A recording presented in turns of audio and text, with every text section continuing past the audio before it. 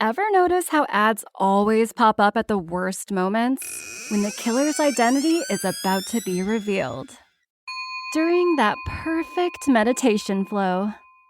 On Amazon Music, we believe in keeping you in the moment. That's why we've got millions of ad-free podcast episodes, so you can stay completely immersed in every story, every reveal, every breath.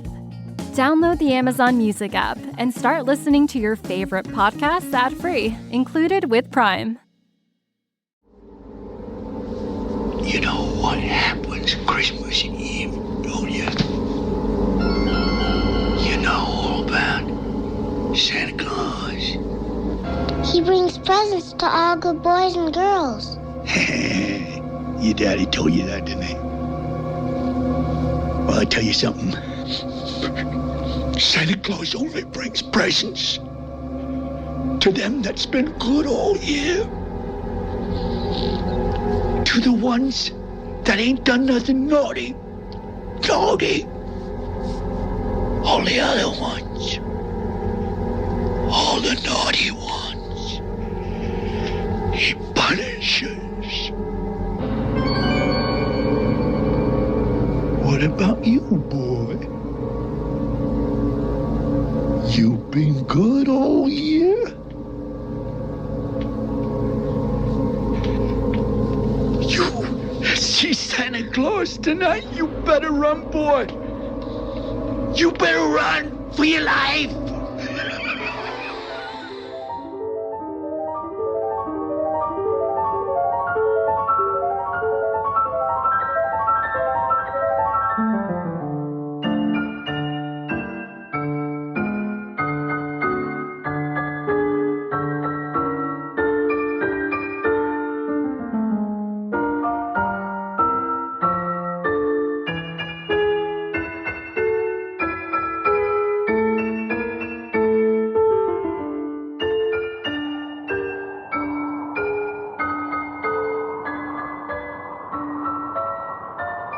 Oh, Jesus. Jesus is cold. Freaking cold out here, man.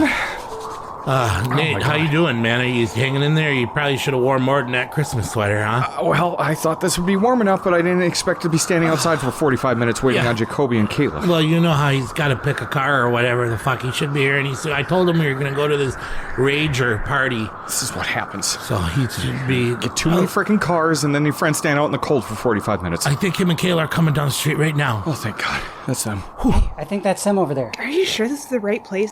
There's those two guys over there. That looks like Corey and Nathan. You can't... Jacoby, get over here. It's fucking freezing, man. Oh, my God. It's about time, dude. Merry Christmas, guys. You guys ready to go to this party? You guys ready to God, fuck? are we going inside? It's so cold out here. Well, yeah, we're right in front of the place. What are you doing with all the gut rot drinks? Oh, Twisted Teas. I thought you guys would want one. Yeah, here. Oh, Which beer? Take this robe. Take this robe. You too. We gotta wear robes to get in this party. So cozy. It's a fancy one, I See, guess. you got a I don't really know. tall hood on. I don't know. You might want to tuck your Twisted Teas underneath the robe. I don't know if they're going to like There's this. plenty of space underneath here. So Yeah, let's that's creep in. You guys better. gotta be Freaking chill. Okay, it's gonna seem like it's not a rager, but trust me, guys. You guys are gonna want to be to this party, okay? Here. All right. It's kind of like a surprise thing, like one of those flash mobs or something. All right, okay, so we're gonna come in here and we gotta, okay, let me try to look at I got these directions from these vegan Satanists online. It smells like a basement in here. Are we going down so there? we're gonna go Sounds down in the really- basement of this hospital church thing or whatever, and It's kind of dark and empty in here. You sure the party's here? just don't worry about it. Just chug another Twisted Tea and let's go. God, this party sucks. Oh, you haven't even got to it yet. All right, this is going to be great. We got robes. We got the whole Christmas thing. This is going to be the best Christmas party ever. This is the weird. music? No, you guys just be quiet, okay? So we're gonna go in here. There's gonna be a weird performance type thing. I didn't want to tell you guys exactly what's going on. Why is but there no Christmas this tree? is an elite. This is an elite party, okay? So just keep your eyes covered in the thing, Upper and then class, we'll creep into this. I don't think so. Creep into this room. Okay. I thought it was a Christmas party and like It is. Okay, I so don't hear any Christmas pajama music. party. their Christmas is different to other people. Some people do the whole Santa thing. Some people do, the caroling thing. Some people do the family thing. Well, Krampus. also, this is Jesus' birthday, okay? What the hell was that? So we are going to a very special event that not a lot of people get invited to.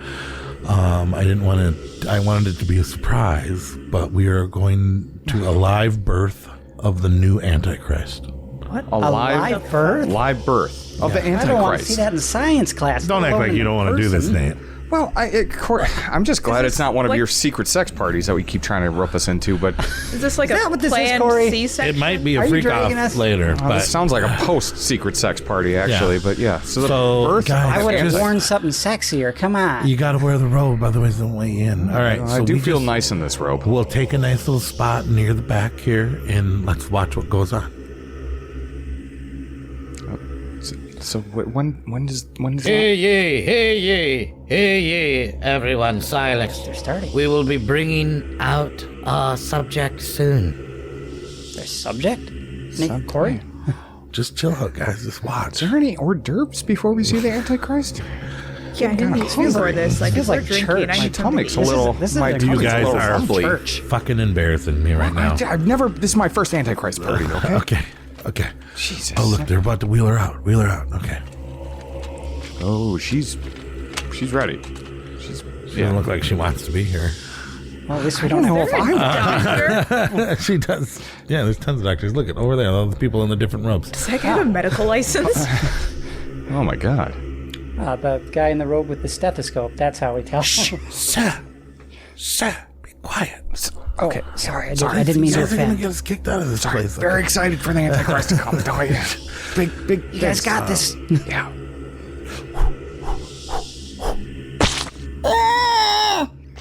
Oh my God. Let me go! Is this what all Pregnancies look like? I don't want to Why look is at there it, so but I much blood? can't look away. Why does it have hooves? No, it's just like a foot came out, went back in.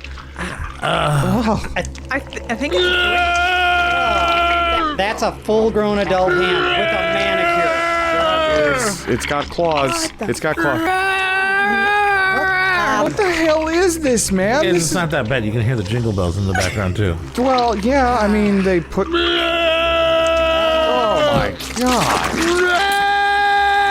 is just awful. This is the did worst not thing sign I've up ever for seen in my entire life. Oh, my God. What the Okay, it's hell? coming out. It's coming out. Okay, it's coming out. I don't want it to come out. Jacoby, are you okay? Did you just throw up?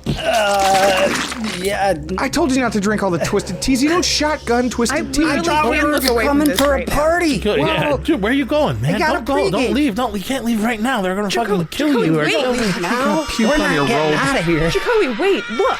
Like, how can you look away from this? This I is didn't need to see it in crazy. science class. I don't need to see it now. Is this what all birds look like? Hooves? Oh God! Oh, I think I'm gonna faint. Oh, you just bumped into those candles. Oh man, you just started a fire. Shit! Oh my God!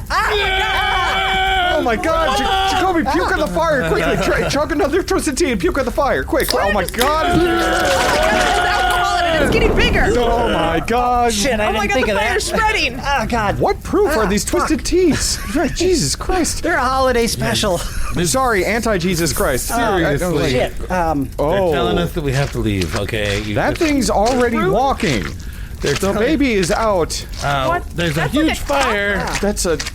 what is that thing? We gotta get out of here, guys. We're gonna die. We gotta go back out in the fucking cold. Well, I mean, do we have to, though? Are they leaving? They're leaving the baby in there. Why is it getting bigger the more we look at it? Jesus. There's more than one baby. Jacoby, try and give it a twisted tea. Do I have its parents' consent? I don't know if she's alive. In the state of Wisconsin, you can drink as long as It's got you hair have on your its parents' armpit. consent. Okay, well, yeah, I don't really think this place is big on following the rules. I don't know if you got that yet. Well, It's they the wanted robes us to and be the- quiet. Was that? We gotta Well, run. sure, they we are gotta kinda get out of here. We're gonna burn up alive. All right, do what you gotta do. Jesus. The fire, the fire's on my rope. Oh, Stop, drop, and that roll. guy's on fire. That guy is on fire. Oh, No, drop and roll. that guy's not on fire. That's a fireman in the background. like the guy that saves us from burning buildings? Guys, no. Oh no! Okay, no, he's actually Still on fire. born of fire coming from it. Yes, the okay. devil. We gotta go. That's the devil. What is this? This is the worst Christmas party ever. The devil never makes an appearance on this. Singed my roll. All right, guys. There's a bar down the street. Let's just go have a couple of drinks. Maybe I should have told you guys a little bit more about what we were doing, but that was a fucking disaster. Yeah, Yeah. at least a warning would have been great. Some was things you a can't disaster. unsee, bro. You just try to make a little surprise for everybody, and fucking great. I'm never gonna be able to talk to those vegan Satanists again. I'm never gonna be able to get intimate with a woman or man or anything like that ever again. Sure. Sure. Gonna need a few more Twisteds to forget this. Oh, do you have any more of those twisted? I got one left. There's a bar right there. Let's go to what's that name? can we What's just- the name of that bar? The Gospel Hole? The gospel hole. Yeah. I just saw a gospel hole explode and a goat person go come to the out of it. Gospel Hole, the drinking Gospel Hole, and have a drink, and we'll do this fucking Christmas It's podcast. Jasper's hole. It's not gospel hole. What? Yeah, Jasper's the bar owner. Oh, I thought it was the God. Gospel Hole. And it's not a gay bar, too, if that's what you're thinking. Yeah, because I know it kind of sounded like that. But didn't anyway, say that. let's go to Jasper's. We'll do our own little Christmas party, okay? And try and forget everything that I just saw. All right. That was awful. All right. Episode 45. The Antichrist Omen Christmas episode. We are here to rank the Omen episodes. We were trying to go to this Christmas party, but here we are across the street from a burning hospital church. It is still on fire, and there are people And, still trying to put the that out. Antichrist Omen Christmas episode. We have our past night, Jacoby. Present? How you doing? Present? You doing all right? Present, all Present. hopped up on the twisted teas. We Ready to roll. have There we go. Kayla here. How you doing, Kayla? Hello, great. You all right? What? Do you have a baby? I think it just followed me. It's walking. Can you? Unless your ringtone has a We need to put that thing baby. outside. Yeah, Put it outside. I don't like it. Ooh, baby. Okay, that guy's gonna take it apparently. Oh, great. And Great. as The usual, Antichrist was just on this earth for about 5 minutes We before he was have abducted. Nathaniel Thorne and Corey Crowell here. So Nathaniel Thorne. There we go. Hey, that's a nice ring to it. yeah. So Special Christmas episode, and for last year we covered every horror movie Christmas episode, so we went the holy way. yes, Christmas isn't always about presents and gifts and snow and family. Sometimes it's about God. And since no real God would touch this episode, we are celebrating the Antichrist, the anti-Jesus. the anti-Christmas For episode. Jesus' birthday. What a travesty. And we brought some back up tonight, so Jacoby's in studio. And then Kayla, I don't know if people remember, was on the Halloween episode, but we really never got to know you on that because there's a big group of us going out on the Halloween, and that was a special one-off episode. So, before we get started tonight, we got to introduce you to the listeners. Like, who are they working with? Why are you so special? Why are we bringing you to the Antichrist birth party that just got abducted, and now I kind of feel bad and... whatever. There's an Amber Alert out, but it's fine. It's not a big deal. So what? One thing we always do with all first-time podcast visitors is kind of get a list of their top 5 horror films. Doesn't have to be your favorite. It could just be the moment. People put a lot of pressure on it, and honestly, I can't figure out my top 5. Even though I have an idea. What makes you be worthy of being on this show? Yeah, but like, what's your favorite thing about horror? First? Well, and it's not so much worthy as just Do you so like- much like. Do you like, first of all, do you like the 70s, the 80s, the 90s, or the 2000s the best? I think I like the 80s the best. Yeah. Okay. As does everyone. Yeah. Yeah. And then, and we also, you do cosplay, you do a great Rose the Hat, you do a great chick that nobody knows her name from the first Terrifier. God, now I forgot. Tara. Her name is Tara. Tara. That's an easy one. Tara. Yeah, Tara. And then you do a witch. What else have you done? For horror, what else have I done? Ghostbuster. The Ghostbusters. Yeah. Your Mimikyu is kind of horror adjacent. I guess, yeah. I do some Pokemon. Got to mimic you. Nice. That's terrifying. But then just so I think the easiest way to just kind of get listeners to know what you're all about is like, hey, just give us like you're close to your top first five films. come to your mind. Yeah. First five. I love the Terrifier series. Okay. Also huge fan of zombies. 1, 2, or 3 is the best. And why is it 2? I was going to say 2 actually. Yeah. I mean, it's 2, but the kill scenes in it. I love a good kill scene in a movie. Especially, the one in the bedroom. You get them in peeling her spades in apart. that franchise. Yep. Yeah, love it.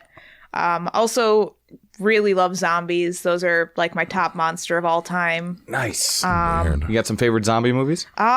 Movies. I mean, Night of the Living Dead. I love The Walking Dead. I'm more of a TV show kind of person, so I do a lot of TV shows. Sure. Not really horror, but I love iZombie.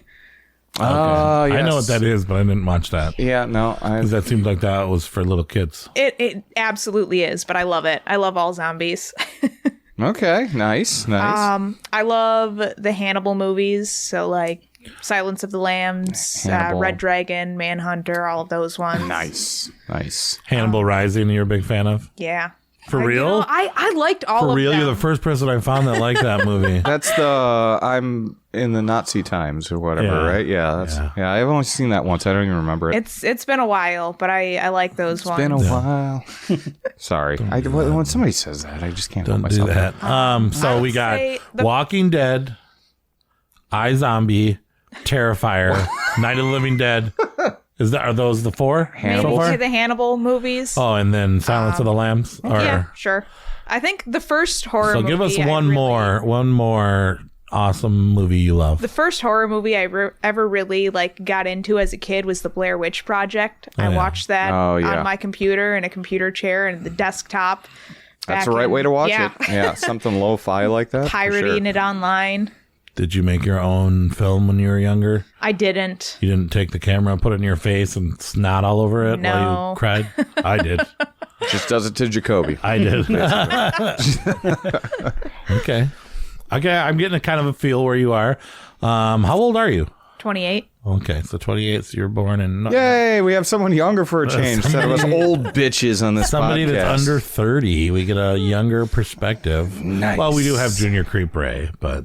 Oh, yes. Oh, that's a whole nother generation. Yeah, that's a whole new thing. Yeah. Yep, that's right. Well, very happy to have you here, Kayla.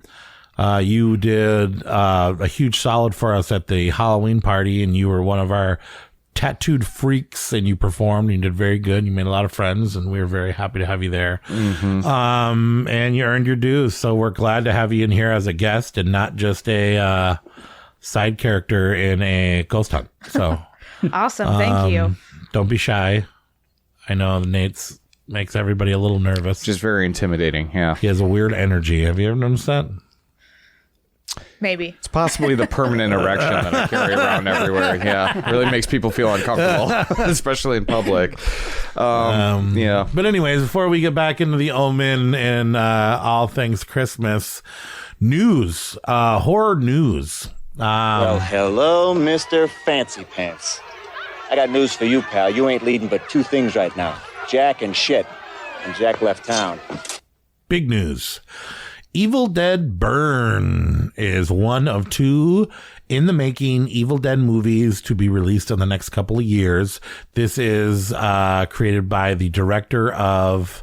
Infested, right? The spider movie? Yeah. The movie French that I did. Yeah, French guy. Mm-hmm. And they are super excited. There is that one is definitely getting released in 2005, Halloween 2025. Do you know anything about the plot? No, I don't think there's been anything released yet. Just the director who's doing it, and then the other movie that's going to happen by, I can't remember who that person is, but I didn't know that they released that information. Yeah, they released that there's going to be 2 individual Evil Dead movies, and then 2 different directors. Yeah. So, yeah, I'm going to look up the other one right now, but what do you think? You guys big Evil Dead fans? Huge Deadite. Oh, yeah. You're a Deadite? Yeah, you gotta call the Necronomicon to sick me away. Right. Francis Galuppi, who did Last Stop at Yuma County. I don't know if that's how you pronounce his last name, but Last Stop at Yuma County was good, not a horror. But so that'll be interesting. He's definitely, I think that's all he's done so far. Yeah. And it's a good movie. It's a good little thriller. It's still produced by Sam Raimi, right? Yeah, and that's the thing that gives me hope is that the original creators are not letting go of this franchise by any means. Yeah. So Bruce Campbell, Sam Raimi, they're all involved behind the scenes. So they probably wouldn't turn over the reins if they didn't have full faith in it. Yeah. Or they just want a lot of money. Yeah. And Well, I guess we'll see. so that's super exciting. Evil Dead Burn. I don't know how I feel about the title, but it is what it is. I kind of like it. You like Evil Dead Burn? Well, Evil Dead Rise, Evil Dead Burn. Well, What's the next one? That's just the Evil title Dead on Wet? Is that the other one? Or Evil Dead Silk. Blow. Yeah. Evil Dead Space? Evil Dead... Evil Dead Burn is just the working title right now. It's on the screenplay that they put a picture up, right? It could change. We don't know if that's the final title. It is. Show of hands. Who has seen the 28 years later trailer? Ooh, right here. You saw it? Everybody saw it? Yeah. Is that dude? Is the zombie dude? Everybody's freaking out. Zombie dude? What's his name from the first one? Cillian Murphy. Yeah. Thank you. So it's that... They have that picture of him as a zombie. It's obviously him, but I don't think it's obviously him, because I thought that people had put up who the actor was that did that. He's really? like a little gaunt man, so I don't even think it was debunked. Cillian Murphy. It looks debunked. like him, but... Or it could have been somebody Meant to doing look like it, him. or our vision, or of what could have happened, or his nightmares. Or... See, the thing is that they already advertised Cillian Murphy coming back to this franchise so much that to bring him back as a zombie kind of feels like a kick in the dick. He's not the main character. No, I know. It's what's his face? Like the guy, Aaron Taylor, fucking whatever. Craven Hunter, right? No. Yes. He should just be a I think so. reoccurring zombie that's just like against the fence. You just see him in every other shot. That would be. He doesn't say a word. They don't Aaron focus Taylor on him. He's Johnson. just there Yeah. in the background. From Kick-Ass and Craven and Quicksilver and fucking... Okay, I mean, he's third build, though, right now. So that means he probably doesn't start the movie. He's not the main character, but he maybe comes in like halfway through. He tells the story. I like how they're coming back to the first movie. I do kind of like the second movie, but I do think that this movie is going to be fucking epic and fucking awesome and fucking amazing. And is it really shot on an iPhone 15? I know there's rumors going around, but I can't tell if someone just said that. It looks like it was shot on an iPhone. They're going to put so much filter on it to make it look like the other two movies. Though. Yeah. I don't care what they film. Which, I mean, the other one was done in like mini DV, and, we don't even use that format anymore. So somebody has the golden opportunity out there to make the in-betweequel. In-betweequel? In-betweequel? 28 months later. Oh, well, they were supposed to, but apparently it took a long time for this to get funded. Took years. Yeah. Took 28 years. Yeah. I think a trilogy is fine. But like some knockoff bargain bin could make like just they could use the title. Yeah. Well, 28 months later, I mean, is that... So what would that be? A little over 2 years, right? I mean, how much is going to change in that time? 28 years, though? I don't know. We're going to see something different. Well, that might just feel a little stale. The first one is the virus erupts. Yep. The second one is the virus dies. And then this one is the virus evolves. Yeah. Well, did it die in the end of the second one? I don't remember that. Well, in the beginning of the second one, they starved and they were clear, and then they just waited them out. Yeah, and I think so it must have been first one erupts, second one changes, and this one evolves. Oh yeah, because viruses mutate. Yeah, because why not? Feel like they're going to start the movie again. Okay, and then maybe then something's going to happen where the virus is going to find a way to survive and going to be living inside of people or something, and I don't know. Yeah, I just don't think Cillian Murphy comes off of Oppenheimer, where he got the Academy Award, right? And then he comes back as a zombie cameo and just leaning up against the wall in this. I just don't think they're going to do that. I don't care how much he likes Danny Boyle. Place too. Yeah, but he was also like he was like, what, second build in that? Yeah, so taking over Krasinski's role. Yeah. Cillian Murphy's, whatever. He's like a prestigious actor now, even though he's been great. He's been great for years. What if he's just fulfilling a contract that he has with 30 Days Later? Danny's calling him up. Cillian, baby. You gotta do it. You owe me, boy. You owe me. What would you be without me? I've got this Oscar now. I don't give a fuck what you have. Yeah. You signed need a to come back. contract. I thought the trailer looked awesome. If we ever do a sequel, your ass is here. I'll sue you so fucking bad, I'll own that Oscar. You're coming back. Why is Danny Fine, but Boyle I'm a not dick? saying anything. Well, then I'm just going to lean against this wall. So I watched the new movie Mads, and then the next day the trailer came out. Actually, I saw Mads too. Yeah. Well, and I don't want to talk about it too much because we're going to talk about it next week. But yeah, that is a new horror movie that is a lot like 28 Days Later. Should we not talk about anything that could potentially come up? I wrote down things that I think don't have a chance. And I agree with those. Okay. So far, yes. Okay. So, but yeah, in other news, Ty West is now making a spin-off of Maxine, prequel to the Halsey character in Maxine, HBO Max. Does the world need more Halsey? Perhaps, but perhaps. Should Ty West be wasting his time with this? I don't think so. Is he going to milk that X factor to the ground? Yeah, I mean, it feels like it if you're making a spin-off about Halsey's character, who was in it for 2 minutes, I think. Maybe. She had that torture scene. And then she had that talking scene. Yeah, she had that 30-second talking scene and then was tortured for a minute and a half. It's for a total of 2 minutes on screen. So. I did want more of her character in the movie, but I don't think I want a TV show about her. Yeah. Did you guys see Maxine at all? No. I wish I could contribute, but when I went to see the movie, it did not play. Oh, yeah, he was with us. Oh, yeah, that was part of the Doomed showcase. He went and narked on the... Corey, I don't think that this movie's going to play. And I said, just chill, man. He goes, no, I'm going to go tell. I fucking worked there. I'm going to go tell. I'm going to go tell them that something is wrong. Corey, up on the Twisted Teas again. And I was like, dude, nothing's wrong. Excuse me, this movie is not playing. And then he was like, I'm going to go. And then Anthony was like, he's right. He's got to go tell him. And I was like, God, you guys are a bunch of narcs. Well, I worked at MyCon for many years, so you know. You'd still be sitting there. You're like, I'm not talking to anyone. I had to go tell those guys how to do their job the right way. Yeah, that was a mess. And you never saw it after that? No. Wow. It's on the list. Did you get a refund at least for that? I still have my refund ticket in my wallet, and I've completely forgotten about it till now. Well, Nosferatu's coming up, hopefully in another week, so there you go. I ended up making money that night.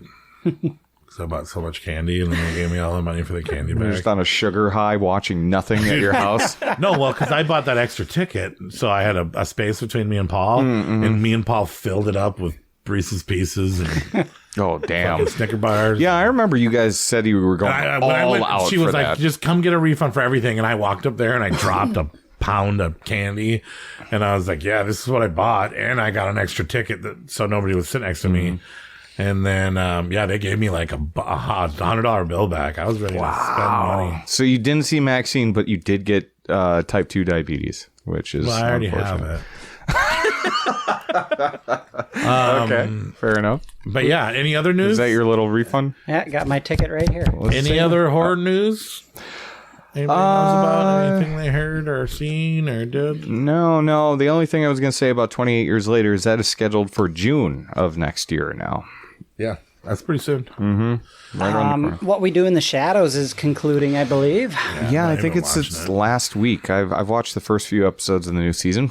Yeah, it's pretty good. Pretty good, yeah. Like every other season. But you guys say so. Well, have you not kept up with it? I didn't watch this movie. I thought the last season was the last season. And they honestly, that would have been a nice ending point, but the humor's still working for me, so yeah, I'm down for it. I think I've laughed more in this season than I have in any of the other ones. Oh, really? Yeah. Okay. I'm only like a couple in. She doesn't laugh very often, though. No, not really. First time I watched that show, like every character is so great. She's got a Grinch-sized heart. Hard to pick a favorite character in that show, but my least favorite the first time I watched it Be careful. We've been assigned characters in this show. Well, my least favorite later became my favorite. Laszlo. I freaking love that guy. Yeah, I agree. That's Nate. Oh, wow. Look at me. So that's got to make you Nandor. Yeah, I'm Nandor. Okay. And you're Colin. Okay. So, guys, I can't even. And then Anthony's Guillermo. Oh my God! If there was ever a perfect Guillermo, it would be Yeah, I don't know. Yeah, that's great. What we've been watching lately. So me and Nate at least have been watching a lot of things, but next episode is the New Year's 2024 episode. So we're going to save to talk about anything that may make top 13 movies of the year. I will say this year has been very good for horror. Like, I think we're all going to have eclectic lists. We're going to have a couple guests on there too. So who knows where it's going to be. But I think the movies that we have been watching on this list will not make it so far. So and let's before talk we get about into them. the movies, let's talk about a couple of TV shows that came out. The Creep Tapes on Shudder. I binge watched last night. And how many episodes is there? Are they all out there? 6. Okay. There's 6 episodes. I think that's all of them. Okay. And these are 26-minute episodes of the Netflix movie Creep, which is now on Shudder. So it's obviously not Netflix's thing anymore. No. Mark Duplass from The League. He is a creepy weirdo guy that pays people $1,000 to come shoot something or another. He tricks different ways to get different men over there. Becomes the most awkward experience in the world. Doesn't give them their $1,000 and ends up killing them. And he has a whole closet full of tapes with names on them. And in this movie, the first episode is a complete remake of the first movie. And then, yeah, it's pretty much a absolute remake. And then he does this skydiving episode. He does this pretend to be a priest episode. He finds different ways to get these people in there and does the exact same awkward thing by telling them he loves them and that they're in love. And I don't know. And like I said, I was excited for this to come out. They're not like done badly, but maybe don't watch all 6. Right. Because I got to the point where I was annoyed. But the Creep Tapes is out on Shudder. I'd probably give it a C- because it stayed true to what it is. But did we need an anthology series of? Well, and then like Creep. Is that what people see us like? No, you're talking because Creep's in our title. Oh yeah, yeah. I don't think we're like Peach Fuzz. Yeah, and that is a prominent character in all of them. Peach Fuzz is in every single one. See, not in every one, but kind of seems like they're beating it to death. You know, a little bit beaten to death. Yeah. Also, HBO Max has a new cartoon superhero DC show called Creature Commandos. There's only 3 episodes out at this moment, but it features Frankenstein, Frankenstein's monster, and the Bride of Frankenstein as superhero characters. They team up with a werewolf weasel, a robot that kills Nazis. And did you say this was James Gunn? James Gunn. Okay, James Gunn created. Yeah, and Sean Gunn is 2 of the characters, G.I. Robot and Weasel. We have a lady Gill girl or something that wears a fishbowl over her head, and they go on adventures, and there's some really cool creature lore with Frankenstein. David Harbour's the voice of Frankenstein. Okay. The monster or the doctor? The monster. Oh, okay. And then you'll David Rooker's in it, a voice. Michael Rooker? Michael Rooker is a voice in it. Oh, Henry? That chick Portrait from Borat 2 is a voice. Her cartoon character gets naked. I like that. But yeah, you guys should check this out if you are an old school Universal Monster fan, because it adds a lot more to everybody that didn't get enough Bride in the Bride of Frankenstein. You get a lot of Bride. The Bride is the main superhero in this character. It sounds really different. Cool, and it is. Is this an original thing, or it's not from like a graphic novel? It's from comics. Yeah, it is from comics. Okay, but I don't know how closely they're following it, because it has a lot of gun flavor. But yeah, you should check that out. So that's a cool TV show. As far as movies that I watched from this year of late that won't make it to our list next week, I watched a movie called Kill Your Lover. Never saw it. Have you heard of it? Never No. heard of it. Mm-mm. Okay, so this is a independent film that apparently actually came out in 2023, and it is a story of these relationship. It starts off with a girl, and her friend is trying to talk her into breaking up with her boyfriend. Well, her boyfriend comes home work early, and he has a toxic virus going through his body.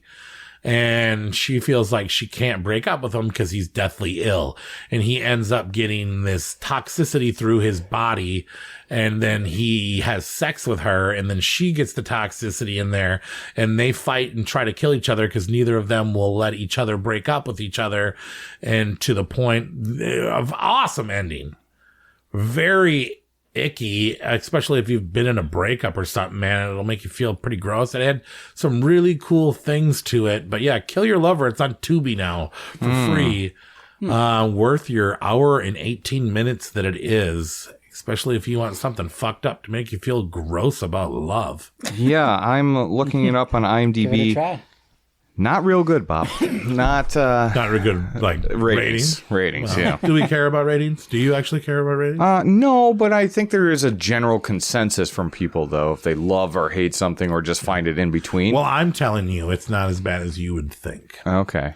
And Nate, it actually kind of reminded me of me and you.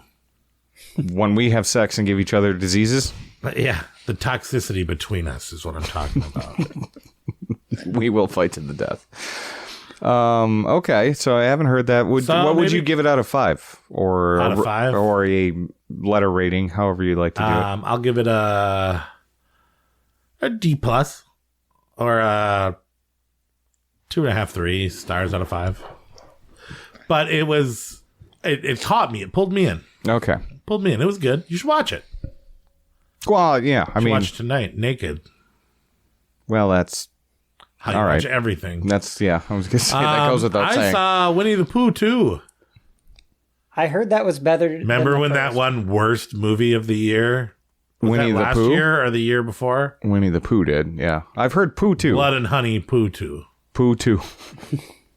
Let's just call it Pooh 2. I've heard was the Terrifier 2 of the Winnie the Pooh franchise. Pooh, Blood and Honey 2. Yes. Better than Winnie the Pooh, Blood and Honey. Yes. That's what I've heard. Way better. They have Tigger, they have the owl, and then Piglet and Pooh are back. Yeah. And the monsters look really cool. They have this dark, cool thing, but the story is still shite. Yeah. So instead of shit, you get poop with this. Shite, because it's like Australian or New Zealand or something. I don't know about that, but Well, I believe their they're budget English, increased right? for this one, right? So Oh, if they yeah. do Well, a 'cause they third make one, money. maybe they'll go a little more But crazy. you can watch with it. that on Peacock, and I think the next one you're going to get that goddamn rabbit. Right? The goddamn rabbit. Tigger is something else. Yeah. Yeah. But anyway, so I saw that. That's still an F. I don't but know. It's way better than the first one. Well, okay. You know, I might try and get to this one just so I can say that this was probably You're a one of my least completist, favorite. right? Yeah. Aren't you a completist? Well, yeah, that's true. And then we're going to need to give an award for worst movie. It's going to be this one so far? Well, it's in the running, but I don't know. It might not. So this and Night Swim, where are you at? Well, I rewatched Night Swim, and I'm feeling a little bit better about Night Swim. Okay. That's only because you've seen some other shit before. But I don't know. I don't know. Winnie the Pooh might be in the nominations for worst movie of the year, but we'll just have to wait and see. We'll see. We're going to see it. After all that arguing with you and all that fighting with you, I did watch Salem's Lot.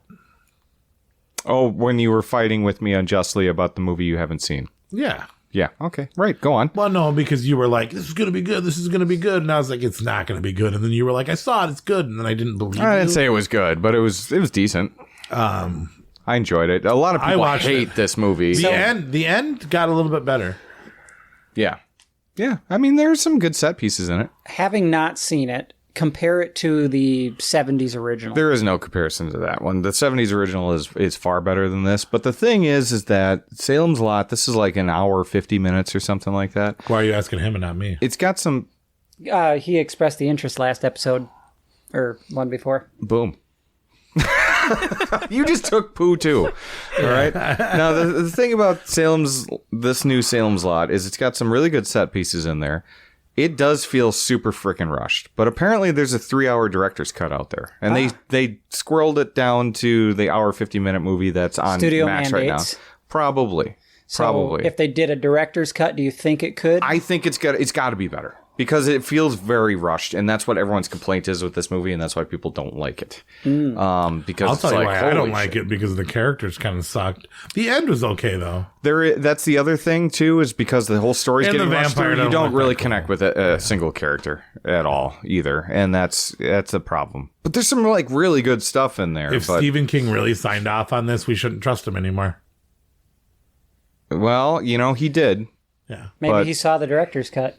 Maybe he did, because he did say that like over a year ago that this was a good movie, and then maybe you're right. Yeah, that's a good point. Maybe, baby, but you didn't mind it though. I didn't. It wasn't as bad as I was saying it was going to be. Yeah, it had some merits at the end. It had a little bit of a Lost Boys vibe at the end, and then the trunks and the vampires. I thought that was a cool set piece, right? Yeah, the setting in the end. I did not like the beginning at all, but once I got near the end, while they were rushing it along, I found myself slightly entertained. What's the guy that caretakes for the vampire? Striker, or something like that? I don't remember. They really did him a disservice in this one, because he was a cool character in the original and in the book and all this other stuff. Right. And then, they just really rushed through this character. Yeah. Like every other character in the film. But no, it was decent. It's not going to make my list, obviously, but that's why we're talking about it now. So being the car guy, I got to mention, I know there's a very brief Christine cameo in the movie. The new one? I didn't catch that. I didn't catch that either. I've seen the pictures all around. Maybe that's the director's cut as well. Release the director's cut. I want to see it. I thought I would have caught that. And honestly, if it's just going straight to Max, we can watch a 3-hour movie then. You're not putting it in the theater. Put it on Max.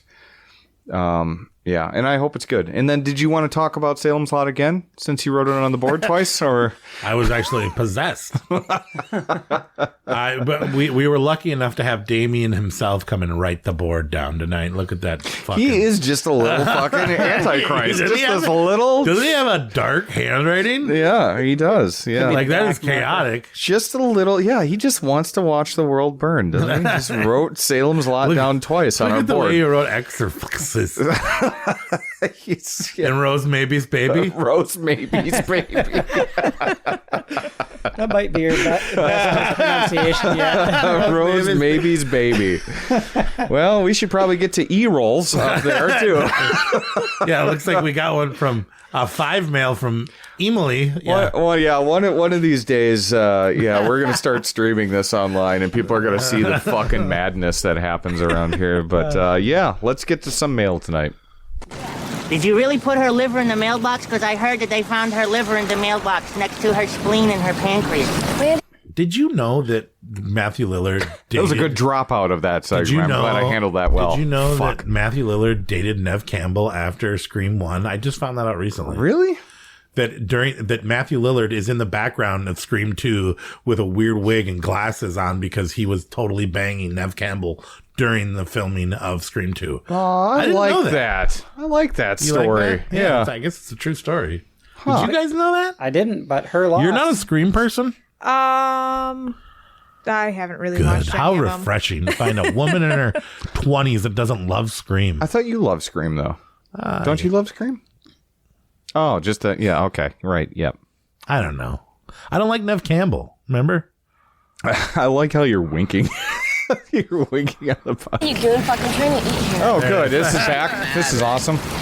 Better live her alone. Virus is from all the porn. Oh, fuck. Our soundboard. Well, don't watch porn on your iPad. No, it's not good for the podcast. just like the disservice it did on the other episode where fucking Tony Todd. Oh, when you shot dead Tony Todd in the face? Yeah, I remember that. That was really bad. Did you hear that, Jacoby? Sorry, all listeners. I heard about the bad news, but... Yeah, he died in the last episode. We were playing sad music for some of Corey's stuff. You accidentally hit the gunshot right there. Yeah, that wasn't good. It's not funny, Jacoby. It's not funny. Not the way that we wanted to pay tribute to him at all. But you're pulling a Richard Donner right now. Really? We got Don't laugh, Damien. Oh yeah. Oh, there you go. Oh, there you go. He's getting into deep cut. Save that shit. We got one listener email tonight, and that is from listener Emily, who has wrote in. It's been a while. It's been a while. She did. She did stickers for the podcast, and that was awesome. So it says, it's been a hot minute since I first wrote in, and I wanted to start off by saying that hands down, we met her through Jacoby too. Yep. Right? Yes. Yep. That's right. Yeah. Look at Jacoby just pulling this podcast together. I wanted to start off by saying that this was hands down the best Halloween party I've ever been to that we threw at the Red Mixer. That's really, really nice of her to say. I honestly thought I'd be there an hour tops and ended up staying well past closing time, and everyone's so awesome, and I finally feel like I found my tribe. There are whispers of a theme for next year's party that I won't disclose here, but let's just say I already have some. New Year's or next year's? It should be next year's or next year's? It says next year's, but but I already have some costume ideas in the works. I was listening to an older episode where Corey mentions that it's difficult to make a bunny scary. It seems like something you'd say. I don't really remember. It was probably when I got gifted that bunny head from at Witchcraft. Oh, okay, yeah. And to that, I submit to you the animated version of Watership Down from 1978. She includes a picture here, which I'll send. I will show this to you guys. What's that horror bunny show movie, too? Is it Watership Down? Night of the Lupus. Night of the Lepus, yeah. Yeah. All right, well, that's good that nothing fucking works on this podcast anymore. All right, I will show you the picture later, but trust me, it's you can't horrifying. Get the picture up? No, I can't get the picture up. Well, lucky close me. out your Safari tab. I will not let the porn go. It's not happening. If you just close out the other tabs. Jesus. Always with the close out the porn. Close out the porn. Yeah. There's becoming more socially There's people coming over. We have carolers. Talked to two different friends recently, and they accidentally had to close a window real quick. And don't worry, that was just porn. Don't worry. I will not delete my browser history. If and when you guys decide to do an intro to horror episode, I'd totally be up for throwing some ideas in that and doing artwork for that episode, which would be cool. But Corey's already good. Just like, she's very good. Yep, she hand drew those stickers. I really feel there's so much potential for horror when it comes to animation, and gets easily dismissed because animation is just for kids. And don't even get me started on that. How do you feel about horror animation? Is it animation or intro to horror? Well, it would be like an intro horror, but like if there was creepy animation, how do you feel about horror animation? Can you even name 10 of them right now? Horror animated things? No, I can't. I personally can't. This would have to be some extra homework. What you got? Coraline, you got... So anything stop motion, I think, excels in the horror animation because it has that unsettling pacing with the frames per second. Yeah. If you look at the Vincent Price short by Tim Burton, all that stuff, it just has this very German expressionistic. Are you talking more like Frankenweenie and Nightmare? Well, that's probably in the running for that, and Nightmare Before Christmas would be a good one. Paranorman. I'm sure there's like hardcore R-rated animated stuff though too. And Castlevania is pretty good. Well, and then you got to start going with all the manga and all that other stuff too. An anime that is Tsuruto Tsukotoji, Legend of the Overfiend. There's that one. We've talked about that before, and I will let you say that. I don't think I'm saying it. I love how you can't get a single person's name right, but you can pronounce that thing. It's in a foreign fucking language. Tsuruto right? Tsuruto Tsukotoji. The only name you've ever gotten right. You don't know that's right. Anyway, Emily goes on to say, my top 5 now stands at number 5, The Hand That Rocks the Cradle, which that's been a while before, but that is a creepy movie. Little Shop of Horrors. The original or the? I don't know. She doesn't specify. 80s. I'm pretty sure it's the remake. She's had that conversation with me. Yeah. Skinamarink at number 3. Why do you think I don't like Skinamarink? I just love it. All right. Number 2, Midsommar, and number 1, Carrie. And fight with me all you want on Skinamarink, but I know Nate was given shit for liking it. See. This is awesome. I'm still getting some fans, even back from like what, episode 3 or something. Or that might have been the first episode. I've been taking shit from that. Yeah. But no, you gave it the wrong year. You genuinely colored it before it came out. Yeah, well, I kind of watched it in that year, so it's kind of hard to beat. Anyway, we're not getting into this. We'll fight about this next episode. I could totally see how it's a polarizing film, but how I related to it and how I viewed it for the first time is why I got so scared, I think. I watched it on my own phone with earbuds as the sun was going down and was by myself. Spookiest of immersion experiences. I was also about the age of the older sister during the time the movie took place, and I have a younger brother. So, yeah, she definitely related to this. Anyway, I'm getting long-winded, and we'll end on my suggestion for an episode. And she suggests, which we're kind of already doing, religion and horror, such as The Exorcist, Annabelle Creation, Heretic, Immaculate, Rosemary's Baby, and more.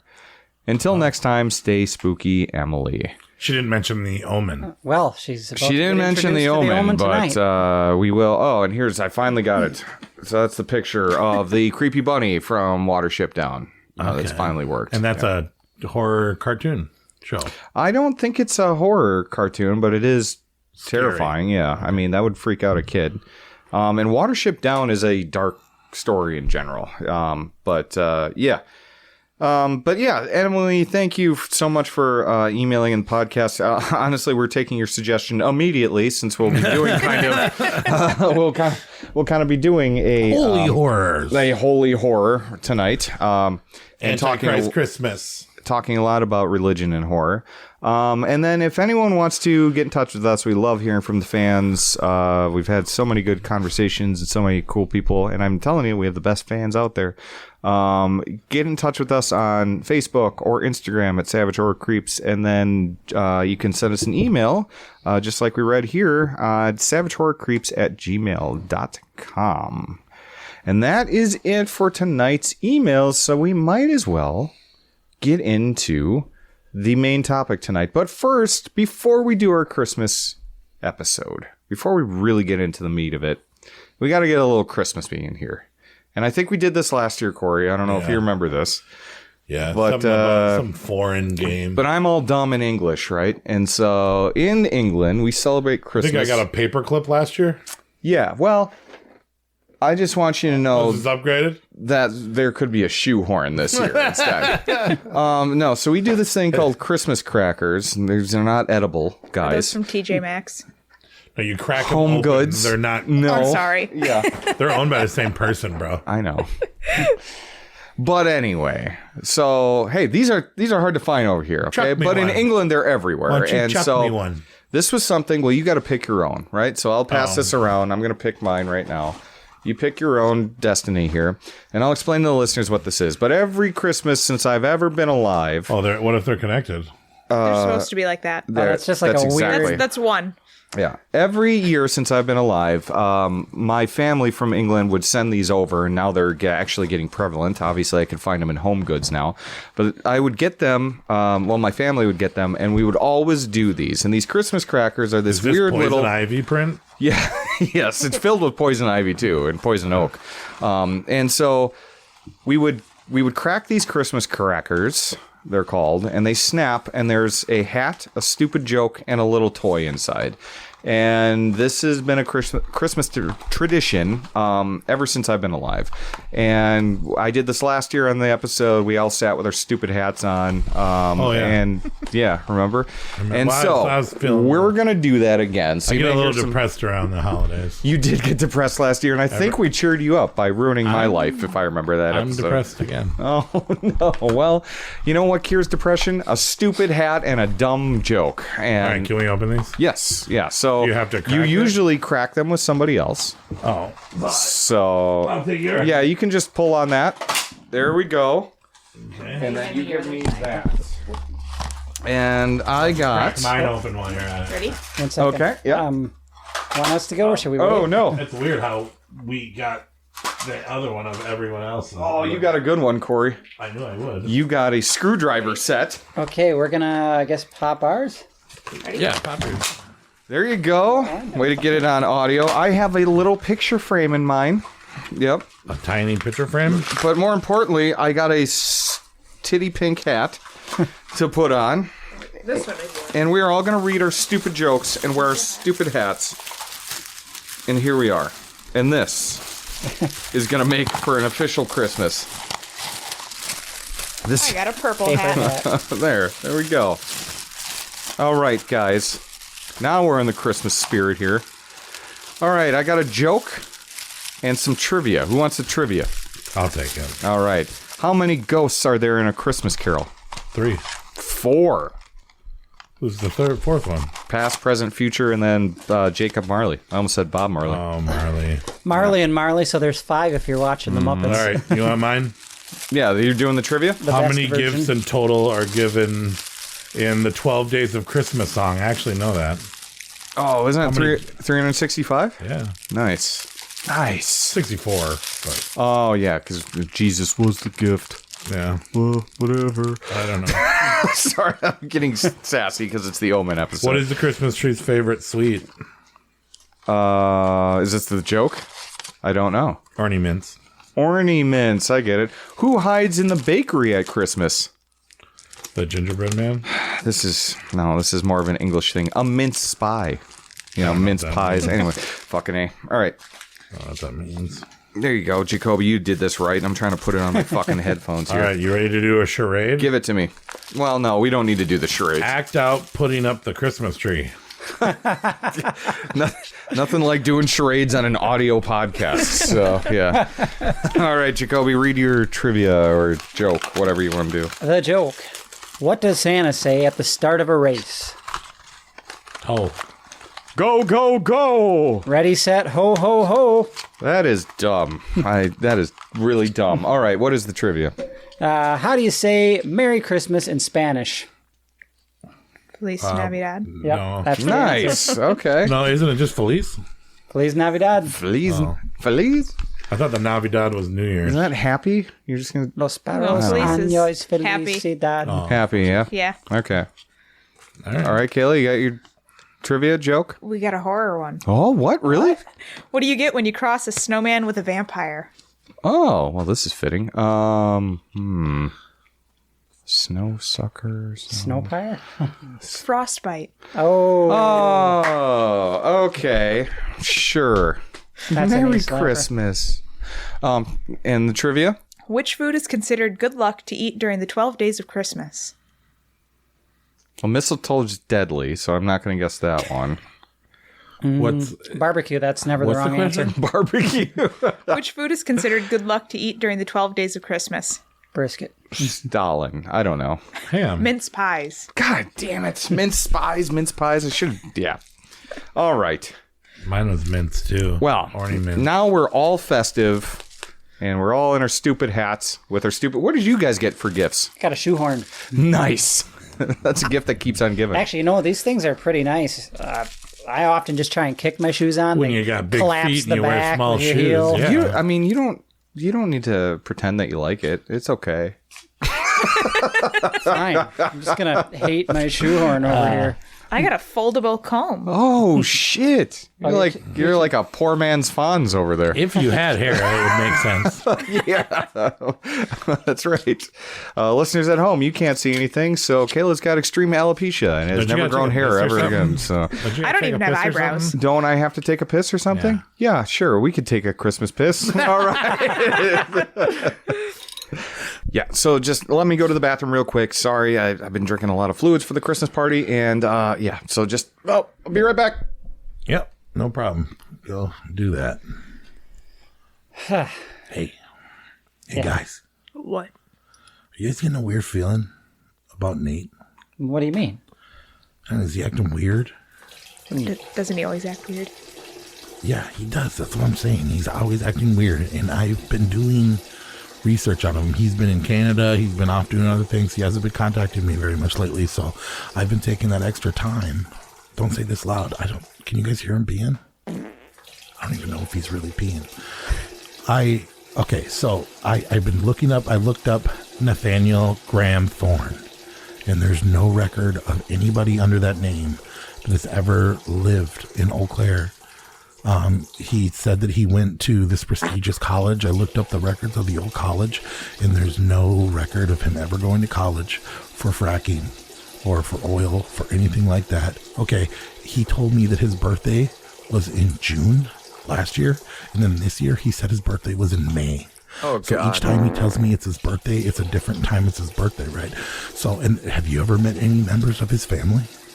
No. Okay, have you ever seen a picture of him online working at the job that he says he works at? No, definitely not. Okay, No. and then when we were near that church earlier today, What have I done? he was like twisting and turning, not like in like I'm a cold way, but he was just like seriously like uncomfortable, like super weird. Well, his robe was a little tight.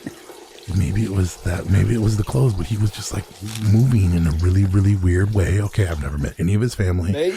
He's never talked about anything. He doesn't take pictures. Like I'm pretty sure I did an AI scan on his pictures on his social media, and it tested positive for AI. AI. So like I don't think that they're real pictures. I don't think that Nate knows his birthday. I don't think he knows his birthday. I don't think he knows anything. Like I don't know. I'm just starting. I just met the guy when we started this podcast, and it's just like things are getting really weird. He's starting to act really weird. I think he's like, I don't know. I was looking through his room. He had a whole bunch of books about politics. Politics. And yeah, and like, well, remember, and then we like filmed all that stuff, and like every time I like get alone with him, I start asking him about his past. He gets weird.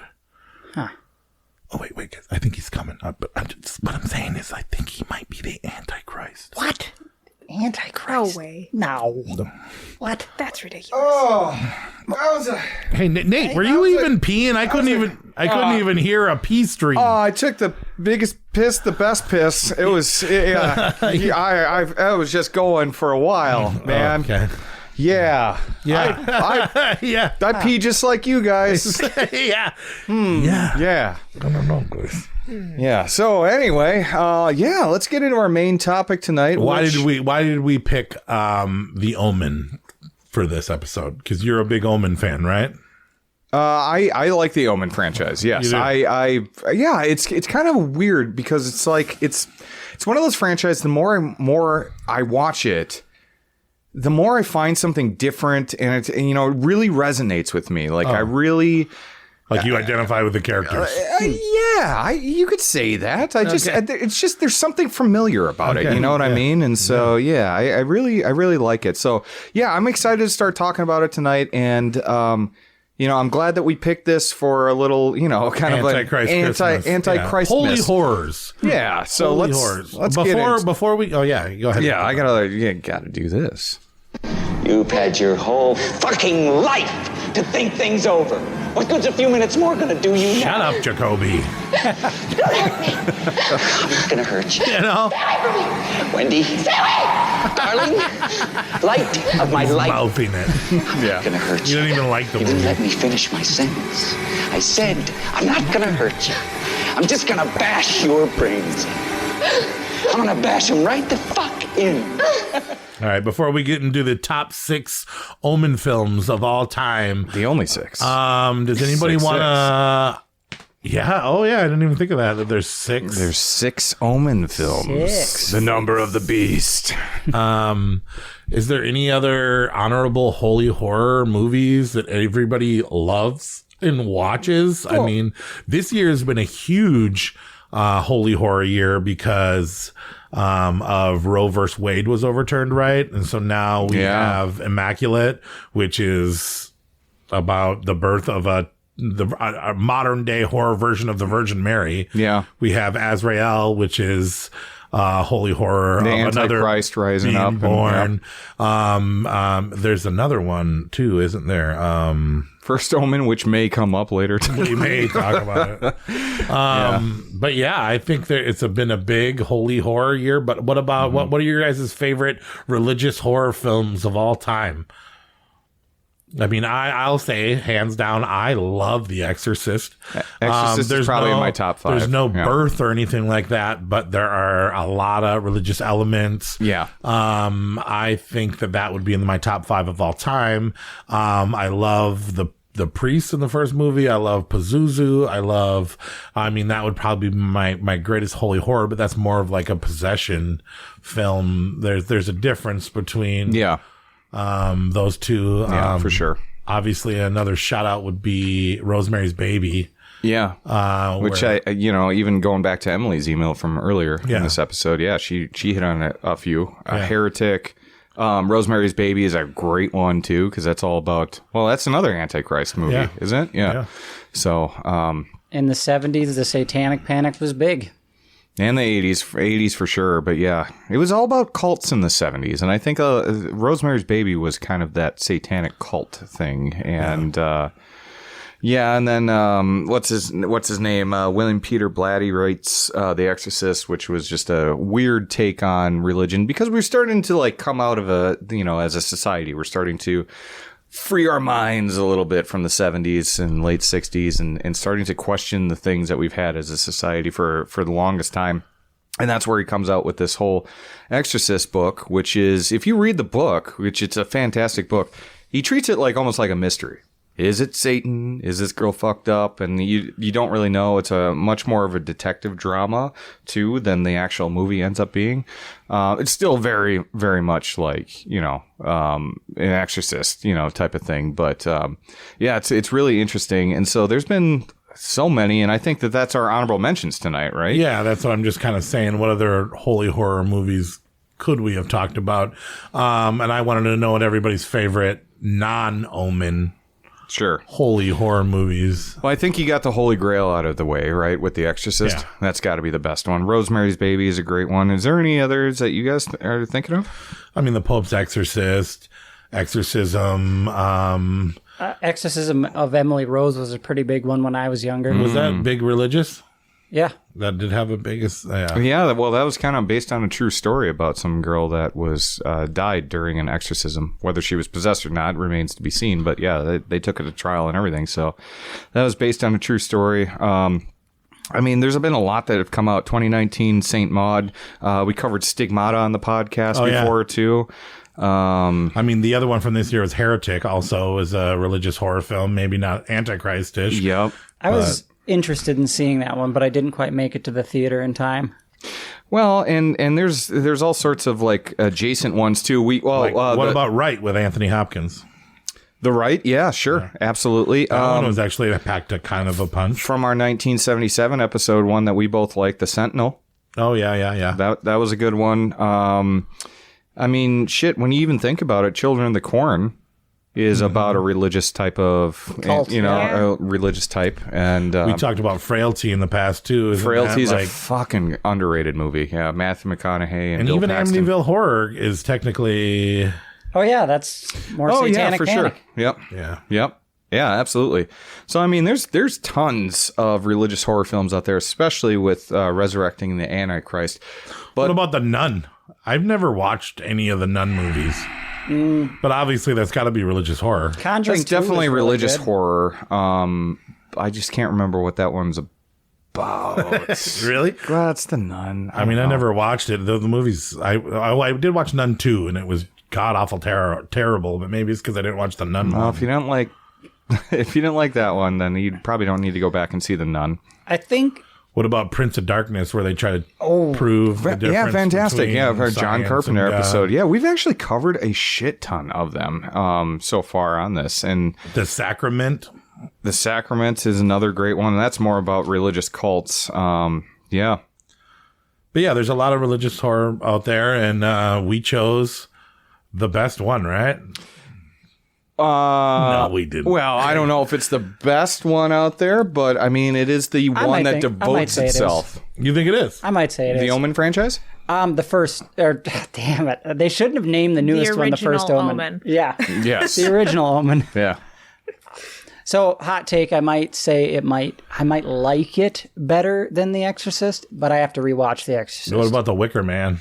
Oh, that's a good one. That's a great one, too, about religious horror. Yeah. Yeah. And so, but nothing really compares. Cage or Lee? What's that? Cage or Lee? Well, the bees.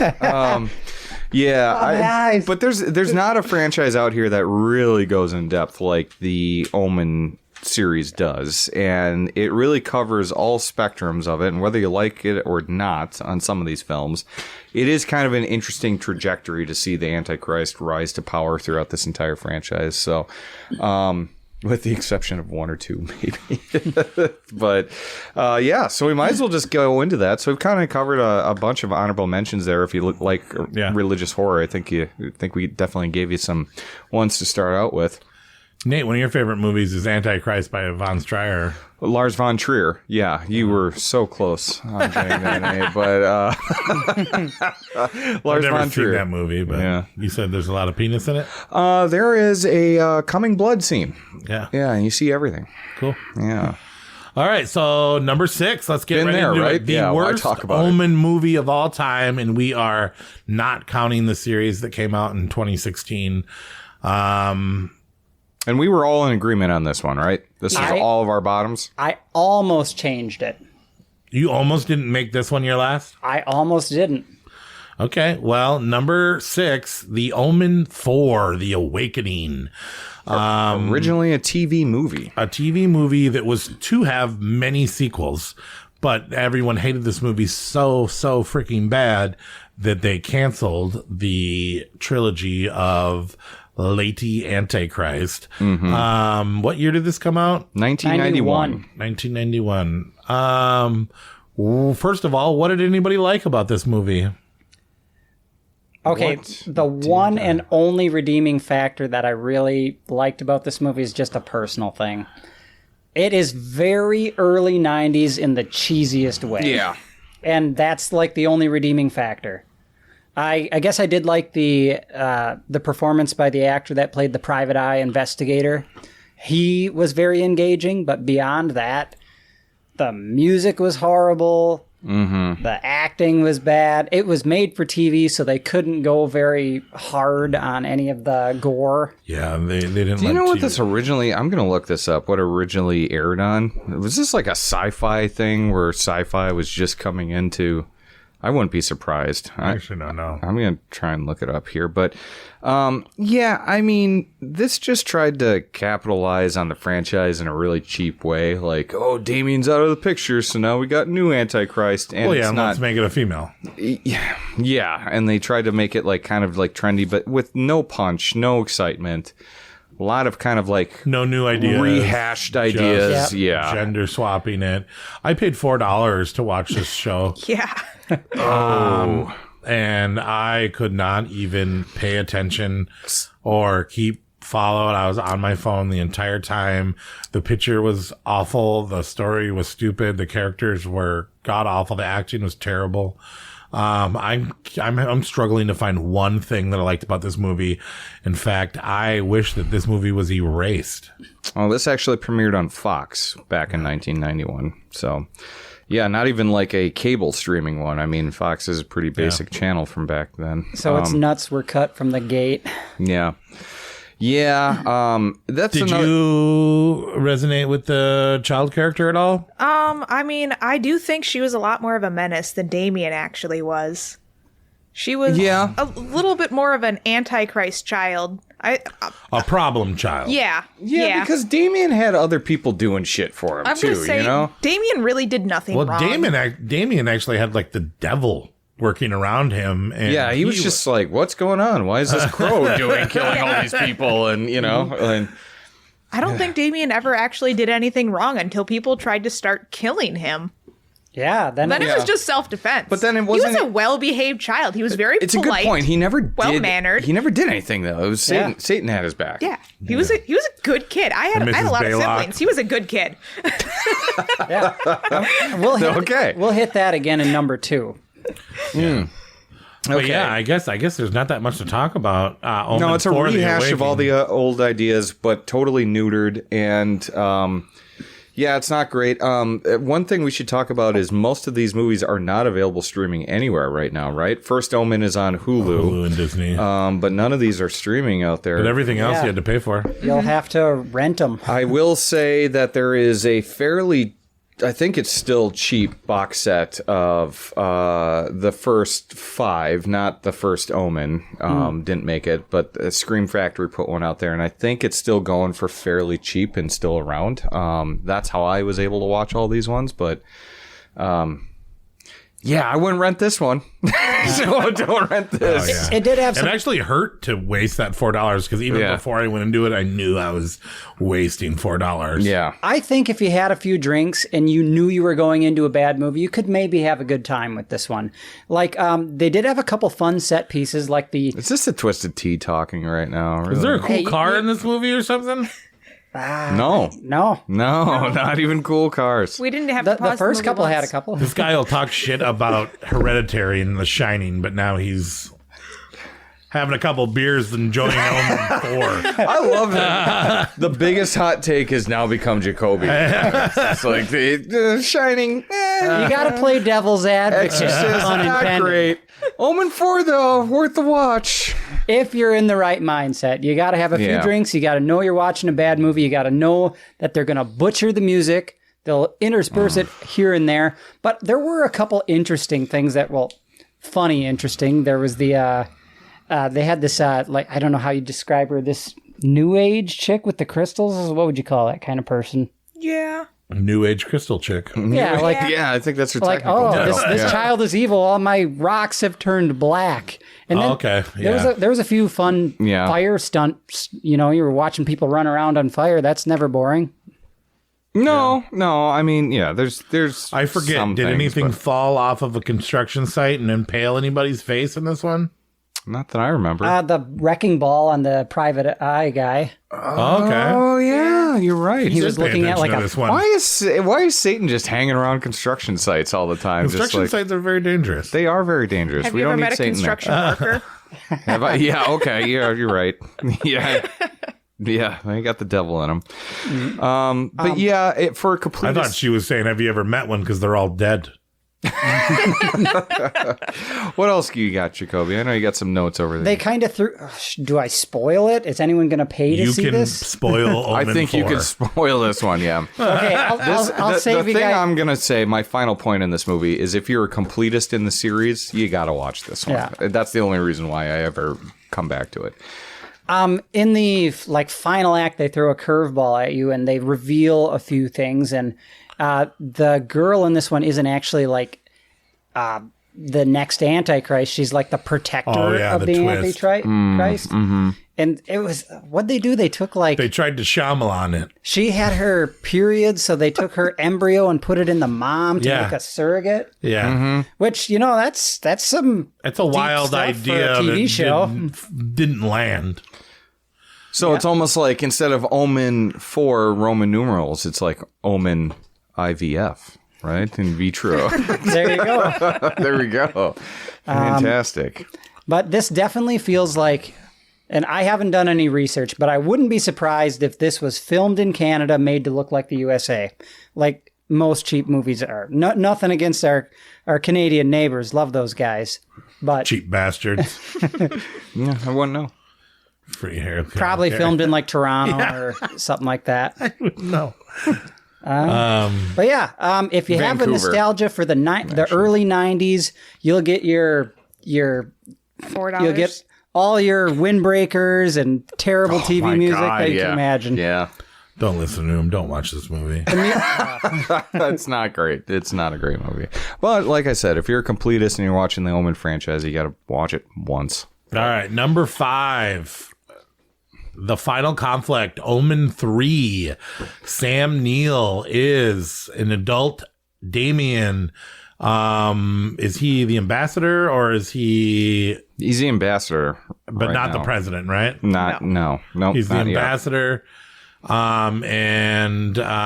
Aside from Sam Neill being a fantastic horror actor, this movie crawls and is slow and is boring. But Sam Neill's in it. And he's great. He's fantastic as Damien, honestly. Adult Damien, I think he's really great. Yeah, I think he did a really good job. I have such a love-hate with this movie because you're right. It crawls. But I think the story arc, though, of Damien, this is totally a natural progression. It makes sense that third act, he's adult. We're getting to the place. He's on the highest stage.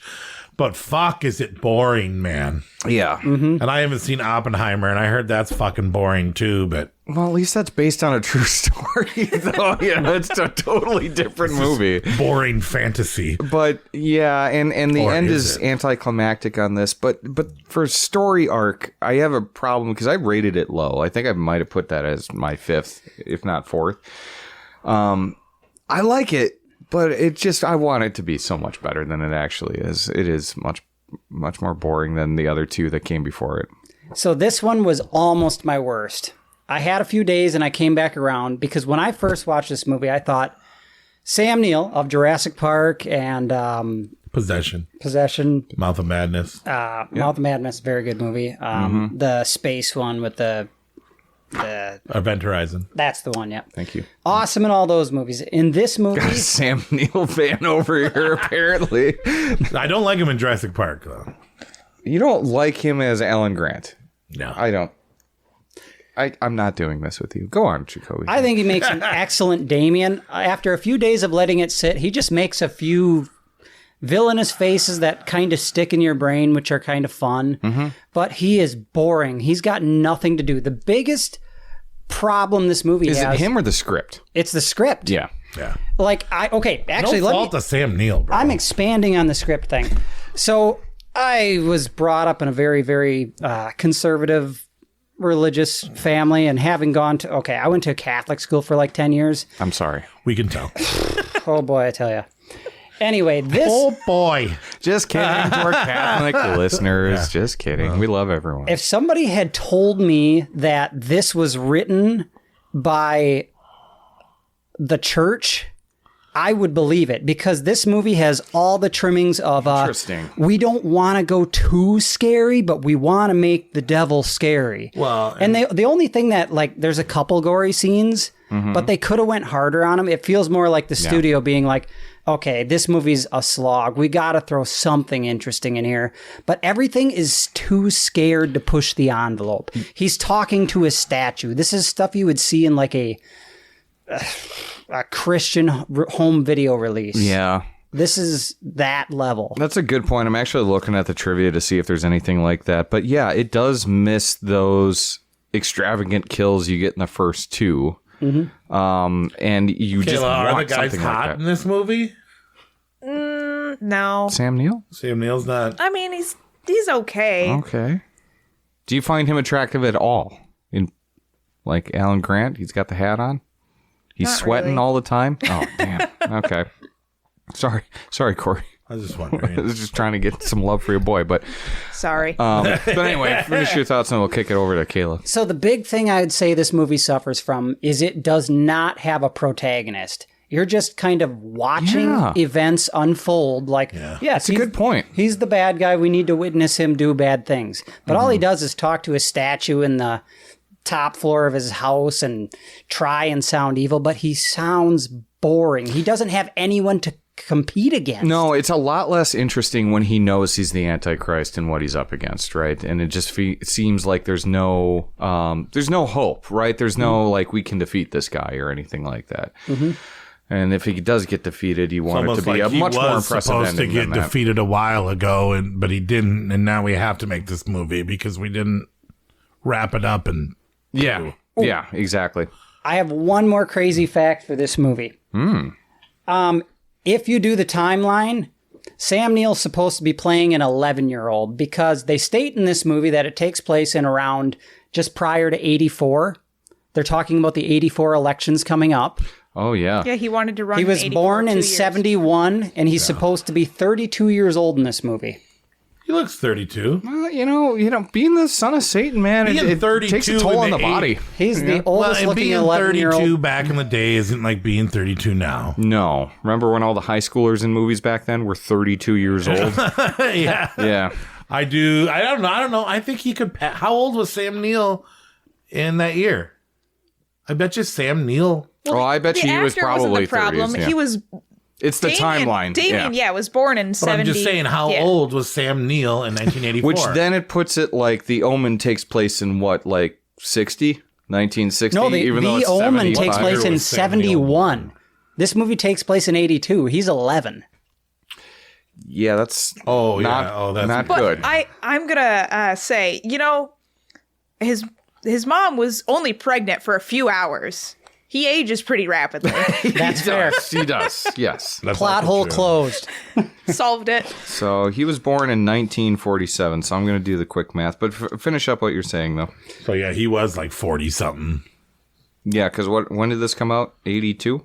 81. 81. Yeah. Okay.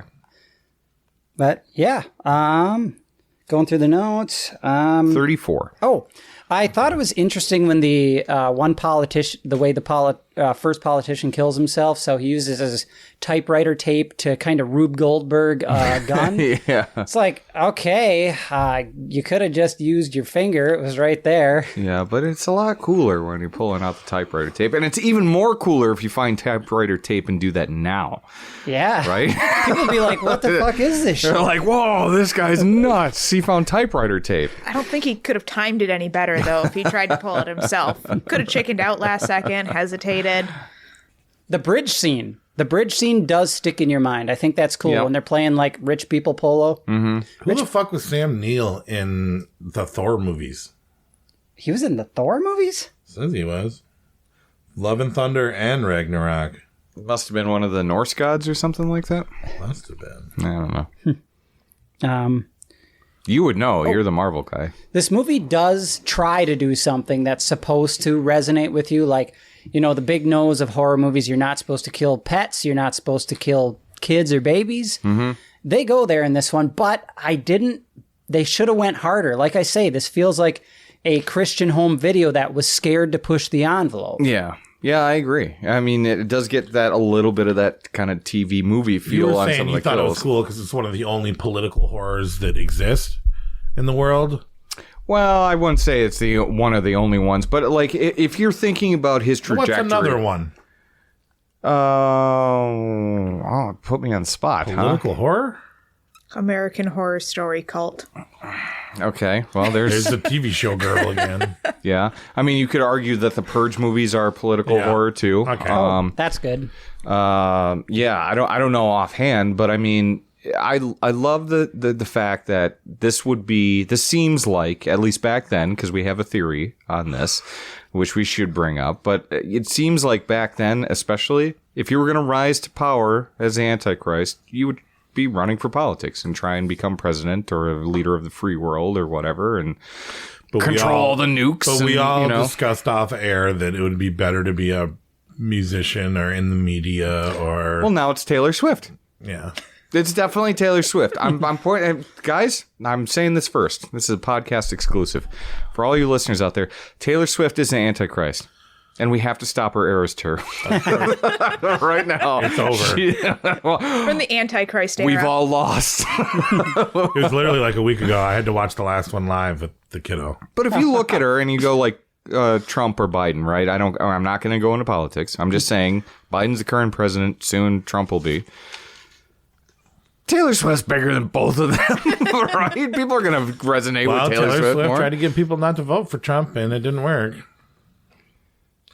But Joe Rogan. All right, Joe Rogan. Maybe he's another one. Yeah. Okay, there are many antichrists, perhaps. Sorry, I digress. Taylor Swift's the Antichrist. I'm just saying, if the devil or the Antichrist are going to try and rise to power, music's the way to go. Politics is boring.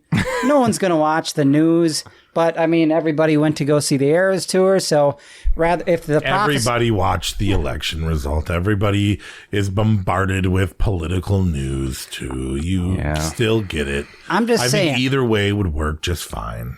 They seem to be mixing them together now anyways. Media, entertainment, and politics. It's just like watching the Super Bowl. I'm just saying, if the Antichrist is going to rise from a sea... Fucking truth warrior over there. It's not going to be the sea of politics. The Antichrist is going to ride in crowd surfing. That's the sea he's rising from. Oh, okay. Well, anyway, so... the final conflict, Omen 3. Anybody else got Kayla, where did you put this one in your list? Everybody put this at 5. Yes. Everyone put it at 5. Okay, so we're still aligned so far. All right. I still don't think Damien did anything wrong, though. Like he was Even adult Damien? Yeah, he was CEO Adult of a Damien company was- that was really trying to end world hunger, right? Like they were trying to. It's synthetic food, pretty gross. Like, but it's gonna keep people alive. It's gonna save people's lives. I mean, you can't say that's a bad thing. Yeah. Okay, that's fair. Trying to help people, and people are just trying to kill them. I love your siding with Damien Thor. I just can't see anything that Damien has done wrong. She is the devil's advocate. Yeah. There we go. All right, number 4. The Omen remake 2006 featuring This feels dirty. This feels dirty? This feels dirty to me that I put a remake over the third one, but yeah. I did though. I did have my list. Julia Stiles from 10 Things I Hate About You and the guy that fucked Nev Campbell's mom in Scream 1. Liv Schreiber, aka Cotton Weary. Cotton Weary. Cotton Weary is Robert Thorne. Yeah. And I think he does a pretty good job. He does do a good job. I've always liked Liv Schreiber. I liked how he was like really torn in between what he did, like Gregory Peck in the original one. Yep. He did a good job too. Don't get me wrong.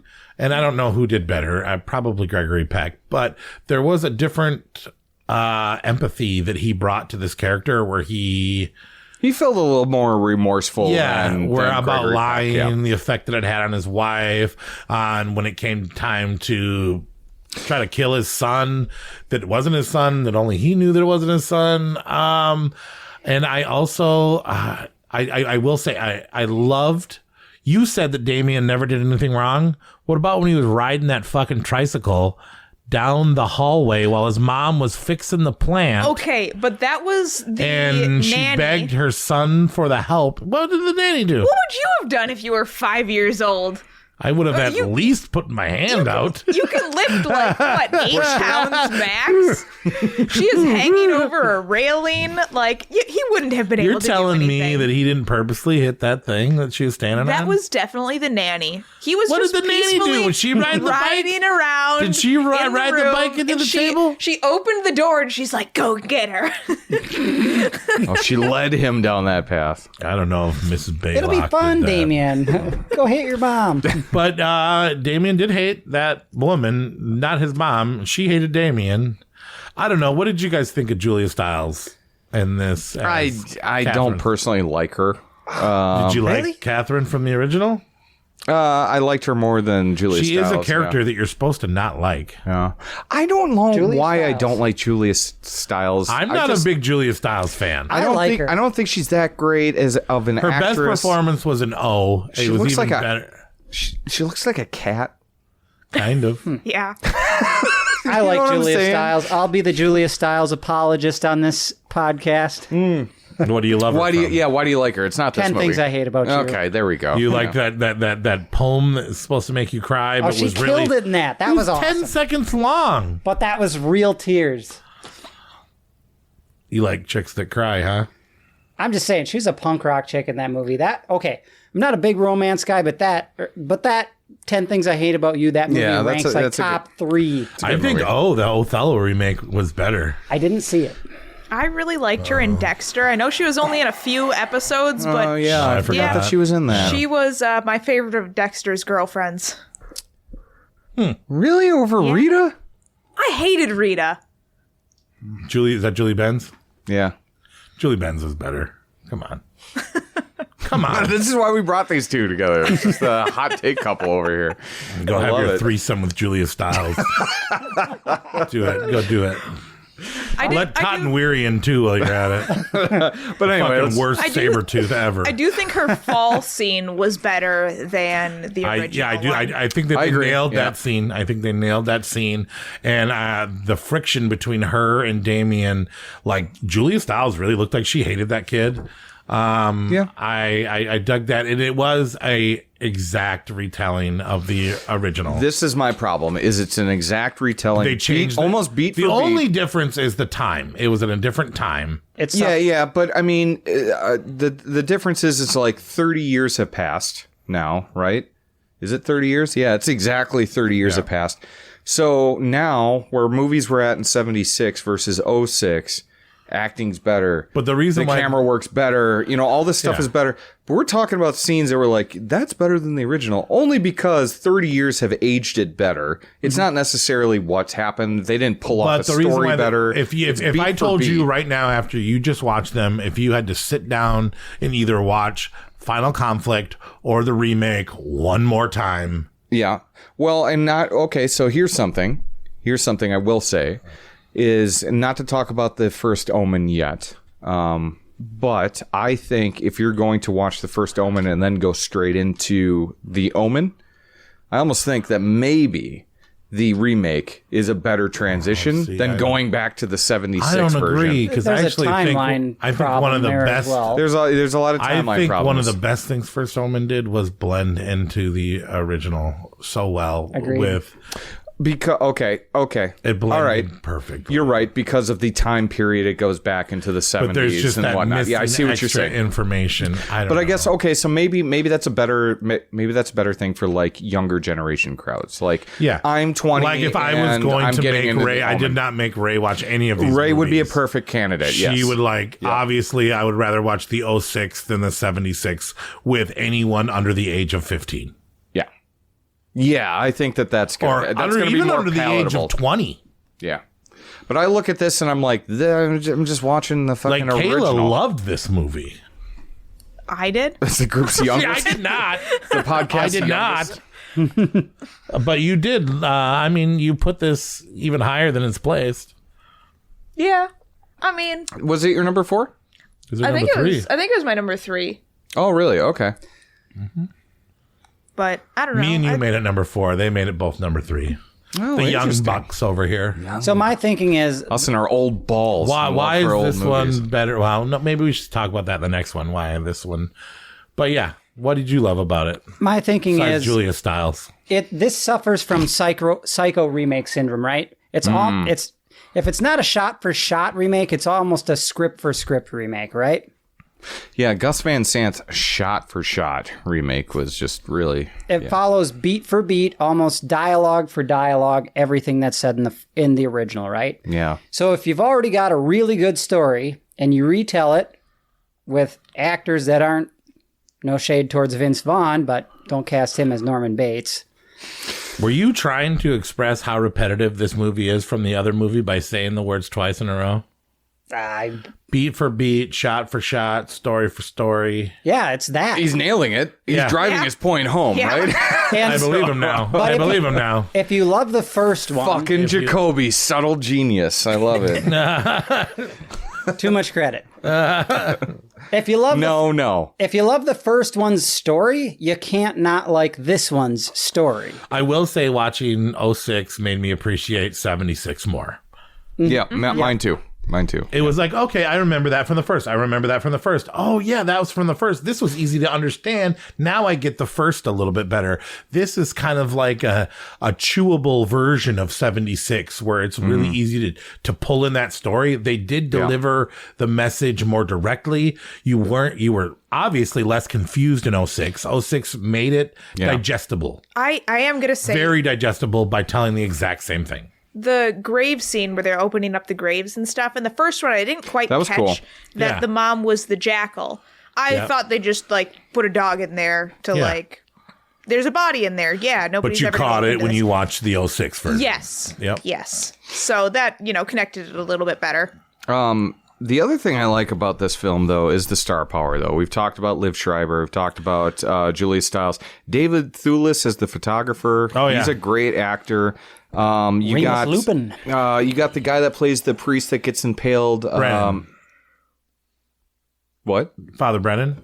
Yeah, Father Brennan. His Pete Postlethwaite is his name. And he's been in so many movies. Well, he's been in The Lost World. Yeah. Throwing it back to the Jurassic Park franchise. Cheers. Yeah, you've had a lot of people. Except for the exception of Damien was awful in this one. And the church scene was whack when he did not spaz out like I thought he would. Yeah. Yeah. That wasn't a good spaz. She just kind of cut Julia Stiles' neck, and I was like, cut her again. Yep. You have Giovanni Lombardo Radici with who did a lot of 70s Italian gore movies out there. I recognize him. And yeah, he was another father, Father Spoleto. So I mean, there was a lot of good star power behind this one to where I'm like, oh, I know that guy. You know, it was nice to see that. I mean, it wasn't a half-hearted remake. They actually tried and made a good, well-shot movie. I watched this movie and it kept my attention, so that's where this movie gets respect. Except the last two, I could barely keep my eyes on the screen. I'd rather look at the wall. Yeah. Well, and sometimes it felt like you were looking at the wall too, especially in Omen 4. It's not Skinnamarink. It's not Skinnamarink. But yeah, that's the remake. I mean, it is a cut. It's made for a newer audience. I mean, was there anything that you guys want to say about it since you guys did put it higher on your list than we did? I have two more things that I thought were a little bit more palatable. The way that Julia Stiles' character dies in this one really, I don't know, it makes my stomach turn a little bit. I guess first one, she's thrown out a window, falls several stories. But just the struggle for her life while air is being pumped through a syringe into her IV, that gives you the heebie-jeebies. And that, I think, works for me better. Mm-hmm. The one thing that I hate the most about this movie is that I don't hate it at all. Not even a little bit. Oh, not at all? There's something to be said. I was 10 things I hate about you in it. I know, I caught that. Oh, God, because he loves Julia Stiles. I'm surprised you remembered the poem. Yeah, I do. The last good thing I can say about this movie, and it can almost go even unnoticed, the movie wouldn't change with or without it. There's a couple spooky visions Julia was having, like the skull in the cloak. I think it was like a holdover from like The Village. When did The Village come out? 2006 or something. Yeah, right around there. Yeah. I feel like they were kind of just copy pasting. Sure. It was either 04 or 06. Village 04. Yeah. So, yeah, I could see that. Yeah, some of those visuals did work for me too. But yeah, the thing about just this... that visual of Julia Stiles didn't work for you like it did for Jacoby? It did not. The thing about remakes is either remake it and be completely different or make sense of stuff that we didn't get in the first original, or enhance the story or be something completely different while still honoring the original. This one's just the original again. And I'm like, fuck, I don't know. And it's just a more chewable version of the original. For newer audiences. Yeah. That's the caveat. I'll tell you, the first Omen was hard to digest for me, where we'll get into that. Number 3. We all want to say some things there, yeah. Damien the Omen II. Mm-hmm. You were champion in this movie. I think it's pretty good. I think that the kid that played Damien did a really good job. I loved the dynamic with his brother and how he was torn, where it wasn't easy for Damien to be a bad guy. He wasn't really okay with it. I thought that drama struggle was quite interesting. And then that like pass off where the brother is like, hey, you're the fucking Antichrist. Yeah. And he's like, come on, man, but we're brothers. Cousins, but they became brothers. They acted like brothers. Yeah. And he was like, do this with me. I'll never hurt you. You know what I mean? Like, I thought that was actually super impactful. One of the only things that is like memorable that I took on from this movie. I thought Damien was good, but like, I really think that the kid that played Damien was really good in that, like kind of stuck up, arrogant, right, like, but still relatable in a certain sort of way. Yeah, you know what I mean? Yeah. And the stuff that Kaylee was saying about him not being evil, I saw a kid just stuck in a bad place. Realizing things, everyone's like forcing his future onto him. But you told me that there's a lot of good kills in this movie, and I'm trying to think of them. I love the elevator scene. I think that's one of the best in the franchise because every time I see it, I'm like, what's happening again? I know this is a cool death, and I'm like, how does this all happen? And when it actually happens, and you're like, oh shit, a guy just got cut in half. Yeah. You're like, that's I like it. Also, the underwater scene is terrifying to me, too. Like, that's not a good way to go out. And you just see that guy just banging. For some reason, though, I used to think it was a kid that fell in the water. Because of the good son. Because of the good son, yes. Yeah, exactly. It's very similar to the good son. If you tell me anything about somebody under ice, I go right back to Macaulay Culkin's A Good Son. Yeah, and I always thought it was a kid, but I forgot that it was that guy. But still, horrifying way to go out when they're all watching him just kind of get swept away by the current. And it's like, that's a terrifyingly real scene. Right.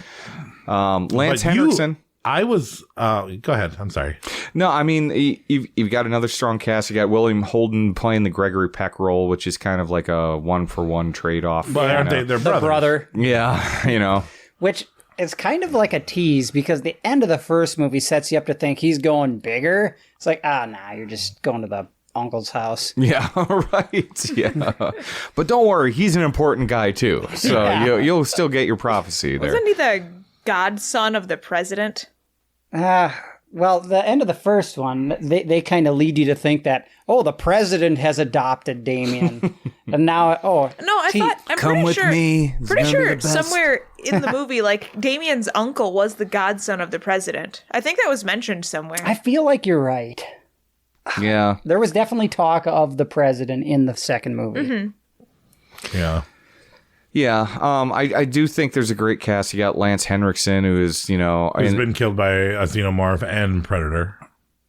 And a Terminator. No, you're thinking of Bill Paxton, aren't you? Yeah.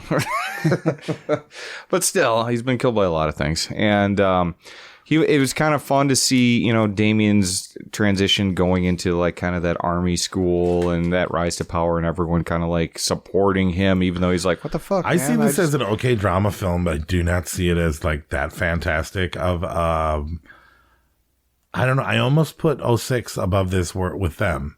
Really? But it was a solid tie for me, which this was a tie with 06. Tiebreakers put Damien 2 on there. I don't know. Like I said, I think it's an okay drama, but I don't think it's a fantastic horror. The problem with this film that I have is that it feels very familiar by the end of it. Very familiar. Mm-hmm. It is almost like back in the 80s and 70s, they were scared to expand. Even today, we're scared to expand on sequels. Were redos. They're just rinse, repeat versions of the first they like ones. that. Let's do that again. Exactly. Yeah. Yeah, and it but definitely feels like that. Yeah. Let's just make him a little bit older. Yeah. Well, I think Damien, for me... what part of this plot is so important to get us to the third? I just think it's kind of like... I think it's just you're watching his story arc, right? Mm-hmm. And I think him slowly becoming aware that he is the Antichrist is kind of really interesting to me. I think that kind of resonates a little bit. Yeah. Because... no, but I like that, though, because he does seem kind of innocent still. He doesn't seem like that bad kid, to your point, Kayla. He's good at school. No. But then everyone's just like, you were meant for bigger and better things. And he's like, what? Yeah. And he embraces it at the very end. He does. After he loses his one friend. So you get kind of a villain turn, and then in this film, and it kind of brings it all together. And now it's like, oh, well, he is truly a bad guy now. He's not some little piddly shit kid like you get in the original. And that's not until the end, though. The end, yeah. But that's where it should end if you're going to carry it on to 3. He is 1 year older and now 34 years of age. I just realized a parallel. It all came back to me from years of traumatizing Catholic school. Nothing against Catholics and all that. Well, you're a Catholic, you can say that, right? So they're paralleling the Bible in this series, right? So when you hear the story of Jesus, you hear about him when he's a baby. Yeah. Then there's a brief story when he's like a 10-year-old kid in a temple. Okay. That's the second movie. Brief story of him kind of learning who he is. Mm-hmm. Then you hear nothing about Jesus until he's like 33, an adult, and is ready to die. I think that was absolutely intentional. Probably so. Yeah, probably so. That's these 3 movies. Yeah. The 3 arcs of his life. Yeah. Baby, childhood, adult. But this does feel like a natural progression. Yeah, I think 2 is fun and it's a good watch. And where did you put it on your list? It was my number 3. Okay, my number 3 had it at too. 3. They had it at number 4. Okay, so the remake jumped it for you guys. Okay, okay. I mean, at the end of the day, if you had to sit down and you were given the choice, do you want to watch number 2 or do you want to watch the remake? Gun to your head. What one are you going to sit through? I'm going to watch 2. And that's where we differ. Yeah. I mean, I don't know. I'm like, after just watching them, I think I'd rather watch the remake, but I don't know. 2 is a better. I mean, if it's been a while, I'd rather watch 2. I don't know. Do I have to watch Omen 76 and 06 right after it? No, that's like watching it 4 times. You're given the choice. And that's exactly how I'd watch it. Yeah. You're hosting a movie party. You only have 2 DVDs in the whole house. It's the Omen 2 and it's the Omen remake. Omen 2. I agree. I like that 70s charm. But I just watched them. So I can't have Omen 76 as one of those. I don't. Nope. You only have 2 DVDs in the house. Well, then this doesn't make any sense because if I only have 2 DVDs and one of them's the Omen 06 and the Omen and you and skipped Damien, out on the box set and you just those are still the only 2 movies that I still get to watch because I only have 2 movies. So I'm almost with you. I almost put 06 above Damien. But I don't know if I'll ever watch the remake of Omen ever again. Agreed. I might go through the rest of my life never watching it again. I would always watch the original. I bet you Damien will get watched again in my life. I bet you 06 will not. I think I would watch Damien too again. Oh, we just got your girl on the Damien side. Come to the dark side. The aftertaste of this movie, when I think about it, all I think of is they just keep talking about boring politics. They're not even interested in what they're talking about. Neither am I. Yeah. It's boring. I mean, maybe it's because I just watched The Omen twice, but... Yeah. Yeah. It's a hard block. I have 2 notable notes. They slap the Thorn logo on every existing location you could recognize. Yeah, it's branding. It's just the Thorn logo, but on the Field Museum. I don't want to make any parallels to current day politics and stuff like that, but I'm just saying branding works. Get your name out there. Maybe Thorn Corporation's responsible for Michael Myers. Oh, why do you say that? Cult of Thorn? Yeah. Now he's relating it to Halloween 6. Cults, religion. Well, they never did really explain that in Halloween 6. I mean, it makes sense if Damien showed up and was like, my boy Shared Michael. universe? Make more sense than 6 did. Yeah, I wish he got taken out by Maybe magic that daggers space in rather between than 3 and 2 was actually Halloween 6. Yeah. Was he Michael Myers for a little while? Damien in a mask? He's got a good point. I didn't think of that. Yeah, Damien in a mask. Michael Myers was 21. Yeah. Last note I have. I was doing very well last night. I'm sorry. That's a Loomis. Well, it was delayed again. Yeah, it was. What? Yeah, I don't know. Close those browsers. Maybe you Dude, I will not get rid of the porn. This thing is filled with porn. The good porn. Only great thing I have to note about this movie is that it was filmed locally here in Eagle River and Lake Geneva, Wisconsin. Yeah. So, and that's around the time where Eagle River, Wisconsin was this weird little mecca of low budget films. And obviously Damien is not low budget, but I mean, there was slasher films. I mean, talk about that Blood Hook guy the guy that did Blood Hook. Yeah. We used to hang out with him in a bar, right? And he went to school in where it was filmed, and he knew all the people in the movie. Yeah, still, he wasn't in it, but yeah, he wasn't in it. He wasn't. Oh well, fuck him then. But yeah, no, I mean, like it was still cool because we're talking to somebody that knew all the Blood Hook people, and yeah, there was a chill factor, and there was like I don't know, like half a dozen other. Maybe movies. One day we'll do all Wisconsin filmed. Yeah, here's a bunch of movies you guys won't care about. Great episode. Horror. Fish and horror. It's either do you fish? Do you snowmobile? Or do That's you what hunt? all of these horror movies are about. Yeah, hunting, fishing, snowmobile. But no, I mean, like that's kind of cool. And obviously, I mean, there is that kind of wintry scenes and whatnot. And yeah, it's.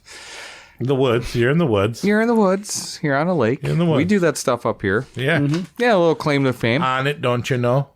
What else you got, Jacoby? You look like you're really perplexed by this film. I feel like Are you struggling because you want to move this up to your third? Nah. He's- Well, okay, I would move this up to. We already got Kayla. He'd We're move it gonna up. get him. He'd move it up to Yes. third if Julia Stiles made a cameo. Not even a little. She was one of the girls. She was one of the girls skating on the lake. If this movie would have committed to some of the ideas it had, I probably would have went for it more. Like they had this interesting scene where Damien was very conflicted about his destiny. But after that, there was no struggle. He's just like, oh yeah, I'm evil now. He ran around like The owner- screaming at like, no. The owner of the Beyond and I had a conversation about the Omen. Okay. He made a really good point. He goes, have you ever seen, oh, you're doing the Omen series? Oh, have you ever seen Problem Child? And I said, I love Problem Child and Problem Child 2. And he goes, you ever notice that it's the same story? Yeah. And I go, yeah, except for a little less Satan. The Problem Child was more of an antichrist. Yeah. Yeah. And that brings you back to Kayla's point about how Damien was a good kid. You know, you might be onto something. How do you feel about Jesus? Who? Terrible. Bad kid. Worst kid ever. Smelly little farm kid. Hung out with prostitutes. Damien. Okay. He's a good kid. Jesus. Tremendous. So your problem with this movie is that this didn't really commit to any of the ideas. Yeah, he was just. Kayla can attest to this. Good kid through and through, right? Yeah, absolutely. Like, well behaved, knew it, like, studied. But and that's why you like the original or the remake, because it committed to all the originals ideas. Yeah. Aren't the first. Okay, gotcha. Yeah. You talked about this, but aren't the first three films kind of supervised by the church? Aren't these kind of pro-religion, pro-Christian films? Just like the plot of the first Omen, where they're like, oh, people aren't afraid of the devil anymore. We need to kickstart a villain so that more people come to the church. The first Omen, I don't think, was sanctioned by. I don't think so either, but the church. No way. But these things, I bet you the church, the Christians, the Catholics loved these movies. Well, and they did like some of those church. movies. These are pro God films. Like a lot of churches, like The Exorcist, when it first came out, because it was bringing attention to religion and doing all that stuff. God wins. Yeah. Well, he doesn't see that. That's my only argument with that, is because evil wins an awful lot in these first three films. Right. Like Damien's cleaning up, whether he knows it or not. To your point, I mean, he's just a good kid who's got some evil people around him that are doing his bidding. We can't help our families. Yeah, right. Or crows, for that matter. Yeah. Because I think most of the people that do the killing in this film is. I've had plenty of crows follow me around. I thought Are that they was killing just people? Normal. I don't know. They're eating the dead. They're eating the dead. Yeah. Yeah, because every time someone dies in this film, there's some fucking bird that just stares at him for about a half hour. Dogs on vacation this time around. Yeah, not dogs. Yep. Not dogs this time around. All right. Well, anything that anyone else wants to say about Damien? Omen 2. Let's move on to number 2. Number 2. I'm the only one that doesn't believe that this one belongs here, but the first Omen, 2024, fucking masterpiece. I think this is the best Omen out of all the Omen series. So you had this at 1, is what you're saying? I had this at my number 1. I saw this in theater with nearly no one in the movie theater, and I think everybody went into this movie thinking it was going to be a bore fest like a lot of the other Omen films. I had such low expectations. Here's the thing. Nuns are not interesting characters. Not at all. Not even a little bit. But somehow, I totally agree. Somehow, the nuns in this movie are fucking interesting. Maybe it's because she blacked out and got drunk and had sex at a bar. Maybe it's because that one chick with the really pretty eyes that jumped off the roof and had some of the greatest effects, lit herself on fire and hung herself from the, Yeah. Fucking, I don't know. I think Tiger Free, Nell Tiger Free did amazing. I wanted to hear her nun story, and never in the history of my entire life have I ever given a fuck about the life of a nun. I cared about this nun. Yeah, well, that's one thing that this film really works on, is that it feels so original, even though you get to know Margaret. You get to know Catalina. You get to know these characters. These characters aren't boring. I didn't actually see it coming, even though if I would have thought about it at all, I would have realized what was happening. But the tie-in at the end took me by surprise, and I was like, well, I didn't even fucking think of that. Like, even though we should have, because it takes place. Yeah. See, and that's the one thing that the Omen 4 really struggled with. And is this movie's dark, This man. ties it into the world of the Omen, the story of the Omen, but it's its own story. It's its own enjoyable adventure, that you could watch this individual character. You're not tied up in the Damien and the guy lore. that played Brennan from the Vivitch. Ralph Ineson, from The Witch, Robert Eggers. I thought he was awesome. He was great. I love hearing his voice. The grit, I don't know, the effect when the bar came off of the church through the stained glass, and then he walked away for a hell little of an bit. opening. Yeah, it was a retread. It was an homage. Yeah, it was an homage. But it still was felt awesome. original. Yeah, and felt new. It felt cool. I loved the twist where you thought Catalina was the mom, and then you realized, oh, Margaret was the mom. And then, oh my fucking God, when that guy got hit by the car, and she picked him up and moved him, and dude, a little traumatizing. Dude, I rewinded it. You know how often I rewind movies? Not that fucking often, and I rewinded that. Yeah. I rewinded 2 parts in this movie. Also, right before when she get after the car accident and she gets out of the car and she does the possession remake scene. Sam Neill's possession. Yes, well, I've never seen a woman. There's 2 movies where women have done performances like that. This movie and The Possession. Yeah, it was fucking. It was sexy, Possession. too. It was gross, and it was sexy, and it turned me on. And I rewinded it, and then I paused it. And then you were confused about yourself, and then you kept going. And then I was like, am I into this? I think I'm into this. I think I was. Yeah, and then you rewound it back a little bit more and started right. Yep. And I paused it right at the splash. Dude, this movie was fucking brilliant. No, it is. It really is. And I did not see it coming. I went into this movie in the movie theater. We talked about it when it happened. Yeah. I took a picture of it, and I was like, dude, this is a fucking good You movie. told me I was going to love it. And I don't fucking like the Omen movies. I still don't really like the Omen movies. I fucking like this movie, man. And you said you didn't really like the secret scene, but I thought that opened up. I want to know more. At the end. And I watched this movie first before I watched all the other ones. And I wanted to find more secret Easter eggs from this first movie in the later ones, and I was so pissed that there wasn't. So I watched them in not chronological, but in order of release. How did it go from the first to the original? Flawless. Really? Yeah. Okay. I thought it was perfect. Honestly, I should have watched it like that. Even the secret scene was fine, but yeah, like literally they drop it off, and then the next movie. Then the first movie, the first Omen. The original Omen. The original Omen, yeah. Literally, the baby's in the car. They stop at a hospital. Movie's over. The beginning of the Omen. There's people carrying a baby into a hospital. Hey, your kid just died. Do you want this one? Yeah, dude, it was perfect. Yeah. No, it's really well done, and it also takes gigantic swings. We talk about that birth scene and whatnot, where you see like hand coming out of vagina and stuff. Like, I did not expect to see some of this. And that devil in the fire and the imagery in this was like, wow, okay, you're really actually swinging for the fences, and you're doing it well, which is a lot of the movies that we've already talked about. The Final Conflict, Omen 4, the remake, Damien, for that matter.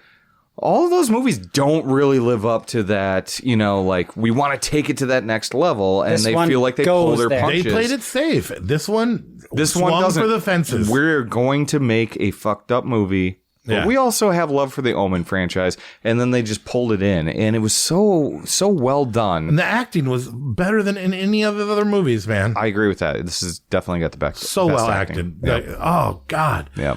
And then they tricked you with thinking that angry girl, but they expanded the lore as well.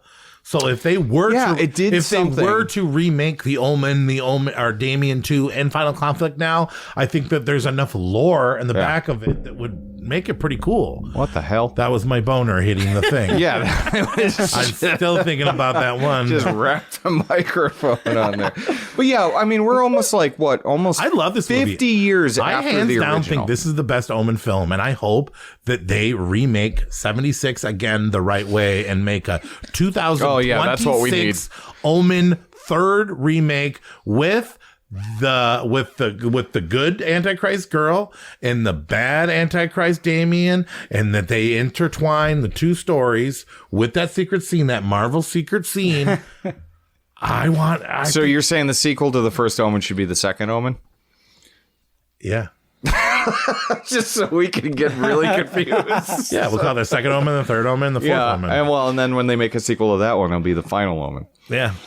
And then they'll do one after that called The Next Chapter. Or The Omen Lives. Dude, this movie's so good. And I agree, though. When I submitted my list first and I had First Omen at the top, and then he said, mine ain't like that. I'll tell you one thing, mine ain't like this. And I was like, what the fuck is he going to do? Well, here's another thing that... how did you guys not pick the First Omen as the best one? Because I have that much love for the original. With it. Yeah.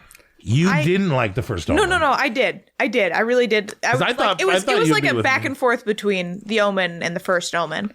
Okay. Yeah. So you're talking about the first Omen and the first Omen? Yeah. Yeah, we're clear. We're all clear on this. Exactly. Yeah. Okay. Yeah. But so what made this not the best? Or what made you almost think it was the best? It might have just been like the kill scenes in the Omen. The one really good kill scene in the Omen. Good too. They had some surprising good ones. Was it that there was no dog in this one? No. The dog is a very important character in the other ones. Okay, well, here's something, though. The first Omen is the best. No, the first Omen finds a way to be its own film while enhancing the original. Like, it makes me want to go watch 1976, The Omen. I watched these right next to it. Yeah. You know, when I was done watching the first Omen, I literally went right to the Omen, and I was like, boom. Really critical and important thing for a prequel to do, if you're going to do it right. That it makes the movie that it's prequeling be better. Its own film while still makes you want to watch the original, the one that comes right after it. And I think that that's one thing that prequels often fail to do. I mean, you look at The Thing, right? I absolutely love The Thing, and say what you want about I think it's 2011 or something like that. Prequel. The prequel. This movie does the same thing. It ends leading directly into the original. Yeah, but that one's got hit or miss success. This one is like, holy shit, I'm amped up. Let's watch the original. Release the pilot cut of The Thing 2011. Is there a I don't know about this cut. Is there a better cut out there? We got to talk about The Thing in every fucking episode. Okay, we're going to steer clear of The Thing. No. Look into the pilot cut. Okay. Everything that was left on the cutting room floor and what they wanted to do. I'll say that. Oh, interesting. Listeners out there, look into the pilot cut. # release the pilot cut. You still can't get over the CGI that film uses. It was originally filmed with practical effects. The studio painted over all of them. Okay. Well, that was my boner hitting the microphone notes. pretty light. Yeah, well, okay. Look into that. Seriously. Size doesn't matter, Corey. It's what you do with it. It sounded like a pencil. Yeah. Looks like a pencil. But yeah. The first Omen. I didn't mean to derail you, but yeah, it has the same... No, I said what I wanted to. Yeah, please, take it. I want to hear what Kayla has to say about the first Omen. So I actually watched all of the other ones because I watched the first Omen first. Yeah, like I watched did. all of the other ones expecting... chronologically. The first The title, The First Omen. Yeah. 10-4. From 2024. Got it. I fully expected there to be some sort of mention that, like, the mother was still alive or, like, the sister was, doing something else or, like, expecting either one of them to come into any of these movies. But they didn't. No. Mm-mm. Yeah, they that was the new part of the first Omen, where they left it open, where they maybe could tell the story of they could Damien's veer sister. off. Yeah. But yeah, Damien does not know that he has a sister. He does not know that he has a mom. In fact, Damien. Yeah, you're like Damon. Like in he's fact, some, like, they say his Puerto Rican fucking baseball mom player. is a jackal. And that's what really threw me off with, like, the They grave straight scene. up say that. I think with the grave scene though, because I thought like, oh yeah, they put a dog in the grave, like insinuating that she's actually still alive, but they wanted something in the grave to like. Oh yeah. That's kind of what I was thinking. But no, and that then was just her. And then in the 06 Omen, then it was like, oh yeah, the mother was a jackal, and I was like, okay. What? I guess. I thought What the about father Margarete? the father was the jackal. shot in yeah. Rome. eh? Bestiality. And this movie was shot where it takes place. They went to Rome and they shot it in beautiful Rome. Yeah, and it looks fine. And it looks like it's 1971. Yep, it does. And I wish they would have used the filter they used on the trailer. The trailer used like an olden time filter. Oh, really? And then there was a few of those there's texture a little things bit in there, which was also another great thing that I noticed in the theater, not so much on my rewatch at home. When my rewatch at home, I fell in love with the story and the acting. In the theater, it was all about the cinematography and the filters and the editing and the way to make Rome look like old Rome in modern day Rome, except for the bar scene felt a little modern. Bar scene did feel modern, and I remember seeing that in the trailers, and I was like, how does this take place in 1971? Because that's right now. Yeah, exactly. But, that really threw me off. And so when you saw it and you're like, you're going to love this movie, I'm like, yeah, I don't know, man. I feel like you're just taking another shot at me or something. Telling you the no, truth. You're right. So I wanted to speak to the jackal thing for a moment. You're going to talk. This is to the jackal? Yes, to the jackal. Dear jackal, where's Jacoby? When they wrote you into the movie, I'm pretty sure, I could be wrong, but I think in 76 they wrote he was born of a jackal, which in my head canon just means like jackal somewhere in the lineage. A jackal's like a wolf, right? Yeah. Like a feral wolf. Isn't it like a hyena? It's like a I thought it was like a more coyote. yeah, I think mostly closely related to coyote. What the fuck is It's a like- jackal? They're going to talk about the band. Sorry, I'm It's- asking Siri right now. It's much smaller than an actual wolf. Well, Jesus. Because you said fuck. Just say We what's have up, that kind jackal? of relationship. We're there. All right. But to me, that's not saying the jackal is the mother. It's saying the jackal's in your lineage. It's Oh, it is like a Yeah. it's like a little fox. Yeah. It says it's of wolf lineage, but we all know. It's like a tiny Aren't little wolf, all isn't it? canines of wolf lineage? If you look at that thing, it looks like a little red fox. They did a really good job with the cinematography in that, because to the average person watching it, it just looks like a big demon mouth, right? Yeah. Also, if you look up pictures of a jackal, they're adorable. yeah. Yeah. They're really adorable. I would be like, So is born of Damien, hyenas. But so is Damien. Oh, he's a furry. He's a fur. Yeah, he wears the tails. What about the birth scene? The birth scene and the fire, and was she hallucinating seeing the devil, or was the devil present? I think he's got to be present, right? He was watching over his. Yeah, I Antichrist. think so. Yeah, yeah. That scene was pretty It was awesome. awesome. And It was pretty awesome. And And the end amps up, and then it's over, and you're like, "Whoa!" Right? It picks want you up more. and takes you for a ride, and then it abruptly, They all kind of end abruptly, but I feel like the first Omen and 76 leave an impact, whereas all the other ones just feel like, we're done. Damien 2, this time around, I really forgot about the ending on that, and it was really just like, oh shit, okay.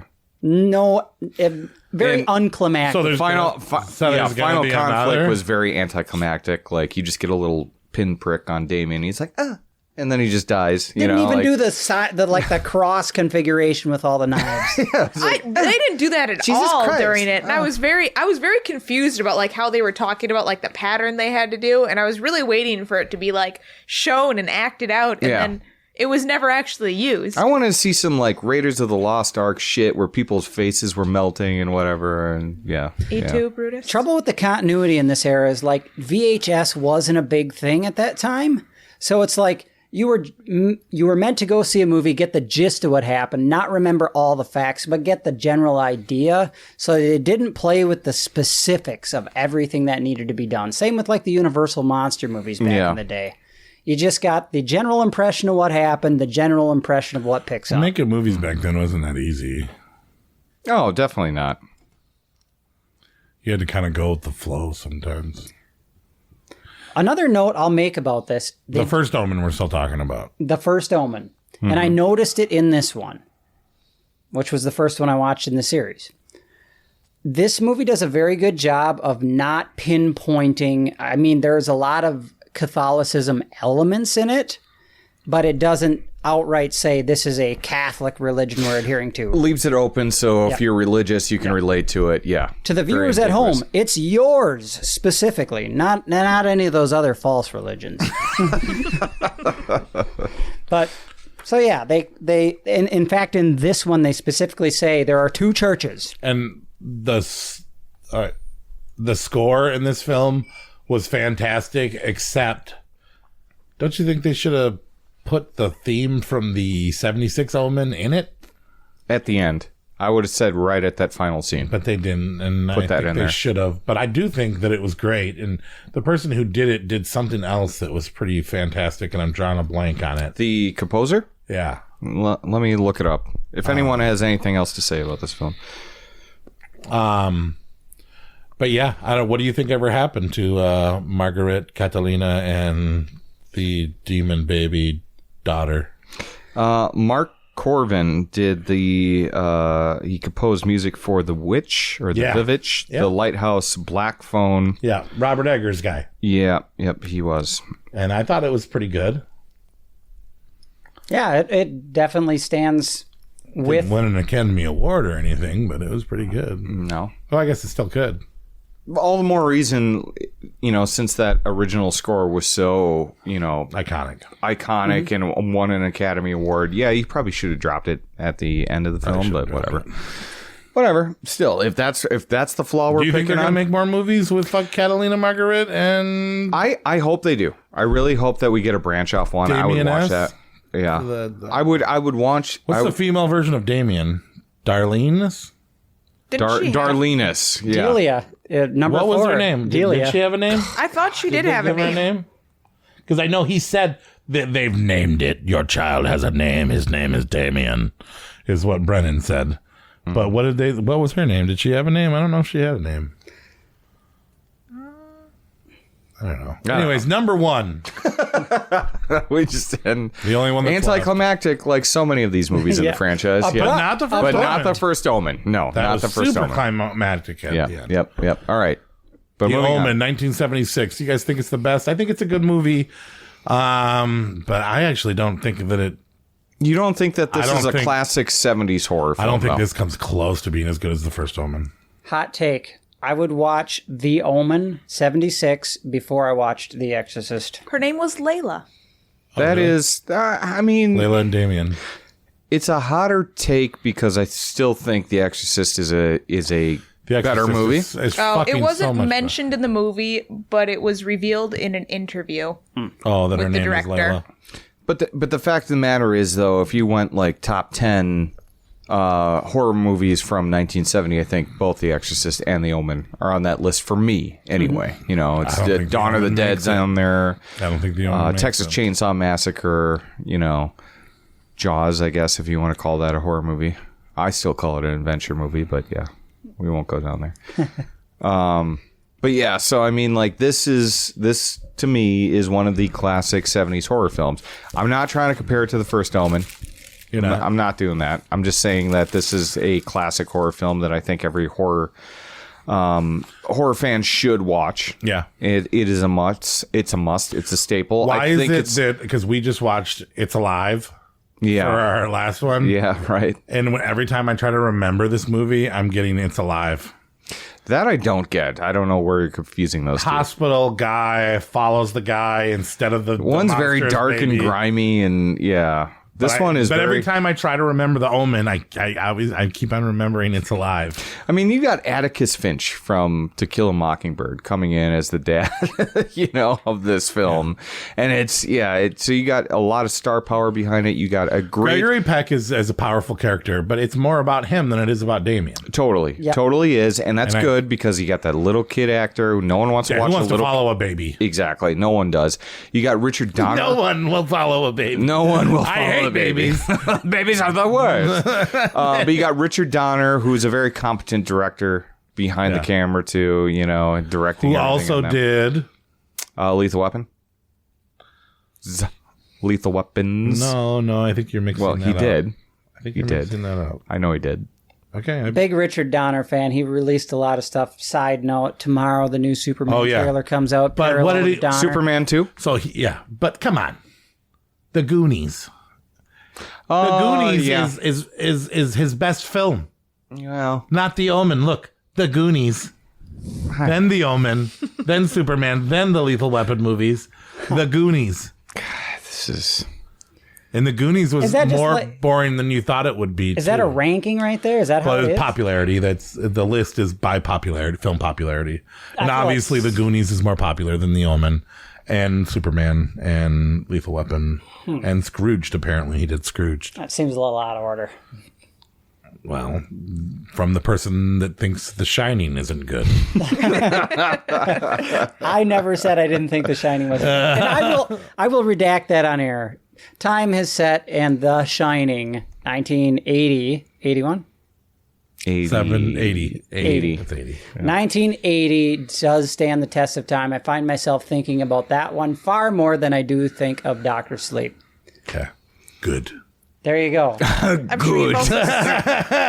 sure you've also seen The Shining 45 times versus Dr. Sleep, twice? So you're saying I should watch Dr. Sleep more you need to watch it at least 43 more times. But this son of a bitch just said that The Omen's better than The Exorcist, and then I'm supposed to forgive him for the last one, but now continue to dislike him for what he said Heals today. one wound, cuts two more. I get it. Yeah. I get it. That son of a bitch sitting next to me just said The Omen's better than The Exorcist. Joke's on us, man. We keep inviting him back on. Sometimes horror is an acquired taste. Oh, God. No, but The Omen is a very iconic story. I think it is one of the best Antichrist films out there. Right? Yeah. Can we all agree on that one? Absolutely. All right. The most important Antichrist film. It is, and then for a 76 movie, which, some younger people might have issues with, or maybe some older people, there is some really cool kills set up in here. There's some Final Destination. Yeah. Exactly. You go in the exact same place. Final Destination style kills. That window's awesome. The decapitation really scene is fantastic. That was my favorite out of the entire series. Well, yeah. Well, better than the original? Or, better than the remake? Far better. Yeah. Oh, yes, yeah. I agree. The glass the pane, plate glass window. Oh, my God. Yeah. The hanging in the first is good, too. Mm-hmm. It's all for you, Damien. And you're like, what's this bitch doing up there? And then she jumps, and you're like, whoa, holy shit. Like, yeah. That is super surprising. You don't see the father getting it, too. Getting what? Like the pole through it? Yeah. The priest. That felt real. There was something about that. The wind starting in the storm. It felt otherworldly. Yeah, it really did. And then you get all the dog scene, and even the monkey scene is just like really uncomfortable. Oh yeah, when all the animals freak the fuck out. Yeah. And so and it's all practical, and it's all. So do animals believe in God? Well, they have to know. Right? Yes, animals do believe in God. I think the Omen tells us that they do. They believe in their relative being locked in a trunk. I need to take my dog to church. Yeah. I need to get to the bottom of this. Just let them confess. Cannoli. God real? What's Let a player know, You know Cannoli's got sins. That jackal. She is a little jackal. A jackal-style dog, yeah. No, but I do think it's iconic. This is definitely one of those that you have to see if you like an intro horror or anything. I want to go through The Exorcist, Texas Chainsaw Massacre, Halloween. The Omen, I think, is in that pantheon too. Alien? Sure. This is a 70s movie. It is. Well, it's definitely one of the best 70s movies for sure. I don't know. Do we have to... Once we get through all the years, then we'll do decades. Hey, Nate. Yeah. I'm smelling some farts. Do you gotta take a shit? I've been making some toots over here. You guys, sure. Maybe you should go take a shit or something. You want me to shit now? Well, go to the bathroom. Mid-podcast? Yeah. Well, all right. Well, yeah. I mean, are we done talking about? I guess we're done talking about it. Yeah. I guess this is a good time as any to go. Yeah, it stinks in here. Oh, yeah. Sorry, guys. I thought I kept it on my end of the podcast Make studio. sure you're taking assertive shit so we know you're taking a shit in there. Yeah. What do you think? All right. Yeah, it's fine. No, I'll yeah, you're right. Big deal. You're right. No big deal. I'm sorry, guys. It's Christmas. It's no big. You got the Christmas toots. No big deal. Okay. Take this bell with you so we can hear you going. Oh yeah, sure, no problem. All right. It's a weird thing, but yeah. Take If this you bell. hear it in the bathroom, just okay. Don't worry about it. All right. I'll be right back. Just gonna go stomp this out, and yeah, we're good. Yeah. So that was weird, right, guys? How we kept on saying all that stuff about like Damien, I'm Damien this, Damien. I think it resonated. Did you hear all the times he said that? Yeah. He was kind of talking And like, let's like be first honest, person. we all know that the remake was better than the sequel, right? The remake? But he Or the- really or the liked prequel? number 2 a lot better because that was like his childhood. Okay, so It does make sense. I'm also thinking like, okay, so I've been hanging out a lot with Nate like lately. You know what I mean? Like since everything around him has been getting really dark. You know what I mean? And I have been, every time that I like try to pull a prank on him or like, you know, like steal stuff from him and like do awful things to him, something bad ends up happening to me. No shit. If you guys spent like more than a little bit of time with Nate, bad things happen to you every time you like try to get one off on him.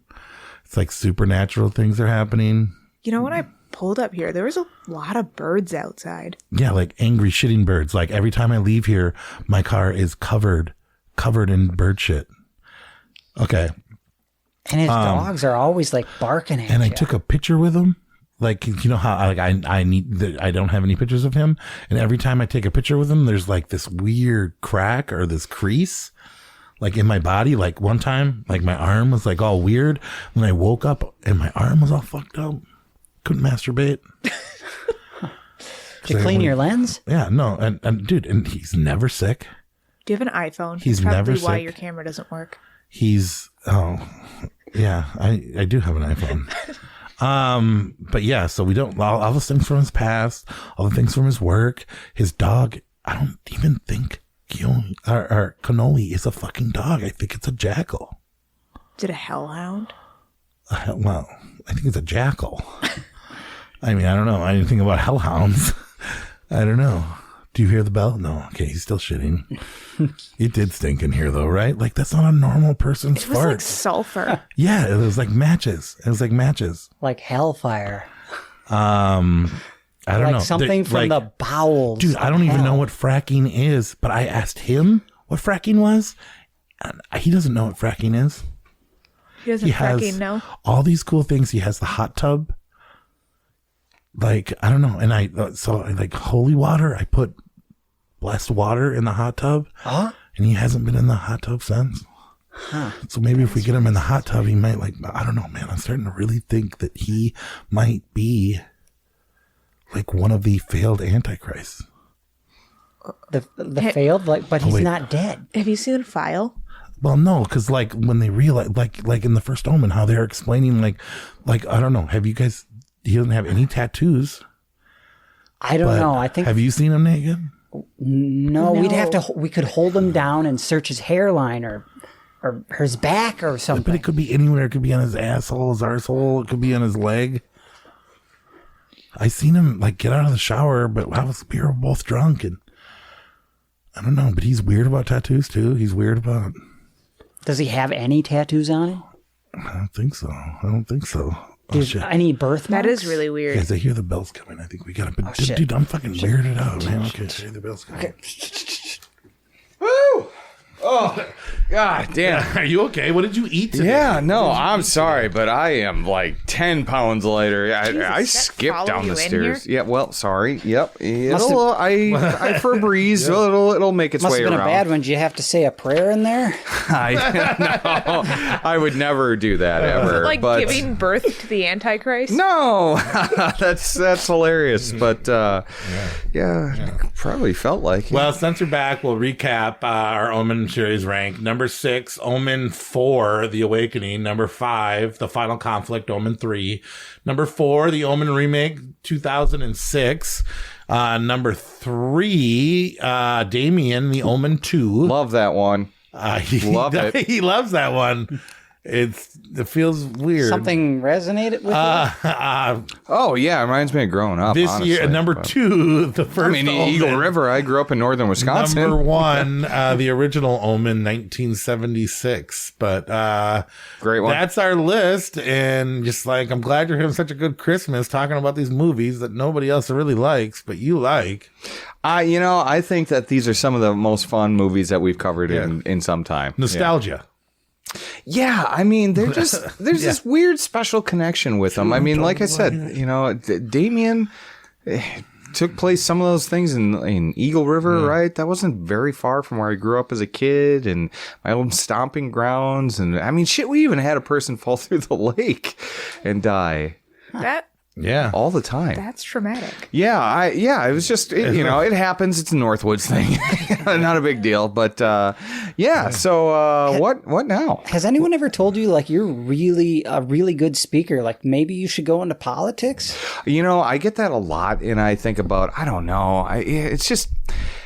Sometimes, I'm just able to connect with people on a different level where I think, people just kind of respond well to some of these things. A good following of people, a cult of people. What I will say is that I have a lot of encouragement, behind me. A lot of people that think that I'm meant for bigger and better things than what I'm actually doing right now. Well, at that, bigger and better things, let's do awards, huh?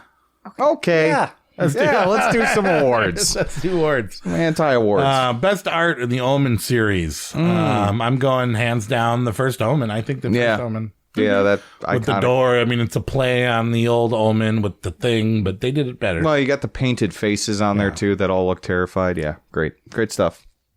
Do you think the first Omen had the best art? I like the first one, just that image of Gregory Peck. You like 76 Omen. 76 Omen. I like the 76, just... Okay. The husband and wife with their silhouetted sun and the upside down cross. Did you go with the first Omen? Yeah. The first Omen from 2024? Yeah. Oh, fuck. No, I want the original Omen. Yeah. So the 76 Omen. Yeah. Okay. And what about you? I mean, the image was... She's looking right now. You got me, bitch. I was looking at the first Omens. I think the Omen 76. Okay, wow. I am Trump. Yeah. I mean, it was so good. They used it in the entire opening title sequence. Right. Yep. True. Okay. Best music, I will go 76, The Omen, because it did win an Academy Award. Yeah. And we listened to it for a little bit before we got up here. We listened to the whole album. Side B's a little different. Side B's got some nice 70s music to it, yeah. But I do think that they did a good job on the first Omen, the 2024. But it doesn't beat the original. You can't fuck with the original. Don't ever fuck with the original. And there's something to be said about Jerry Goldsmith's music because a lot of movies later have tried to imitate it, but nothing hits like that when as the far as going. 2, 3, 4 in remake, was the music good at all in any of them? They still, a lot of them use Jerry's music, but the first one knows how to use it. Yeah. Okay. It wasn't as unsettling, that's for sure. Yeah. Best effects. Let's be honest. Was it 1976, The Omen, or was it the first Omen? All right, I'll give you that first Omen love because I'm obviously the flames and the fire and the birds. I still am very impressed. The head cut off is great. Yeah, I'm very impressed by what the original 76 Omen the way can they do. blended practical and a lot of CGI. They did a good CGI in the first Omen. And I'm sorry, I still think one of my favorite deaths is from Damien Omen 2 with that elevator scene because I mean, it's just cool. It's just a cool setup. It's the same thing with the plate glass window from the original one. Later too. Okay, but the Omen, the first Omen, by and large, has the best. 2024. Effects. Yes, that one. Boy, is that confusing. It really is. Yeah, we got to be careful on best story. The first one. It was so good they made it twice. Not the first Omen, the 70s. Exactly. Yeah, exactly the same. I'm going to go a little bit off script here. Can we The remake had the best story. Okay. Well, so 76 wins again. It's that good. It's that good story from The Omen, but they simplified it so you could chew on it a little bit. Mm-hmm. I don't know. I think the first Omen had the best story that it felt deeper. Yeah. Yeah, that's true. Yeah. There's and a lot every more. other story was rooted from the story of the Omen. Guys, I'm going to go 4. Okay. Yeah? No. Okay. No. Best director. I'm giving it to Richard Donner, the director of The Goonies. Superman. Or Lethal Weapon. We're all throwing out really all good did things, that. right? Or Scrooged. Yeah, or Scrooge. I did Scrooge too, yeah. Best car. I really liked a lot. Okay. I specifically noted this in the title. I was actually looking at Kayla for this question. That makes sense. They had a hearse in one of them, right? I noticed that. Yeah. Yeah.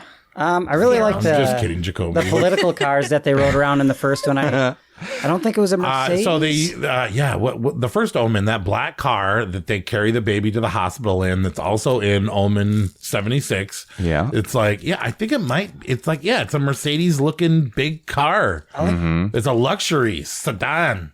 I like the silver. It's a luxury sedan. A luxury Satan. I like the silver limousine that Thorne was riding around in the first movie. That was pretty classic. The one that the kid was in when they went to the church and he freaked out in the church. Like one of those gray poupon fuckers from the commercial. Yeah. Pardon me, do you have But you don't know what any of those cars are called? You don't know what any of those cars are called? I made a note when I watched it. man? I made a note when I watched it, but I forgot. Christ. There was a Volkswagen Beetle. Oh, yeah. She slugged We knew me. we had to bring in the fucking expert for the cars of the Omen I franchise. thought for sure you'd know those Rome cars. What the Do they make hell? The cars in hearse Rome? was a Cadillac. I remember that. Give me that shoehorn back. All right, best Damien. Which movie had the best Damien? Damien. Yeah, Omen 2. Yeah. Right? Yeah, I agree. Yep, that's my There was favorite. something about his eyes where it was he that kid could go from evil It's to so- good. yeah. Because he looked innocent at some parts and he did look evil at some parts. He did. He did. I agree with You know that, what's yeah. so weird though is like if I showed you some of the pictures that I was that age, like we are very, very, Yeah, very I can similar see that too. Yeah, Yeah. it's weird. Yeah. Yeah, it is weird. Something in the eyes. Yeah. Like a doll's eyes. Yeah. Blackest eyes. Blackest Like doll's eyes. Who's your favorite overweight. mom character in the series? Was it Styles. Fuck that. I mean, I honestly, I figured you'd pick that. Over Lee Remick? I'm actually picking Margaret because she's a mom. She lived, and Yeah. I thought she was That's I mean, good. it That's was good. her sister daughter. Yeah. But Yes. yeah, sister daughter. I Yeah, don't know why I condone that. Yeah. doesn't bug me. Doesn't bug me one bit. I'd go on a date with her, Yeah. No, even after all that's a that good one. milk she came out of was her. definitely the most motherly figure. The other ones were like, I made Well, and you got to this, think, but I don't want to take Catherine care was a of it. mother figure, but she wasn't the mother. Mm-hmm. And Is it Margaret? Marguerite. Margaret. Marguerite. I don't know. Marguerite. When in Rome. So we're all agreeing on Margaret, or you're saying Julia Stiles? I'm saying Styles. She literally got an abortion. She didn't get an abortion. Wow. Well, at least she didn't have to get She her had a husband's. She miscarriage. throw herself off that. Styles' right to choose. Yeah. Yeah. Not my body. miscarriage. Didn't Not have my to get body, not permission. my Styles. She literally said she hated her son. I mean, my mom said that Yeah. About your brother? about Or about you? all 6 of us. Yeah. All right. Who's your favorite hero? That's why he ran a tricycle into her ass. Who's your favorite hero? Second story. Gregory Peck. You thought he was a hero? Yeah. He was also kind of the cause of it all, too. I went with Father Brennan, Me too. actually, because he's... Which Father Brennan? Ralph Ineson, because he actually survived that one, right? Okay, From yeah. the first Omen. Yeah. I thought he was a good hero, too. He went above and beyond Yeah. to try to save people. I mean, he eats it in the Omen 76, I think, but, you know, whatever. I kind of like the photographer. Like, he wasn't Yeah. really, like, truly Yeah. involved. In 06 I or always in feel 76? bad for them, both, honestly. I think I like the photographer in 06 better. I think I did, too. I liked 76. I'll give him that. Him I and think his I preferred the Ringo Starr 76 haircut. death over the Right. one from that one. But the character But as a hero, David Thewlis is a great actor. he did good, too. I just love the reveal he had when he's like, I happened to take a picture of me. You know, it was just... It's my problem, too. It was just it was a striking waist moment. down. Like, You were like, oh, do you enjoy shit. this? So you gave hero to Julia Stiles, too? No, Gregory Peck. Oh, Gregory Peck. You're right. It's just all Julia Stiles all the is time. my hero. But Julia of this Stiles. franchise. Julia Stiles. Julia Stiles. She is wonderful. Best male actor. I'm giving it to Sam Neill. I know I thought about giving it to Peck too. Peck But hands down. I got to give it to Peck. Yeah, his realization throughout the film seems real. He has this commanding and you're right. presence. Well, and his performance might be better, but what Sam Neill was given, and him being the only, maybe most valuable actor. I think because without Sam Neill, that fucker would have been just as bad as The I agree. Awakening. He elevates the material. So There's I'm only thinking so much like you could do most with valuable. Like if he wasn't in that movie would have had nothing. But he's no Event Horizon, Jurassic Park, Possession. It's by far not his best performance. Yeah. Well, he's only got so much to work with. But he was my favorite male actor. Anybody got a better one than Peck or Neil? No. Best female actor. And why is it Julia Stiles? Jacoby? Yeah. I don't know. I was going to give it to Delia from number 4. Oh, God. You would. I'm just kidding. No, I really like Stiles. Yeah, we know. We knew. I'm going to run that back. Mrs. The nanny from 1. She was creepy. Oh, she was creepy. Like she was creepy. Baylock, yeah. Yeah. I gave it to Nell Tiger Free. I agree with and that. Margaret. Yeah. Killed it. She did. Dude, she did that possession perform after the car crash, man. Billy Whitelaw. How the fuck do you do that? That was fucking breathtaking. Yeah. Oh my God. She went there. Yeah. Like the impregnating scene, the birth scene. Yeah. Yep. I think she did great. Best minor character I gave to Mrs. Baylock. But I wanted to give it to the dog. I went with David Warner as dog? each dog. The dog and everything. The dog, the black dog. The devil dog. The random German Shepherd in the beginning of the remake. Yeah, different dog than the rest of the movie. Oh, I'm just saying. I don't know. But I ended up giving it to Baylock anyways. All the other ones were Rottweilers. Best minor character? Do you guys got a better one than Baylock or the dog? The photographer, I think. I don't know if he's a minor character so much, but David Warner's in particular. Definitely wasn't a main character. From the original. Okay. And primarily he wins for me because he was the scientist in Teenage Mutant Ninja Turtles 2. So Yeah, he was cool. Mm-hmm. Babies! My babies! Mama? Tokar! Razor! Anyway, Jesus. That's classic. We're dumb. I love that movie so I do too. All right, Crush. Crush. You're just aiming all of these at me, so I say Stiles on every Is one it of them. Styles? You don't think anybody was more attractive and more attractive or more unless pretty? like a Persian cat. Yeah. You're into chicks that look like cats or what? That other nun in the First Omen. Yeah, she was hot. Angelica? Are you talking about the Mexican girl that got nunned? Or are you talking about the girl that lit herself on fire? No, the one, her roommate. Okay, yeah. I forget her name, but I actually picked the other girl with the weird eyes that killed herself. You like weird eyes. I do like girls with weird eyes. I get that. They're not attractive if they're better looking than me. Was it Luz? Yeah, I think that's what you're talking about. Yeah, and then Sister Wasn't that Luz, the Sister Luz roommate? and then Sister Angelica. Yeah, that's the roommate. Angelica was the one I liked, but Sister Luz is who you're talking about. She got those eyes. She got those weird eyes. She kind of looked like Mia yeah. Goth, but uglier. I'm into that. What? Mia Goof. All right, so what's your crush? You could maybe say a guy. Do I have to? Is there a good-looking guy in the No, entire you can series? go girl. I mean, please go girl if you want to, but I'm just saying, who's the best-looking guy in this series? Sam Neill. Gregory Peck? Yeah, Sam Neill. Yeah, I guess. I mean, you don't want to say 11-year-old Damien, do you? Or an even younger really, Damien. Because really Nate don't. said he looks like him. He felt they got the same eyes. When I was 11. Going on Blackest 32. eyes. He was doing very well last night. Black eyes roll over all right, best white. kill. Was it the window? Yeah. Or was it the hanging, one of the 4 hangings? The sheet or of was glass. it one of the things falling off of the there's that construction site? bus too. Dude, when the guy got hit by the car and the body and first the car. Yeah. I still got to give it to the plate glass. Plate glass. Yeah. I think that's It's the most legendary. Yeah.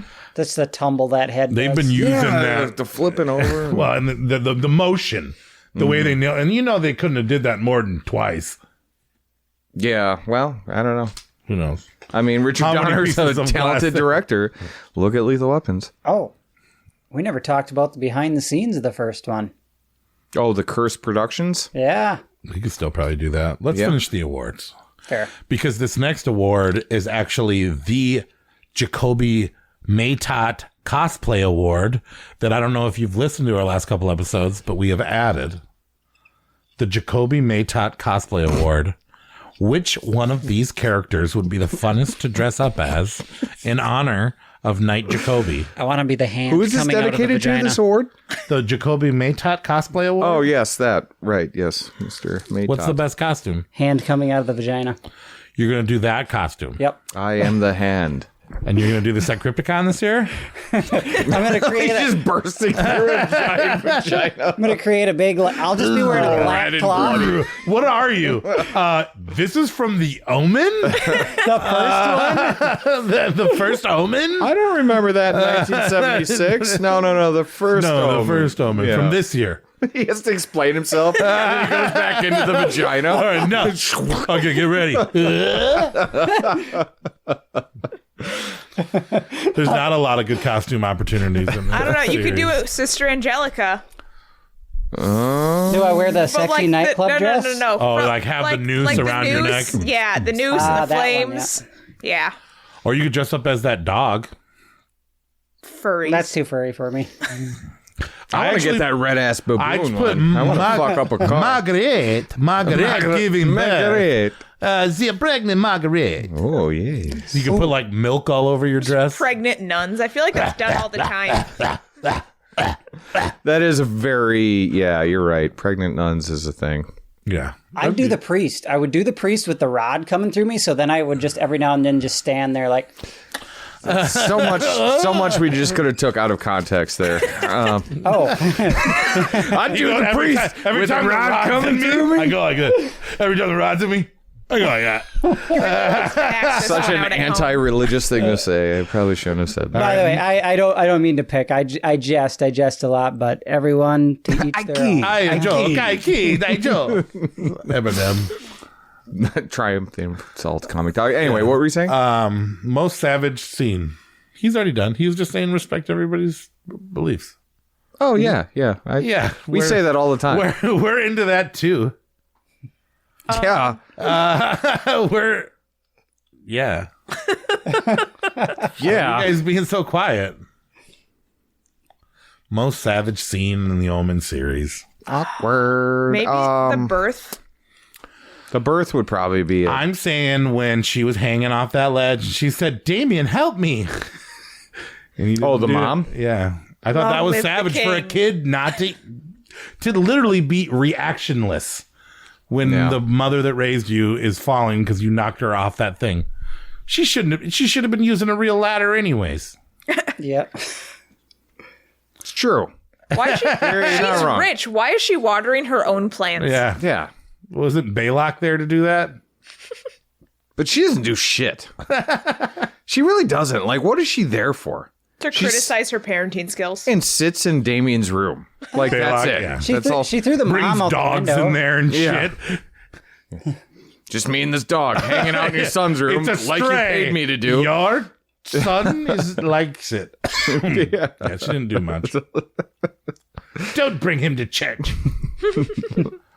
What's you got any other savages? You said birth. I said letting mom fall. You're saying I said birth. Yeah. you said Yeah, I birth. know. I doubled out on birth. Doubled Yeah. down on you. The birth is pretty good, yeah. Okay. Creepiest moment. I'm saying after the car crash when she's fucking That's creepy. I still think the one that like really fucks me up is it's all for you, Damien. Yeah, like the whole surprise. Yeah, all the like, kids like, oh. Yeah, at a birthday party, no less, too. And why? Like, why didn't that type of shit happen at my birthday party? The photographer realizing that he's next. I think I verbally said, "Oh shit!" He did. Yeah. Oh yeah.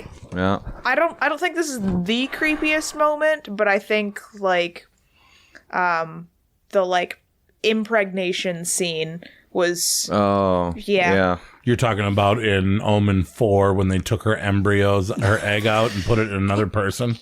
No, in the first Omen. Took her embryos. Yeah, the first Omen where they've got her tied down. 76. She's been like, no, the first Omen. The first Omen. Yeah. Where she's like tied down and like this jackal creature devil comes out. Yeah. Yeah, that was cool.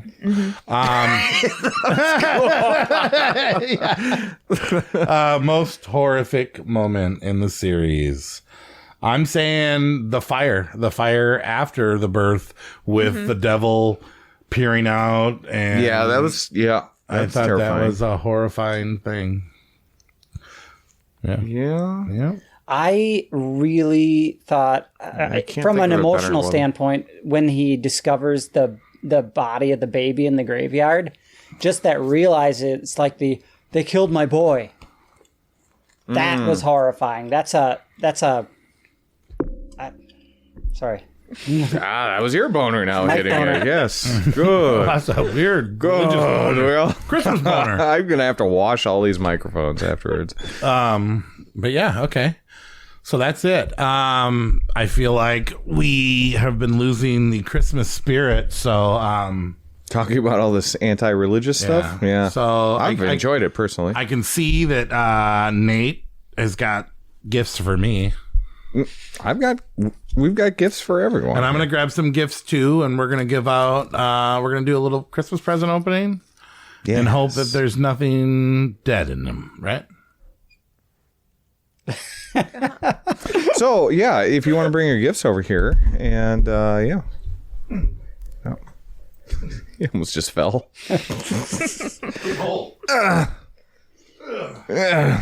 And then you said you had lice, right, Jacoby? Lice? Yeah, you had lice. Sure, yeah. So yes, yeah. After we open these presents, Scratch maybe my we head. could. Oh no, it was ticks. You had ticks everywhere.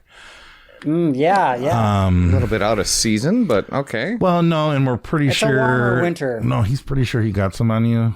So Yeah. after this, maybe. Oh, I hate ticks. I've got Lyme's disease before. I can't have it again. We were thinking you take all your clothes off and we just check your body for marks. I mean, ticks.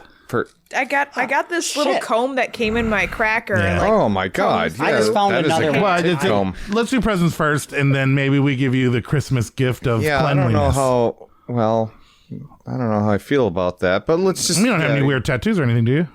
I have no tattoos. Oh yeah, that's what I thought. I just found another tick. You better check, man. Well, let's do presents You're all first. ticked up, dude. Here's Nate. Oh my God! Hold on, I gotta move my microphone. And yep, this is the favorite part of my Christmas podcast where we just Send open that to shit and Kayla. everyone has to guess what we're getting. It's Kayla. I feel like I should have brought something. No. Nate. You're Oh jeez. you guys coming on the podcast was a Nate. awesome thing. Thank you. Nate. I don't know if there's any in here for Jacoby. Here's another Nate. Oh my God! I need to give Jesus. Corey, you've spoiled Kayla. me. Damn. Jacoby. Oh. Jacoby. Jacoby. Damn. Holy shit. And Holy shit. Jacoby. Holy fuck. And Kayla. Here.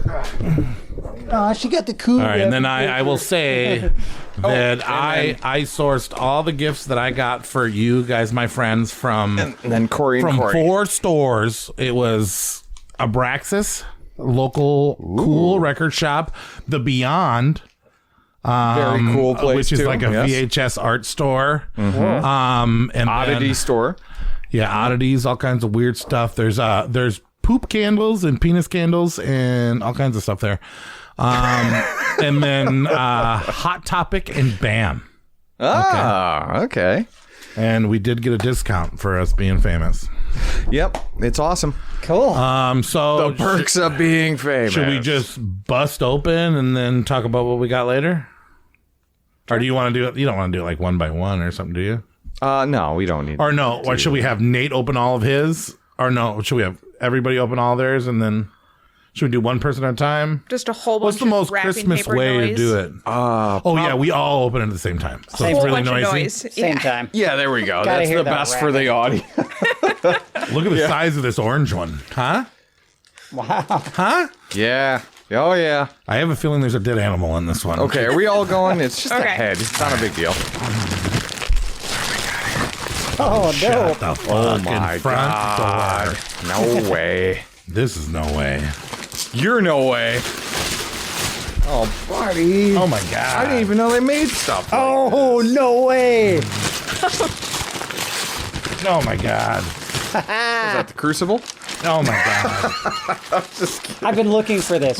Christine on VHS. Yeah. Wow. Uh-oh.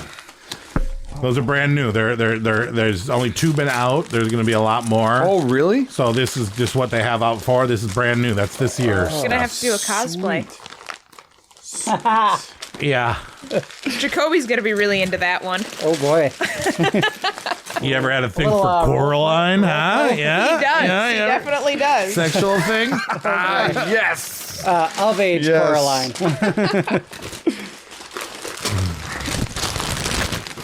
Hey, Look at us. Ben Dooley. Merry Christmas. Hey, you met him. I know this guy. Shit.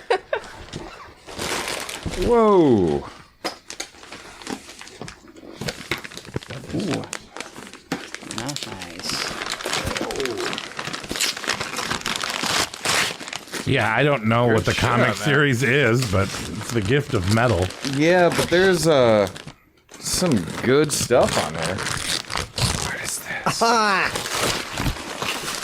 You guys know me too well.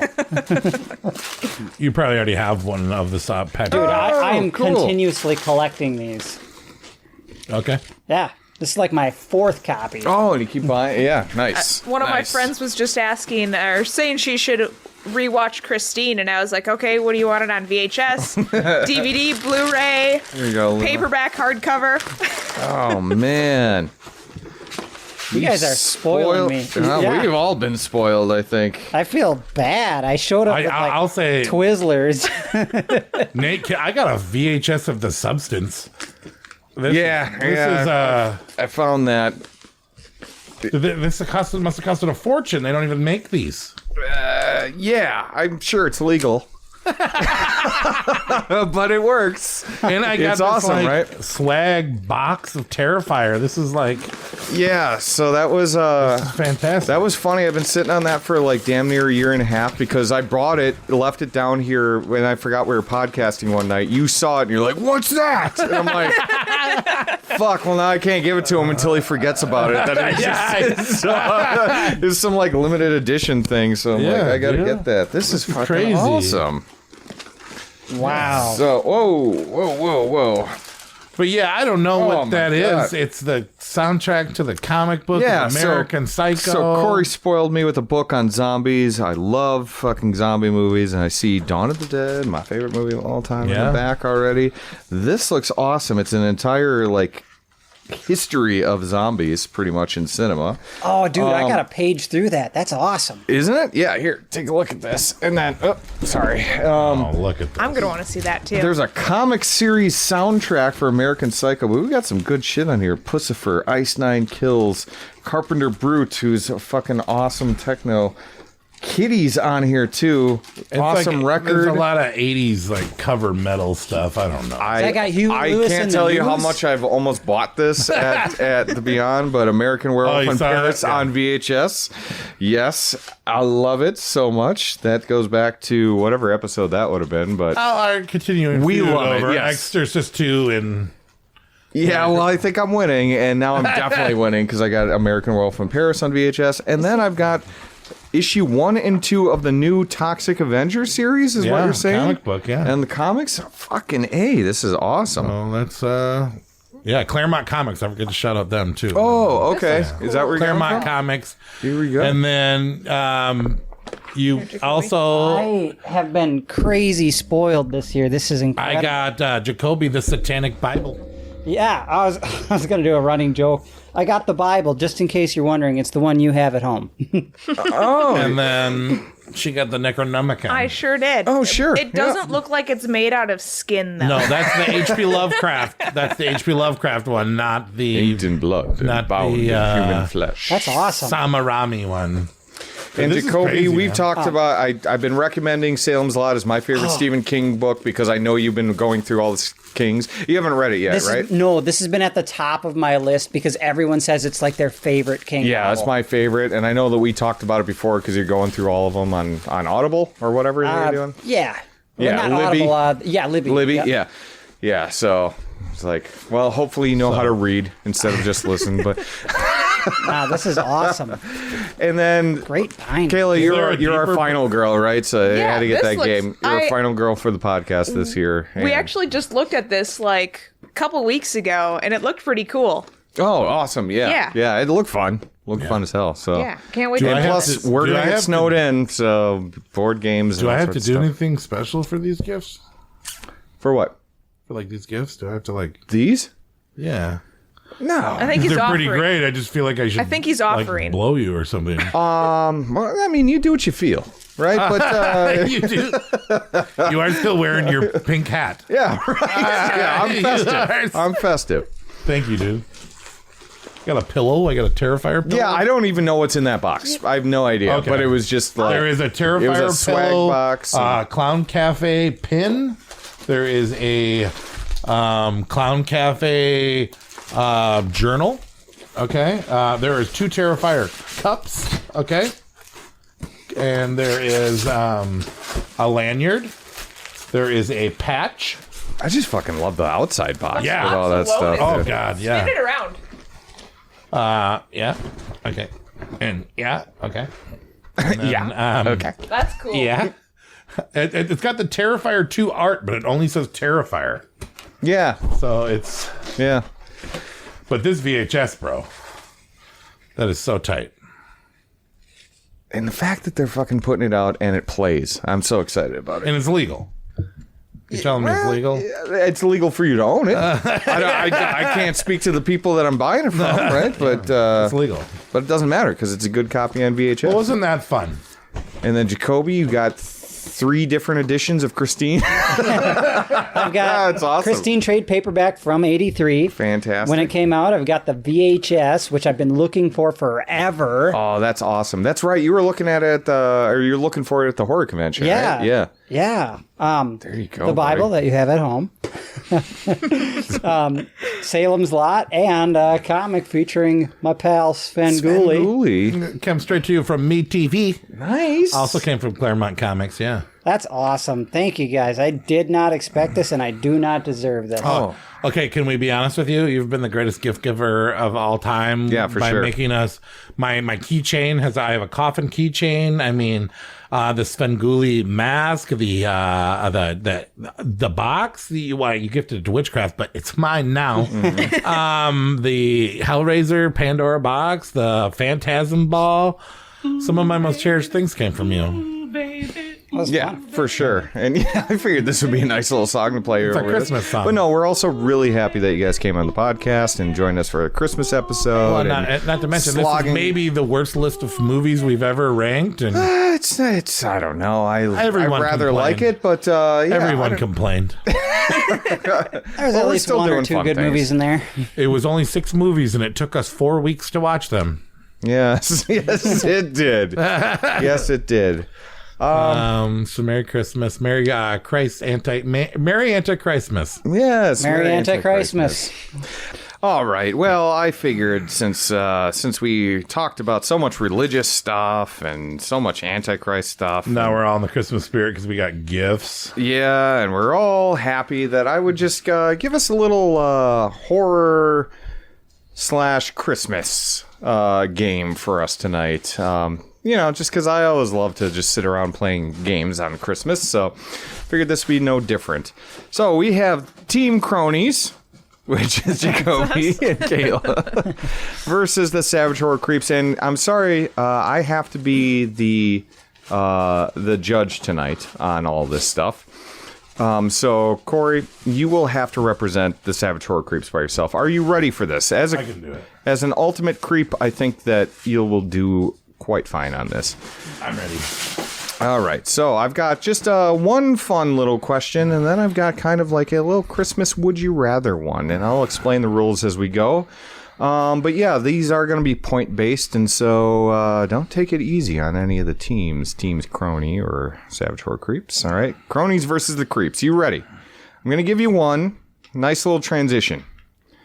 So, in the spirit of the Omen and the Antichrist Christmas, right?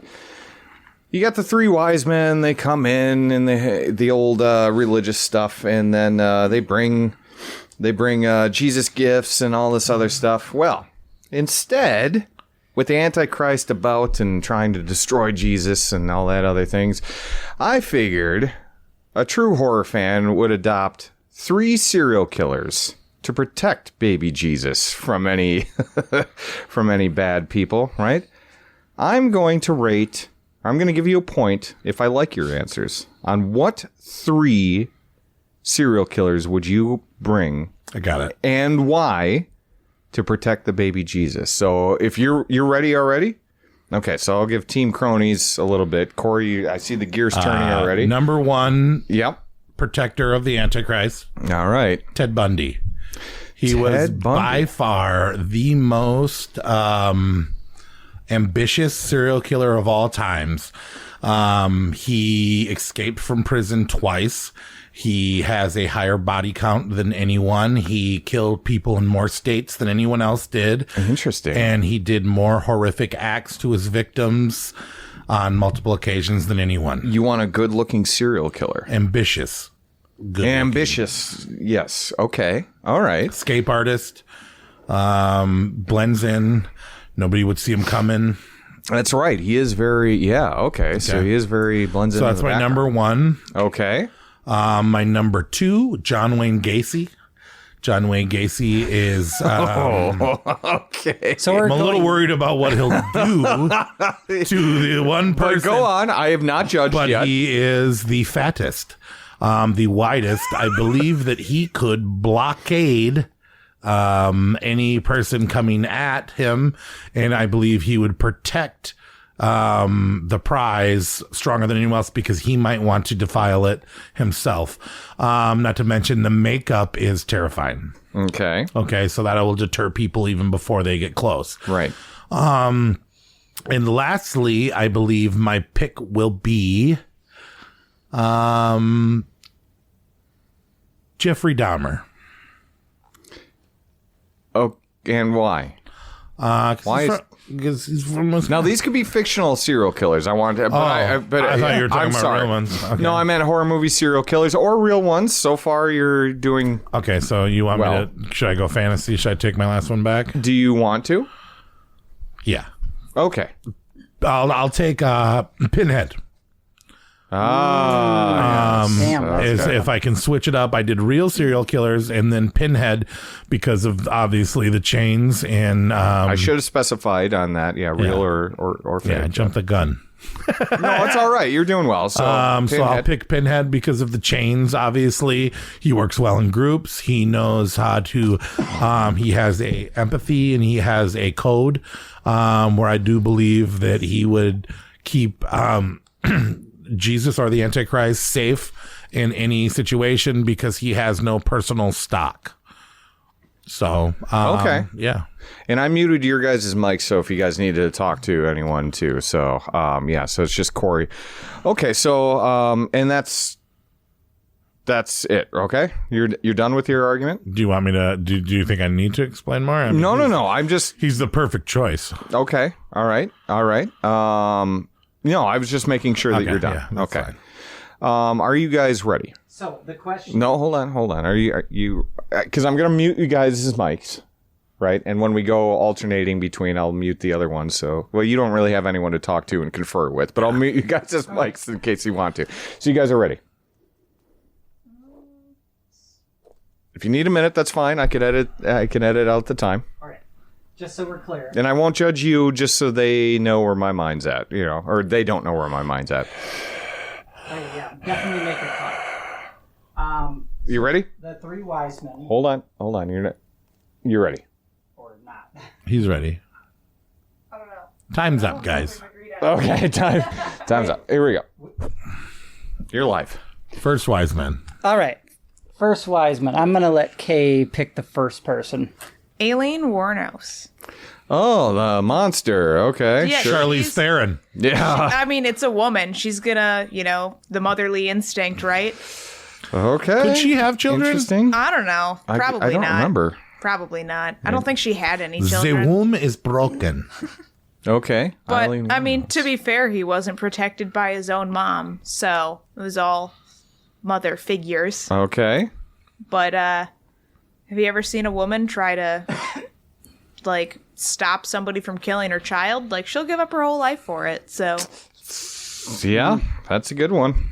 Okay. Next. I leaned a little bit more into the fantasy, and I'm going to go with the Candyman. He just has a very protective aura about him, Helen. He was very much all about her. I don't think he'd let... Okay. I'm sorry to interrupt. Didn't he throw that baby in the fire? Corey? don't help them. I think he did. That's for me to judge. That's for me to judge. If the Candyman wanted that baby, he would protect that baby. Okay. All right. And we need a third one. I mean, can we go with, King Henry VIII? Really wanted that male heir. I think we could consider him a serial killer. He'd have a kingdom many against people. you. Wow. Yeah, I'm down with that.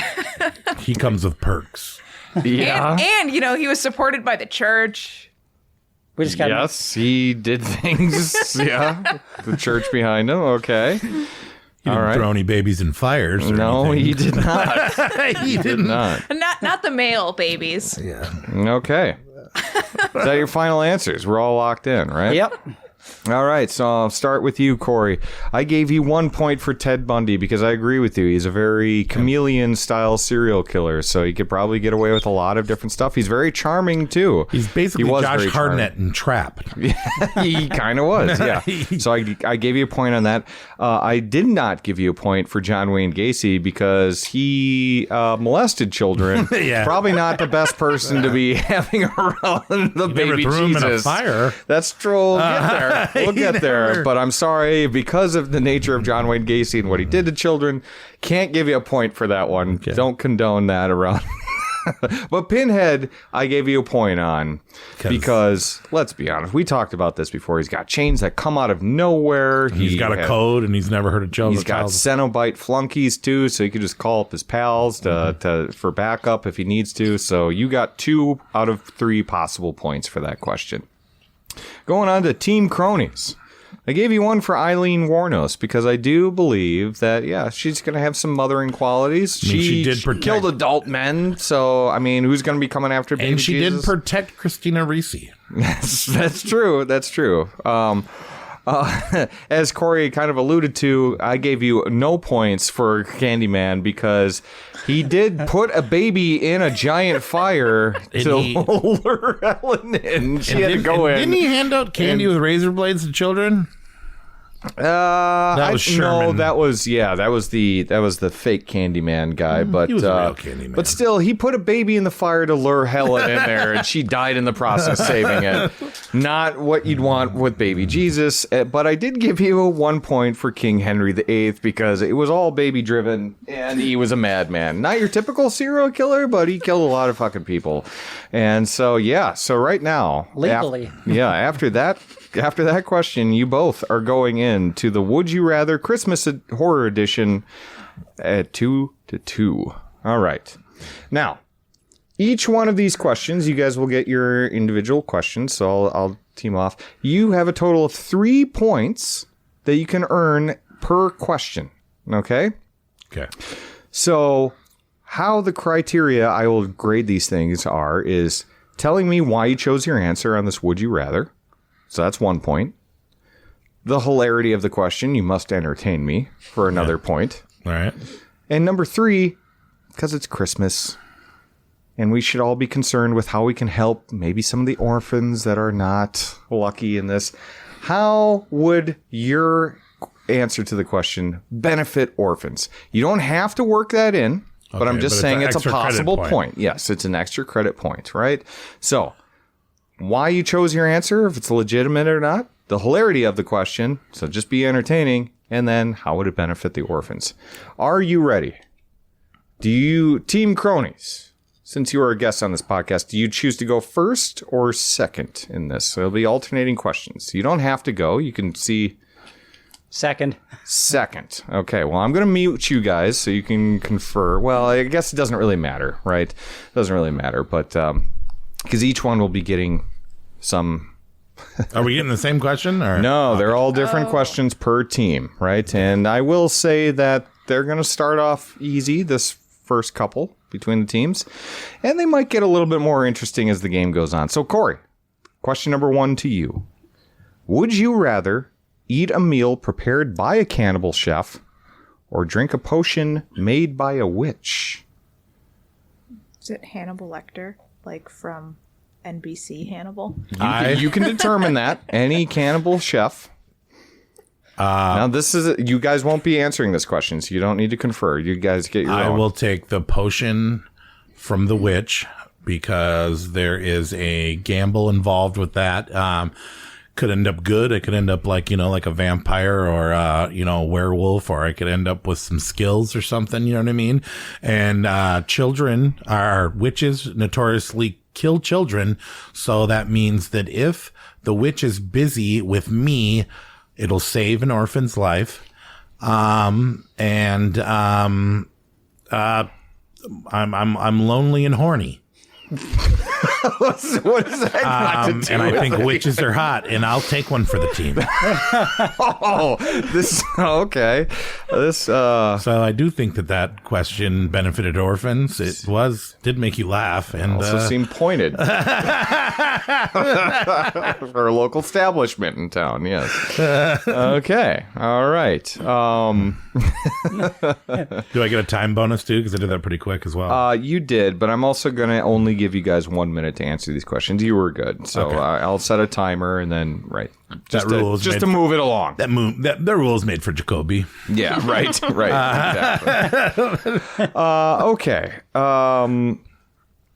I won't grade that until after. No. I'm gonna grade that one. Sorry. So I gave you 1 point for why. The witch's potion, you're going to use it basically for the greater good, which also wrapped into the benefiting the orphans. Witches do hate kids. Yeah. By and large, from what we've seen historically. And if it's busy having sex with me and drugging me. I like how you're getting willingly raped by a witch here. For the kids, for the orphans. For the orphans. It's for the kids. It's for the kids. So I gave you 1 point for each of those for a total of 3 points on question 1 because it did make me laugh. Yes. So, all right. So you got that one. All right. Question 2, Team Cronies. Now, any questions about how I'm grading this? Makes sense. Mm-hmm. Okay, why hilarity orphans? And you don't have to answer every one. Do what you can afford. Would you rather be able to see how people die just by touching them, or be doomed to relive the last 24 hours of a deceased person's life when you go to sleep? The clock starts now. What do you say? Touching? I bet you like touching people. Touching. Who doesn't love a little physical touch every now and again? I mean, yeah. Yeah. How do we make it funny? I'll let you know when you're at 30 seconds. Oh, boy. All right. So physical touching, we get to see how the person dies, right? And yes. you need to be a creep about it. Yes. So, by touching the person, we would see how they die, so we would be able to... I'm at a loss for this one. 30 seconds. We could improve the orphan's last day of their life by, it's like a Make-A-Wish Foundation, but have a great last day. By how they're going to die? Yeah, Okay. You could, if it's like, maybe they die on a roller coaster. I think that's a fun way to die. Most orphans are dead already. Yeah. Instead of, dying in an orphanage. That's timer. That's the timer. That's all we got. Okay. All right. That was a little tricky. Okay. So for why you would choose to touch people while you died, it wasn't that clear to me. So unfortunately, I couldn't give you a point for that answer. But the funny thing is you pulled in orphans dying on a roller coaster. Like, what? First of all, how did the orphan get on the roller coaster? I feel like you set up this person's death. We took them there. No, we know how they're going to die, so we make their last But they're better. orphans. They're not going to go buy an amusement park ticket, which means you took them to their own death. So you set this up. I'm giving a point for that one. It's fucked up. I don't know if that benefits orphans, though, since you just killed one. So I'm sorry. You're not going to get an extra credit point on that one. So 0, 1, and 0 on that one. But there's still plenty of questions left, okay? All right. Corey, your next question.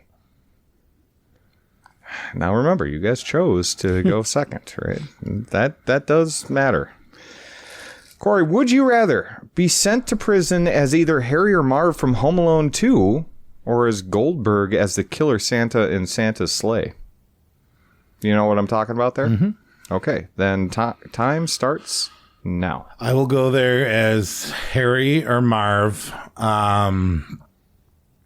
because children love Harry and Marv, and I could write them letters and tell them stories and maybe give them a purpose in life where they could go after Kevin McAllister to kill them, tell them what not to do, where to find him, how to kill him. They're going to come visit you in prison. And then 30 seconds. And I just, Joe Pesci is the funniest guy alive, and I want to be him. And he escaped from prison once and went to New York. Why couldn't he maybe escape again? Okay. So you're the Sticky Bandits in prison. You have 10 seconds if you want to add anything more. I think I got it. Okay. All right. Then let me shut off the timer.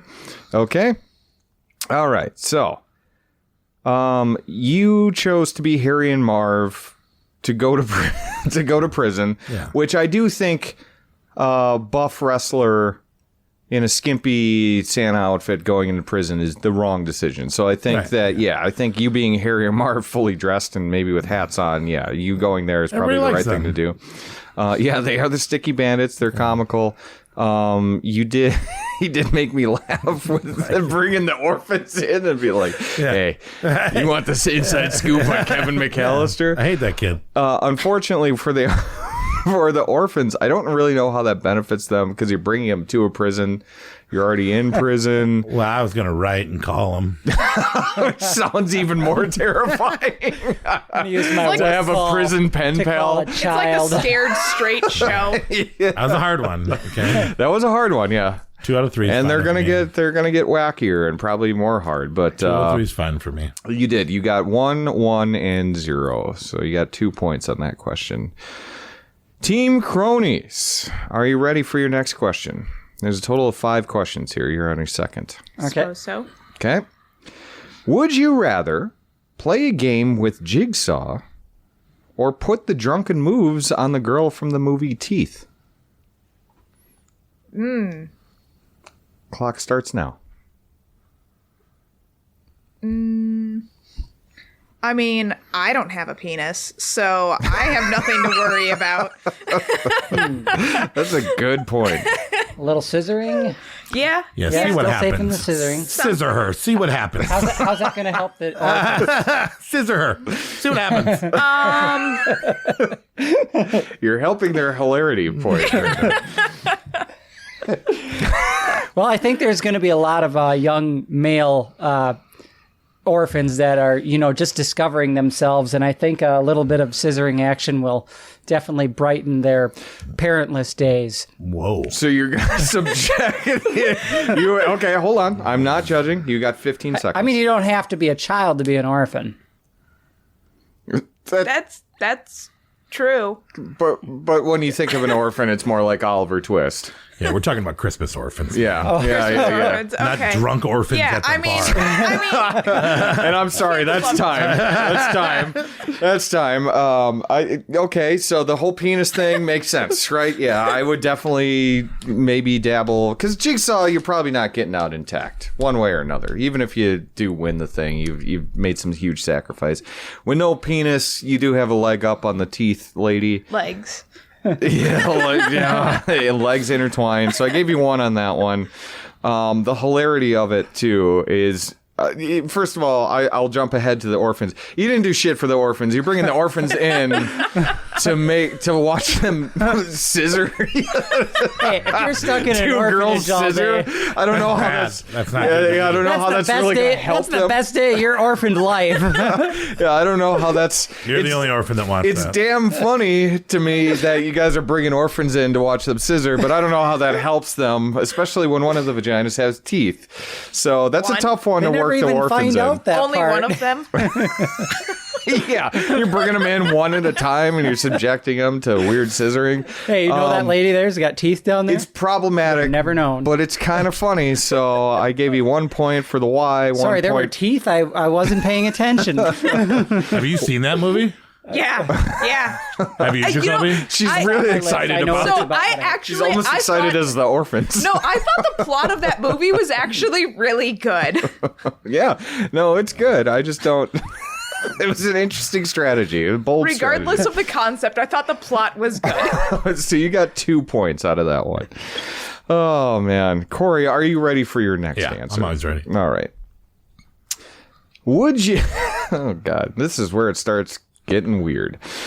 It's all downhill from here, folks. Would you rather dress as an elf for the Salvation Army and spit on every single person that donates for a week, or dress as a mall Santa and have one kid piss on you once per day for a month?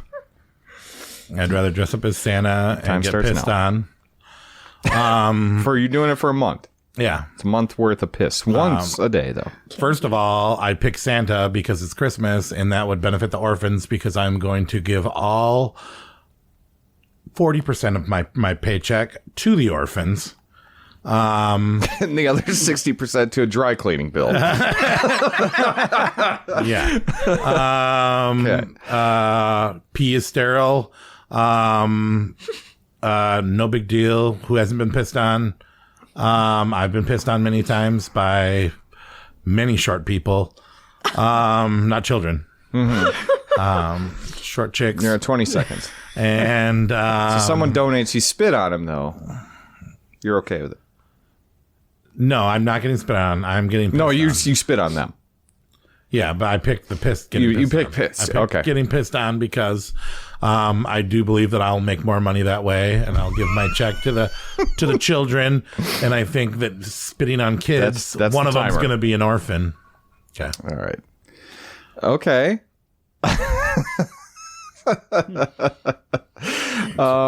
Okay. Well, so for the Y, you chose your answer, is that piss is sterile. Yeah. And that you're going to help the orphans out, so you get a point for the orphans because you're donating 40% of your chest. Well, you kind of did, but yeah, it's fine. 2 It's out of 3. fine. Yeah, I'll take it. And why? I mean, okay. I knew I deserved the first point, the third point, and I wasn't sure about the second. Sure.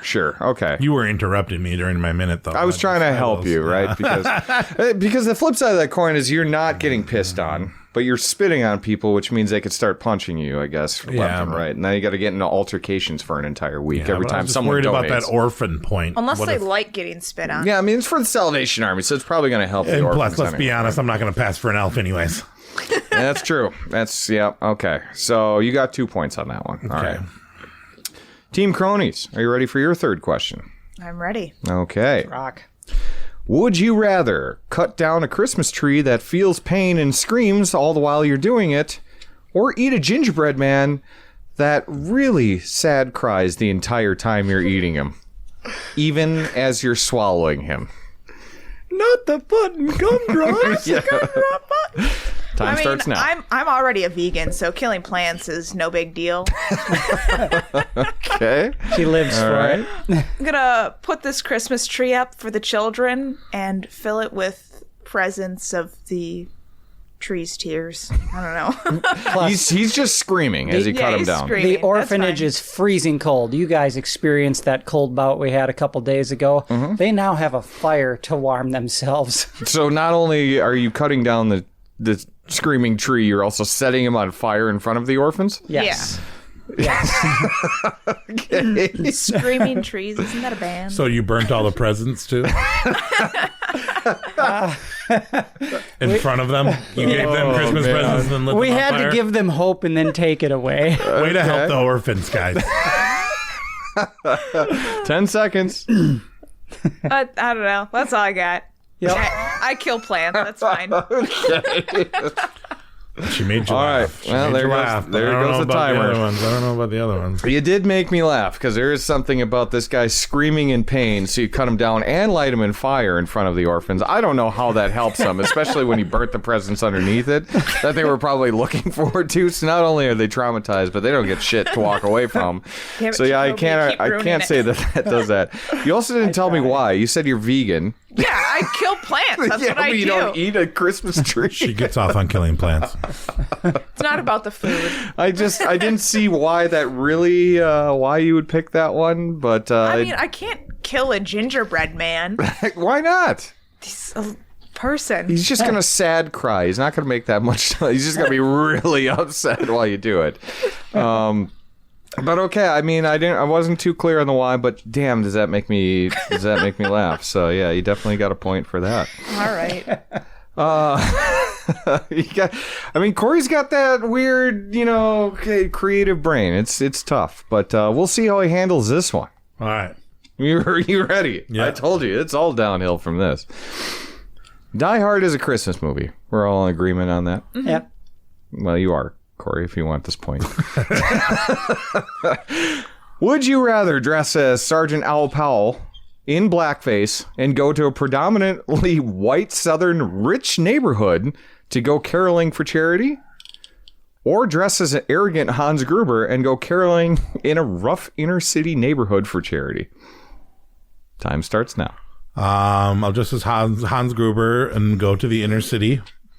Because Hans Gruber is a badass and he can handle anything that comes his way. Plus, there is a drastically more amount of orphans in the inner city that I could have join me as a Hans Gruber villain A-team, take these kids under my wing, be a father figure. There's a bunch of little Grubers. Give them out there. guns, make them superheroes, teach them how to fight guys like Bruce Willis on Christmas, bring joy to them, bring purpose to them, give them a dad, give them a role model, get them away from the land of Candyman, and yeah. Okay. Yeah. That's good. You got 10 seconds. I think I did it enough. You think you got it? Okay. Well, arming and teaming up with the orphans is something I never even thought about that you could do. And there are more orphans in the inner city, so you definitely get that point for sure. Why? You're right. Hans Gruber was a badass. So you're making a little team of Grubers out there. Yeah.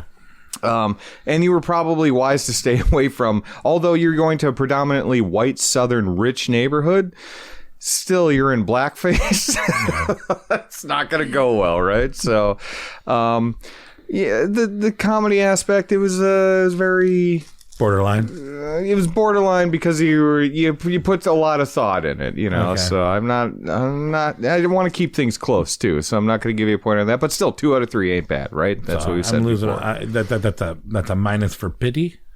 That was a pity point.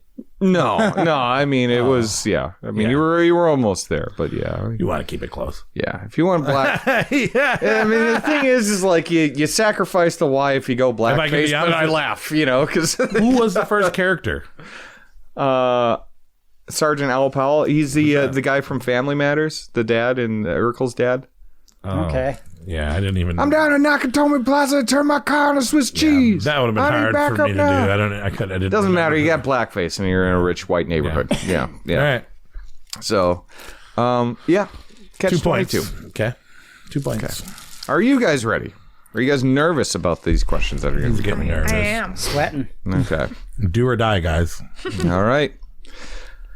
Would you rather have sex with Santa Claus just once and nobody knows, but it's rough sex, or be pegged on live TV by Samara Weaving for a full 7 hours?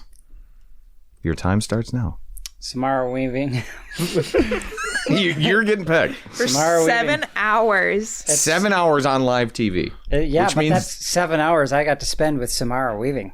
Yeah, okay. Yeah. Good point. But it's also 7 hours that as we Gam Maytod just watched. She's also behind you. You don't even get to see her. Can I revoke this question from you?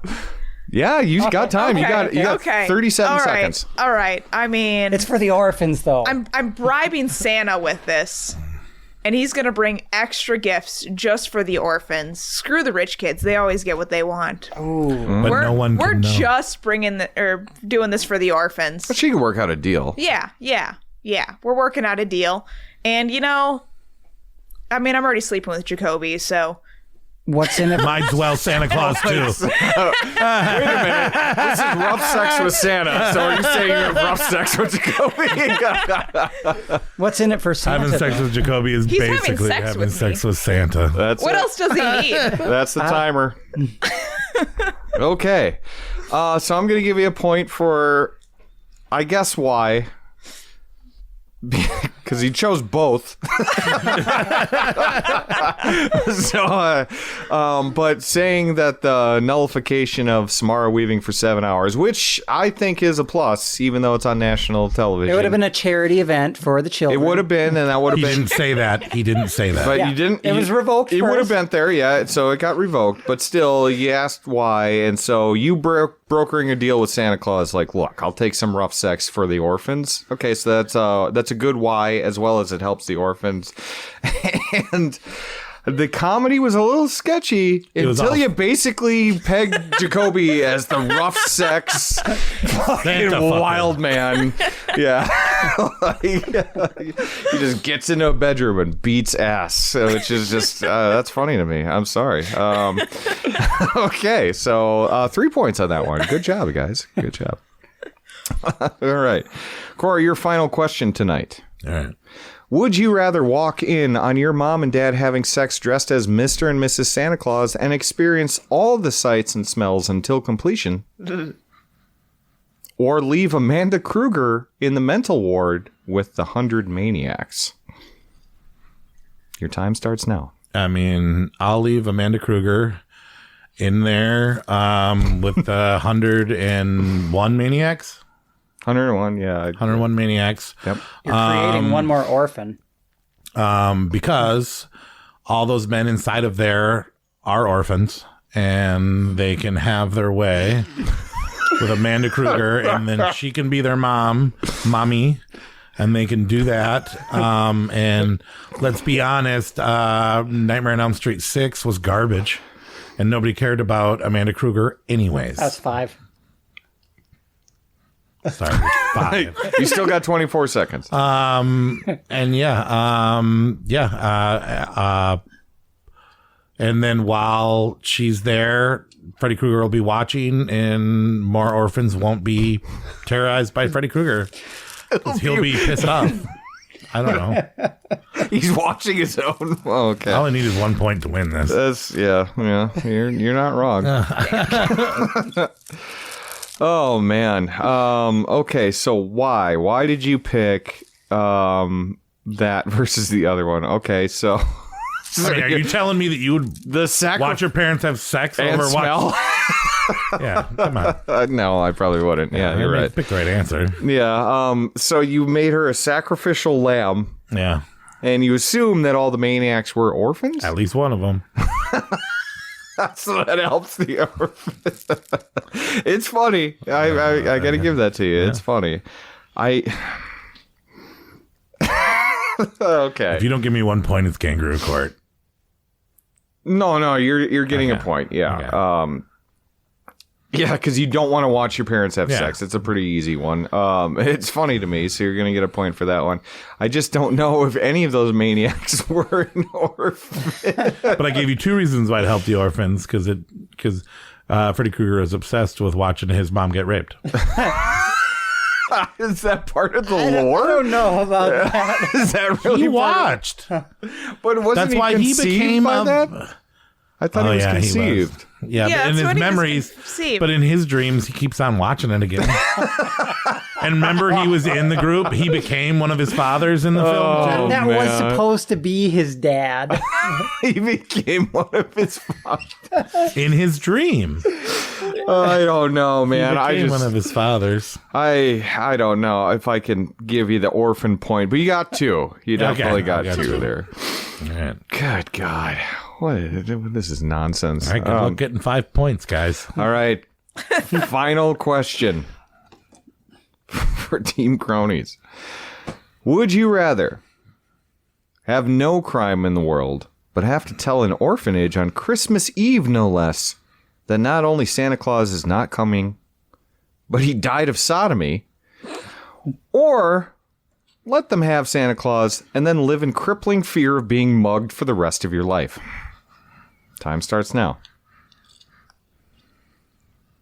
I mean, I'm a woman, so just existing is a crippling fear of being out alone at any given point.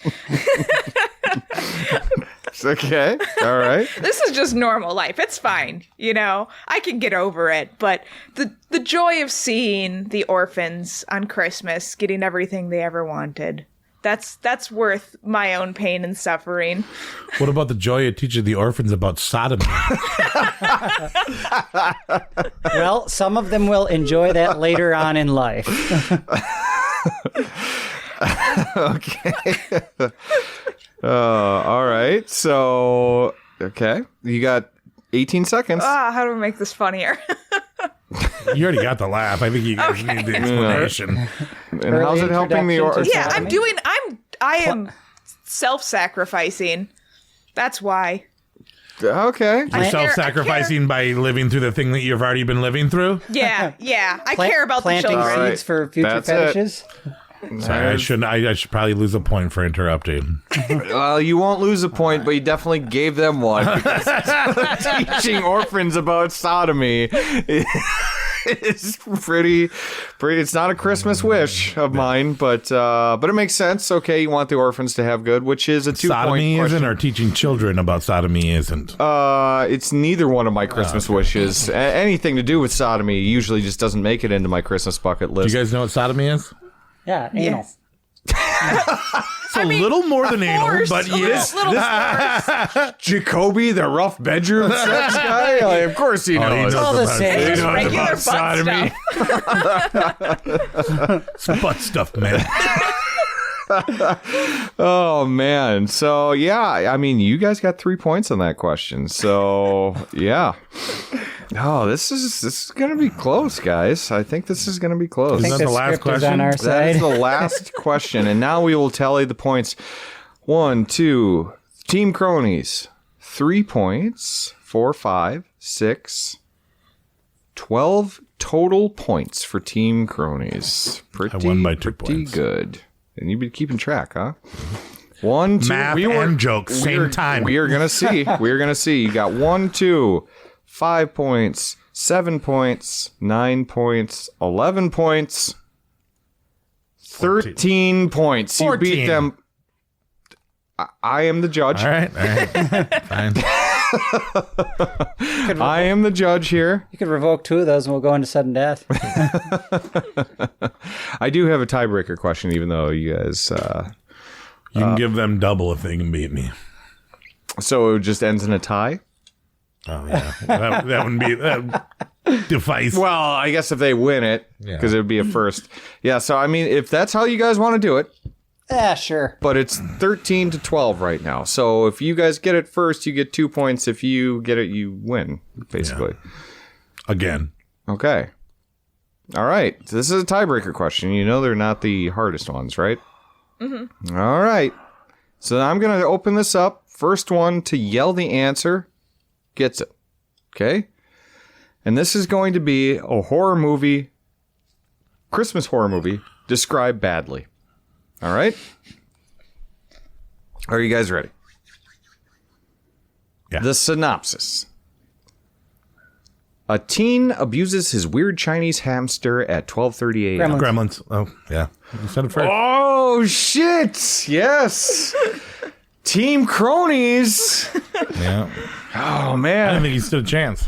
So I waited. A team abuses his weird Chinese hamster at 12:30 a.m. It is Gremlins. Yes.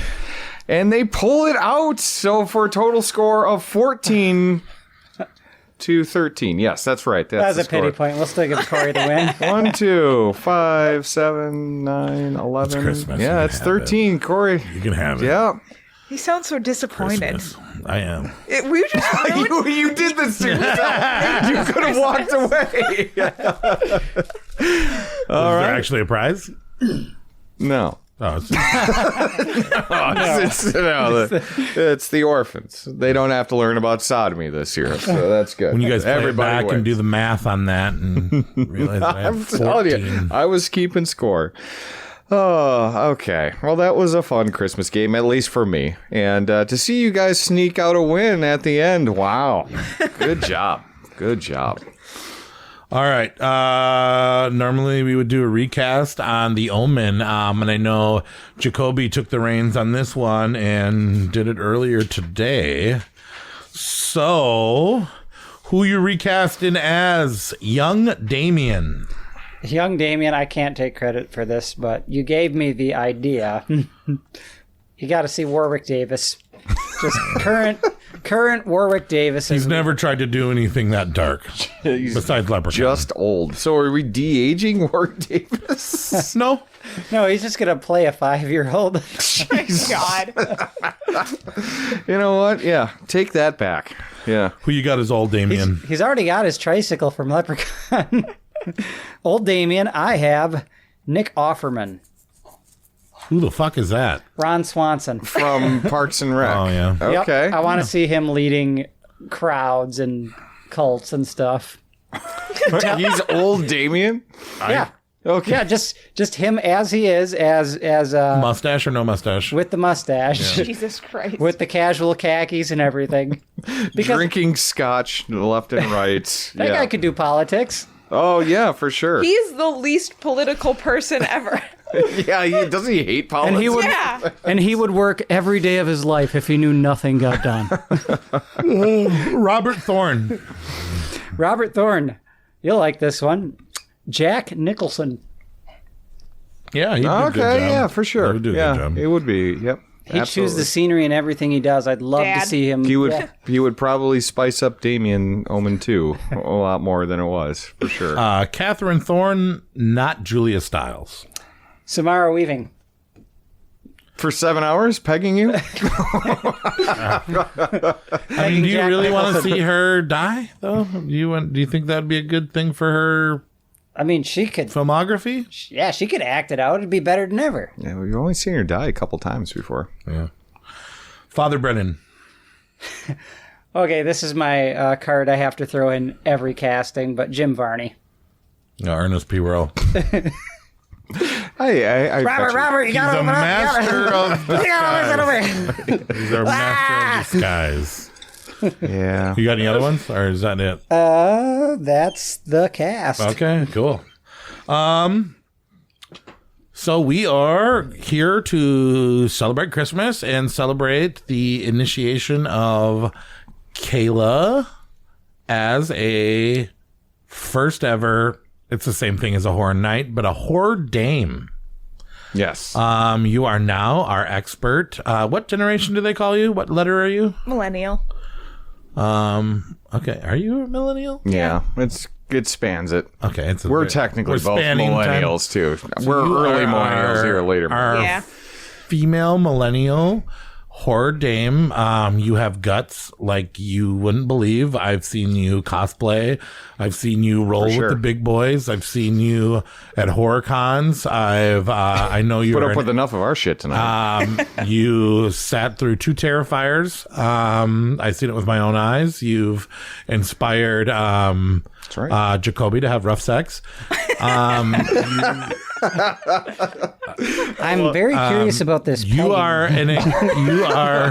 an expert on horror television, and you are an all-around great person. And I dub thee horror dame, Kayla. Welcome to our family. Merry Christmas. I'm going to light part of the Christmas tree on fire for you right now. I feel honored. Yes, no, thank you for coming on, and this was great to have you on in full capacity instead of just a bunch of us, doing our Halloween episode. This was a great, it's great nice Christmas to have episode. A feminine take return to the cast For sure. Give us. You didn't tell us about any hot guys, but maybe the Omen wasn't the right one to start with. You know what? She invoked scissoring. Who's your all-time horror male crush? Oh, geez. It's not Jacoby or Julia Stiles. Jesus, Jacoby took both of those for his answers. Spot. Not even a little. Julia Stiles and myself. Not at all. And not Supernatural. Don't say that either. No, I wasn't going to. Daryl Dixon, right? Maybe. Who doesn't love Why does he Daryl hold Dixon? flashlights like that, though? Do an impression of Daryl Dixon holding a flashlight. I don't even remember. Oh, Jesus. And break the microphone. Oh, there's finally her boner just hit the mic. Yeah. Daryl Dixon. Got talking about that D. I've never even thought about the way he holds flashlights before, but the moment you said it, I knew exactly what you were doing. He leans, he puts it up high, and this is ridiculous. Back. Yeah, I've been like, why the fuck is he doing that? I hate Rick, so I love Daryl. I think Negan's better than both of them. Oh, Negan. Hands Negan down, would be your Negan. favorite? Oh, yeah. Okay. Oh, yeah. Jeffrey Dean Morgan. Yeah, he's pretty. Yeah. Yeah. He's pretty good looking. Shit. Dude. Supernatural. He's in Supernatural too. He's the dad. Yeah, he's the dad. Yeah. Oh, I didn't know that. Now do your Negan impression. I need a bat. Jeez.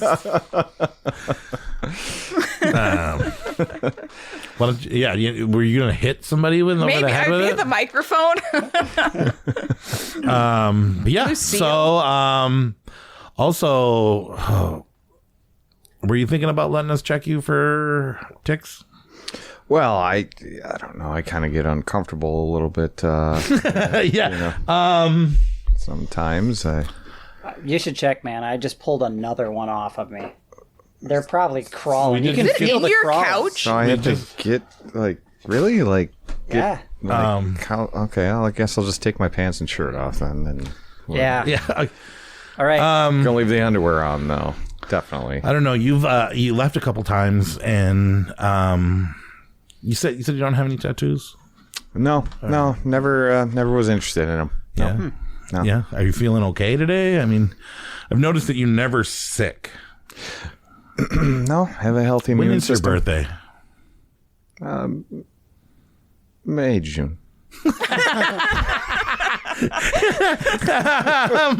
a Majin? Yeah. Yeah. So you don't know your birthday. No, of course I do. You don't know your birthday? I think it's in the middle of 8 March. Yeah, I mean, you haven't noticed like the bad luck that's been happening to me every time I'm around you, like how I stepped in gum and how like I get like stuck in cars and how like all the people around you are like always complaining about like bad things happening to you. I only think about that one time that fucking monkey was really pissed off at you, but it was I don't know. I'm just like just watching out and making sure I don't step in gum. Like, what kind of breed is your dog? Is your dog a jackal? I would say she has jackal-like qualities, but she's a little foxy looking like thing. She did get really excited to see me. Could you? Oh, she gets worked up around people. Can you explain what fracking is? Fracking? Yeah. Fracking is you go down. You frack, you kind of frack the earth open, and you kind of just frack the gas and the oil, and give it to China. Why is there no pictures of you on your wall or anything? Oh, I'm not very photogenic. Yeah, I don't. They get like blurry like a lot me. of times. Like they don't like you. Yeah. Cameras don't like you. No. It was like weird marks and stuff. Yeah, we were at the church earlier today, and you literally shit your pants. Why? It was weird timing. I think I've never seen you sick. You weren't sick. You were just really uncomfortable. I think I ate something weird, especially after that. Well, I don't know what they put in that communion wine and all those wafers and stuff. I don't eat them normally. They probably just reacted funny. Yeah. Like, who does that? Yeah. Why? Well, we're just talking to you because, it's like, you went to pee and poop a lot today, and I've been doing it inside and outside of churches. Jacoby grew up rather religious. Yeah, he said that. Yeah, and which is he's weird. not feeling very good. Yeah, and he's not doing really well, and he's actually like. I actually took a selfie of all of us earlier today, and there's just these. Well, I'm very sentimental about this. He how he likes to take pictures after movies. Is that a lens flare?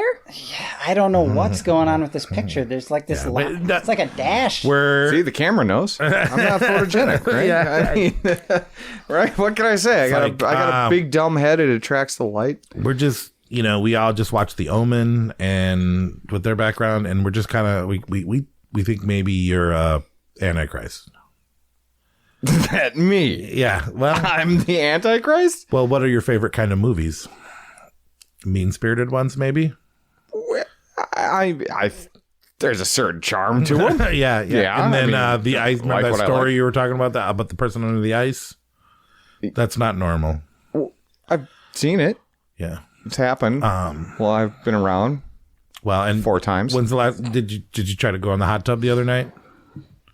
I was going to, but did it burn your skin? It's too hot. I think there's something wrong with the. I put holy water in there. So probably good for it, right? Yeah, I mean, holy water's got to be clean. Good for the hot tub because you weren't in it. The heater's out of whack. It was just way too hot for me. Well, I get overheated quickly. I did some research on your name and your birthday and your job and the college that you said you went to. And those drums that you said that you've played. There's no drums here. There's no record of you at college. There's no record of you having a job. Online. There is a bank account. Yeah, it's online. Yeah. Online schooling. I understand that there's a lot of money coming into an account and that you're embarrassed to say that you don't work. I'm independently wealthy. Yeah. And we're going to stick with you. We're not going to be like Damien's cousin. But I think you need to take a long I'm not the Antichrist. Look into the mirror. I don't even have a cousin. Yeah, you don't have any family, really. You don't have any. I've never done a 23andMe, but I'm sure there's some out there. Can you prove that you're not the Antichrist? I don't even know how a person would do that, right? I just know that I've never met the devil, so well, you don't have any. So I figured, maybe my dad would have shown up for one Christmas, right? No weird birthmarks or anything. Yeah, have you ever noticed? You said you have no tattoos, but no tattoo. I mean, there's one that's kind of you thought was maybe a shit stain. It's in a candid area, the one that I'm kind of embarrassed about. What does it look like? Are you going to show us, or do we have to hold you down? Well, see, it's kind of tucked back. Your penis? No, I didn't. No, not my penis. It's not tucked back. Okay, I know you're a master of tucking. Look, I'll be honest. Okay, it's between the butt cheeks. It's a birthmark. I don't like people to see it because then maybe people think it's poop, and it's not poop. What does it look like? It's a weird thing. It's hard to tell. Like I have to stand over a mirror and look at my butthole, and it's a 999 shape, kind of. I mean, that's what it looks like. Is a circular. Yeah, 999. Yeah, in the mirror. I can't see it. It's not like I am that flexible where I could just tuck my head underneath and look at my own butthole like down Periscope. You know. Do you think? I know you don't want me to see it, but do you think Jacoby could look at it? I think we need to see his butthole. I think you should just go look. All right, Nathan. Well. Can you start undoing your belt buckle? Well, after everything I've learned about you, I would rather not, actually. Kobe, why are you undoing your belt buckle? Oh, my God. What the fuck? I covered up my eyes. Sorry. This isn't for the orphans. You guys weren't supposed to see that. Yeah, I said I wasn't going to look at Nate. I didn't say I wasn't going to look at you. What the fuck? Who do you want to look at your butt? I mean, or do you just want to if Jacoby could put his pants back on, I guess it'd be Jacoby, I think. I'm not going to have Kayla here. She's the first time on the podcast. It's too much for a first-time guest, and I don't want to ruin future episodes. Or maybe you could take a picture of it and send it to Anthony. I just don't, like, it's not a shit. Okay, it's a birthmark. It's not a poop. Yeah, it's just okay. Okay, okay. Stays here. All right. Let's have a look at this thing. All right. Okay. All right, spread them. What's wrong with us? Can you make it wink? What? What? Make it just. What is wrong with us? Flex it. Okay. What do you see, Jacoby? Just get to business. Those aren't nines. Kayla, can I get a second opinion over here? Oh, man. I really don't want to look. I don't want to look. Come on. We had you on the show for a reason. Come on. Jeez. What Game the over. hell is that? Game. God, why does it look like that? Corey, get over here. What are we looking at? Guys, are you done looking at my butthole? That's a 666 poop stain. No, 999. I look at it in the mirror all the time to make sure it's not getting bigger for cancer reasons. I think you're an antichrist. It's not that bad. It's all right. You've got. Well, I don't want to be an antichrist. And you want to be a pro-Christ? I just want to be a normal person where 3 people don't have to look at my butthole on Christmas. Yeah. Well, yeah. Your followers are going to need to see this. We're a family. So that they know you are the one true coming. Showing this, Mark. Oh, man. Does that explain all the crows that look at my butthole as well? And then how the monkeys get angry. Oh, man. And the gorilla. And the deer. And the ducks. Remember that time the ducks freaked out? God, I'm just an antichrist with a sad butthole. You've been waiting all day to use that. Game over. That's it, man. Game over, man. It's game over. No, anyways, this is the weirdest Christmas ever. Gross. Thanks for coming, Kayla. Thank you for not lashing out in hellfire. Well, I'm sure I still gotta go to the bathroom. I still gotta go. Not over that church hellfire explosion. We're glad that everything's out in the open and that including my butthole. Can I pull my pants up now? Yeah. Jesus Christ. I've just been you know, I mean, maybe Slipknot will write a song about you or something, you know?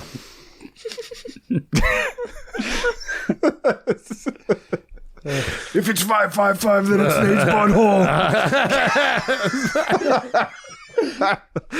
Oh, man. All right, everything. Happy holidays to everyone out there. Yeah.